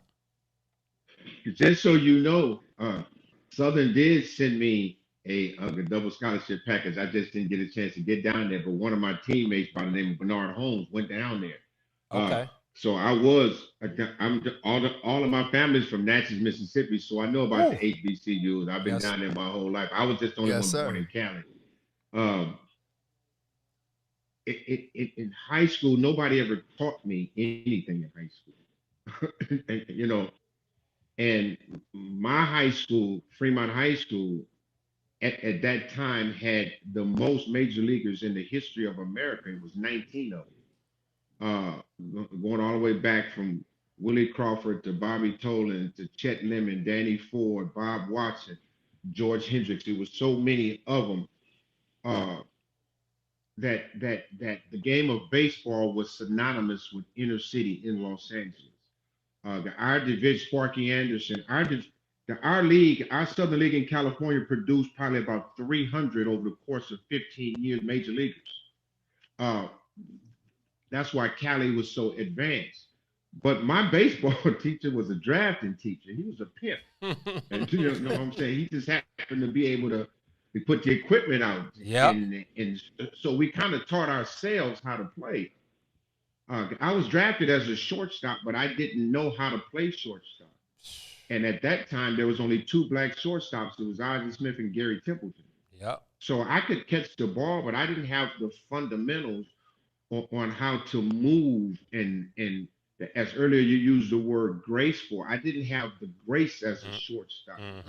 So me being 6'3" and can run, it was powerful. They shipped me out to center field really quick, which they end up being a great move. But they don't teach you a whole lot of things. I'm quite sure when you got to Southern, you saw the facilities that you had to Southern, and then you go play LSU and you see the facilities that they have. So it's almost like I'm not getting the same chance. And so I felt that same way.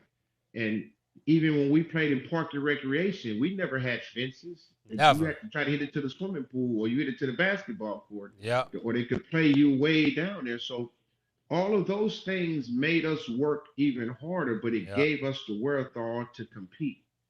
And that's where your special drive in you playing was your ability to compete and not give up.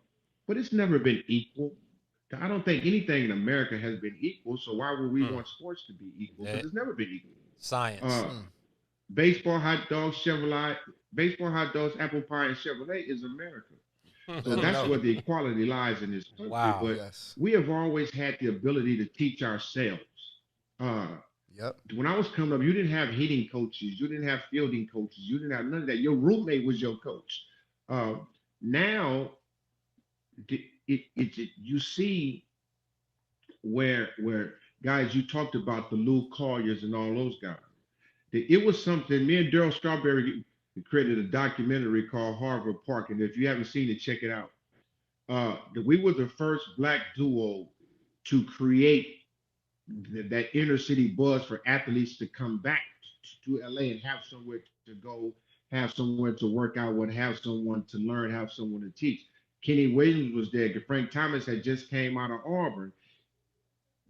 He came. So every major black player who was in the league or was trying to get to the league came and worked out with us in South Central LA over about a 12 to 13 year period where Straw and myself provided all the balls, the equipment, the food, the ambiance, the whole 9 yards to let the kids see that I can touch them, I can feel them. It got to the point to where the ice cream trucks and the food people were setting up shop, the cameras. Cause remember when uh, uh, George Michaels was the first one who ever did the sports sports machine. Yep. George Michaels came to South Central. He was the first one to really film us doing things that we was doing, George Michaels, and that's what we did. So not having or not knowing was part of our history. It was part of our heritage. And for us to be able to give back in the magnitude that we did, it helped spread it the world and the city and the country that these brothers are doing something at a level. Now, no one told us to do it, and no one even showed us how to do it. It was just something that we felt that was needed. And if we was able to do that, it would branch other blacks to come. At some point, we had about 100 brothers down at this park in Harvard Park in South Central Los Angeles during the winter, working out playing baseball.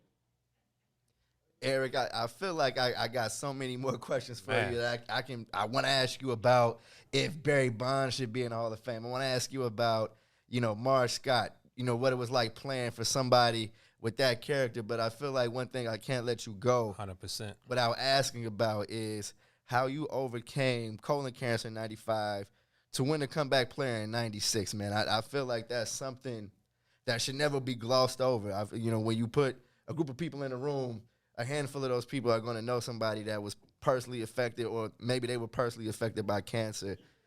Can you talk about that journey and what it felt like to get that piece of hardware to basically solidify an important part of your career? Actually, I won it twice. Actually, I won it in 97 and 98. Yeah. 96 and 98. The first time I won it was 96 when I came back. I didn't play since 94 because I hurt my neck. I had neck surgery, so I didn't play. Then I went to Baltimore in 97, and I was leading the league. I was hitting like 370, and we were in Cleveland. And I hit a triple, and I scored on the second spot, kind of ran into the catcher. They had a nice little collision, so I sat down for a minute, and after we got the third out, I couldn't get up. Damn. And so they sent me back, and the doctors came to check me out and everything else, and they, gave me a few little aspirins and pills, and so I played the next day. And so I didn't have no problem. So we went to New York the day after that, and we had a day game, and so I played in that game. And after that day game, the pain got so severe they put me on a train back to Baltimore, and then had the ambulance pick me up from the train and take me to University of Maryland Hospital. Why I was there, I was in Maryland Hospital for 8 days, but they couldn't tell me what was wrong with me. They told me I had an abscess, but nobody could tell me how the abscess got in my stomach. And so, for the grace of God, I had a business partner by the name of Ramon Bain who lived in Baltimore. And she told me, she said, Eric, check out of that hospital and check into Johns Hopkins. It's a better hospital. And I checked into Johns Hopkins. Now, mind you, I was in the University of Maryland Hospital for 8 days, and they had not done a colonoscopy. The first thing he did at the university at Johns Hopkins was a colonoscopy. Right. And he told me I had a tumor the size of a grapefruit. And so that we was about to have surgery. Now, mind you, I didn't have any symptoms. I didn't even know what the symptoms were at the time. I was 34 years old. Hindsight is what I know now, that it was blood in the stool. You had to be 55. You had to be a white guy. I'm 34, black with no blood, no nothing. How does this affect me? And so it was really a relief because the anxiety was not knowing what was wrong with me.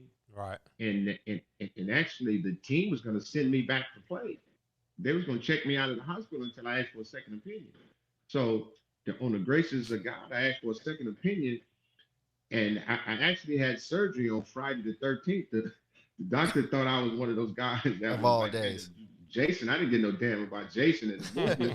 I was like, man, we finna go get this grapefruit out of me, bro. I don't know what y'all talking about. So after that, it was really nothing that was preventing me from coming back. I mean, they said they got it. I took 36 weeks of chemo, and I came back to play that year. But I took some herbs and some stuff. I had a teammate whose wife out of Texas was an herbalist, Robin Anthony. So she hooked me up with some herbs, and I ate while I was taking chemo.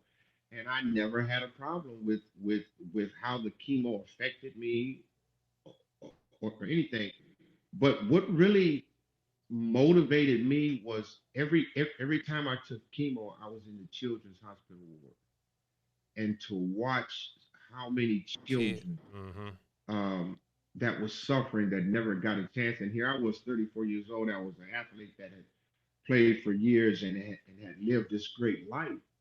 It meant nothing when I walked into that place and I saw those kids smiling and uplifting me. Here I am in this light, and here they are in this light, and they're inspiring me, and people thinking I was inspiring them. So it changed the mindset of the rest of my life and my career. It didn't matter what the results were. It didn't matter what I had or what I didn't have. It was the ability to just resonate with people that was less fortunate than me, who probably was never going to get out that hospital, but their mindset was just as joyful and cheerful as can be. So that what motivated me outside of being a servant of God. It was nothing for me to do that.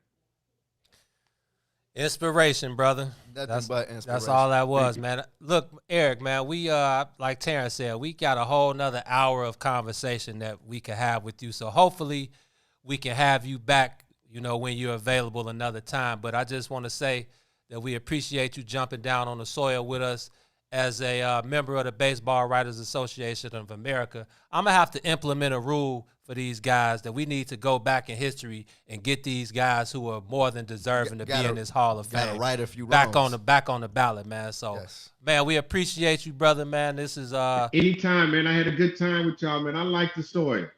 Yes, sir. All right, we'll make sure we reach back out, man. Absolutely, man. Thank you, Eric, man. We appreciate you. All right, well, y'all have a blessed one, man. Happy holidays to you moving forward. Stay safe out there. Much love. Same. WIFTBPM. The Chicago Legal Network is the collaboration of attorneys that concentrate in many areas of the law most needed in Chicago neighborhoods. The CLN lawyers focus on personal injury, criminal defense, and other issues. The CLN lawyers all average over 20 years of legal experience and are dedicated to helping the Chicago community. The Chicago Legal Network is committed to developing black lawyers through mentorship and co-representation. So if you were injured in a car accident, slip and fall, or injured on the job, or you need assistance with criminal defense, including driving violations and DUI, check out ChicagoLegalNetwork.com for more information or call 773-912-3545. 773-912-3545. Shop at Black-owned and operated Solo Beauty, where you are appreciated and respected. Located at 8158 South Cottage Grove, Solo Beauty can supply all of your black hair care needs. Solo Beauty is open from 11 a.m. to 8 p.m. Tuesday through Saturday.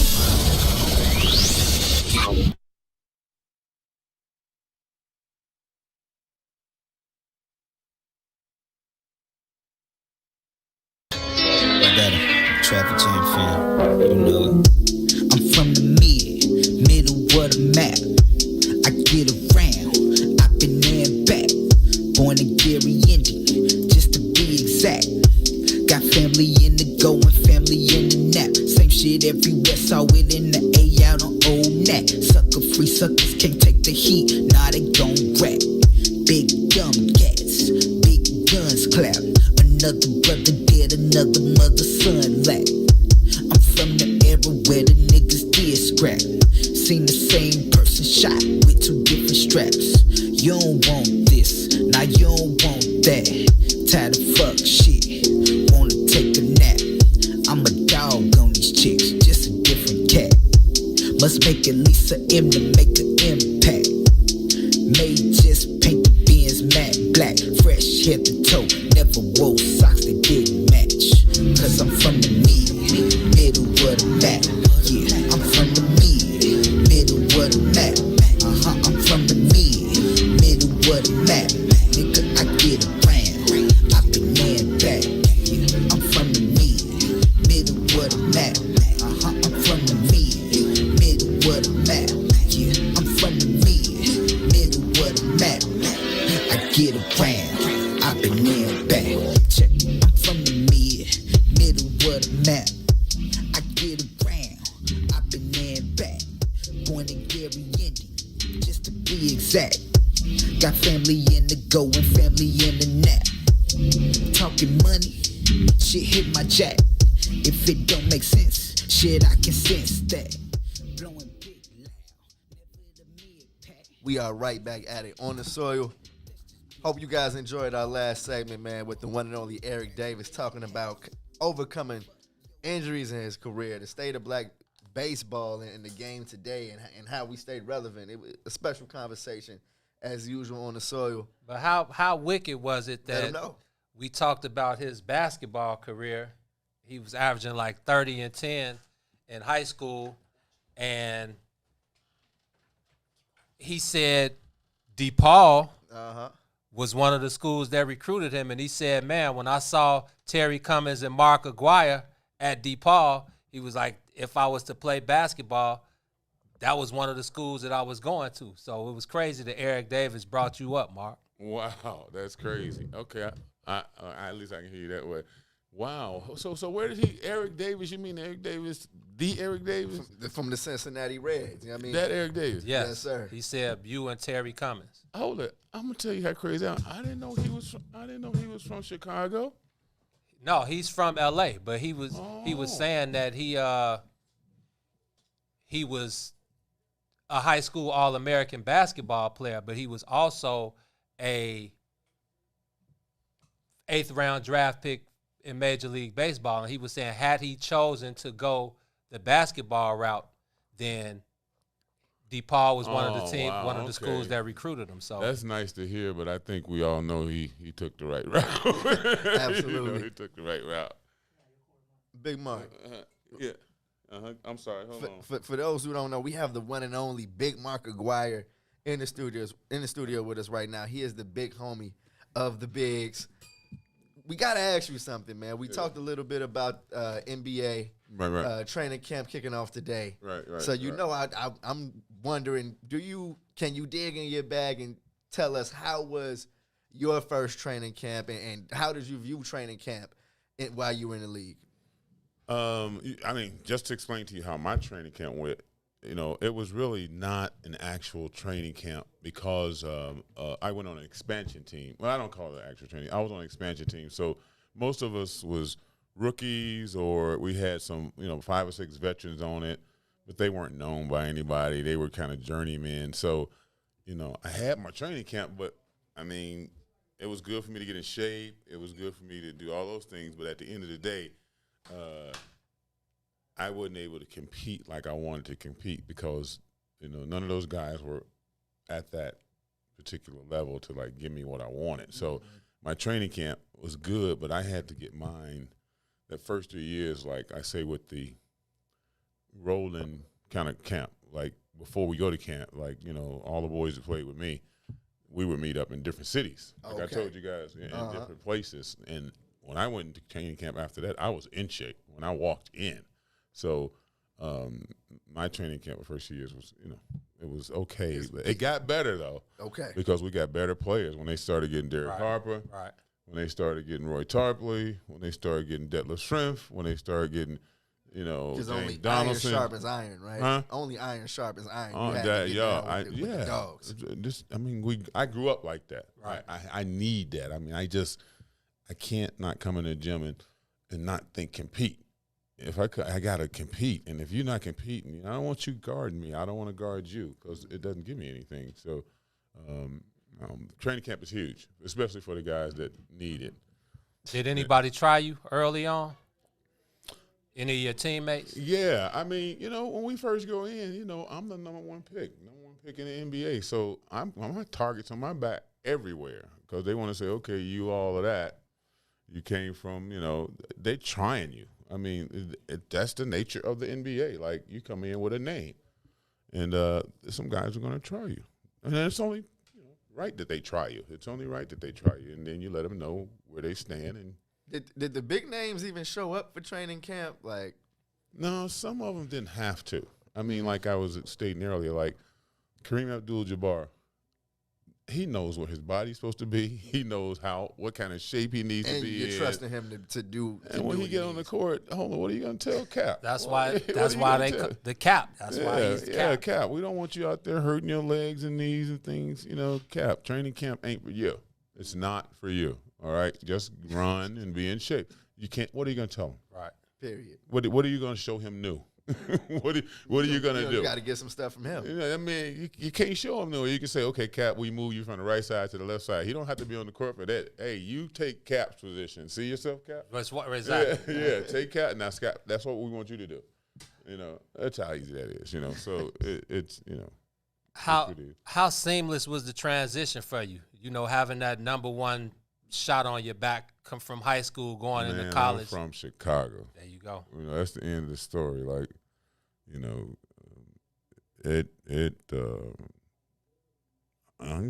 look for it. I was looking for it. I mean, I really. I feel every NBA player I know that came from Chicago, most of them. There's a few now that didn't get that ugly in them. But anyone that got the ugly in it, you see them on TV, they looking for it. They looking for it. Like, okay, let's go with it. They looking for it. So I had no problem with that, man. About how long into the regular season, after the start of it, after training camp and everything, obviously, did you feel like you were completely, in the swing of things? Okay, you want to in the swing of things. Well, that requires a lot of thought. Like I say, when I look at the game, I don't look at the game on an individual basis. I know what I can do, and I know where I'm going. But I have to look at the game according to saying that, okay, in order for this to be right, I have to be able to move with you. I got to be able to, know you. I got to be able to. That's what training camp was for me, to know you. It wasn't to do my thing. Okay. It was to know you, how we're going to mix, how we're going to flow, how we're going to things like that. So that's what it was for. Like I say, when you train with the guys I trained with before I went to camp's no issue. It's not. I was like, I don't need. Personally, I don't need this. But I'm like, please, just get me to the game. So, okay. Yeah, because I mean, it's good to go to training camp. You need it. No, let me retract that. You need it in order to get sharp. Right. But I didn't need it like that, though, because after my second year, I kind of say, okay, I pretty much. You got it. Yeah, when I got into my second year, I pretty much had it, because that first year is a little experimental. Right. You kind of know what guys can't do, and then you get caught by surprise stuff, and then you have to, you meet them again, because you're going to meet them again, and you're better prepared for it when you meet them the second time. But by the second year, most of the players, you see, they've gotten accustomed, they got accustomed to how the NBA is, put it out. Before we get out of here, peak Mark, what matchup did you look forward to? Whether it was, I can't say nightly, but yeah, like yearly, or if it was one matchup that you look forward to for whatever reason, whether it was because you knew you was going to murder this dude, or whether you knew this was going to be your best matchup on both ends. Was it like one specific guy that you look forward to facing? Not really an individual guy. Well, my whole focus was that, if you're the Lakers, my focus wasn't on you, James Worthy. Okay. You know what I'm saying? Like, I think I got that. I know that's your boy. No, I love big. I love big game. Big game, James. I understand that. Okay, I'll use him, but just to be honest with you, is that you know, as a so-called as a leader of a franchise to win games, I can't focus on him. You know what I'm saying? I got to look at it saying that, you know, we got to do this, we got to do that, and we got to make sure I got to get that ball delivered to that, and then we got to make sure we cover this. So it was my kind of job to say, okay, are we ready?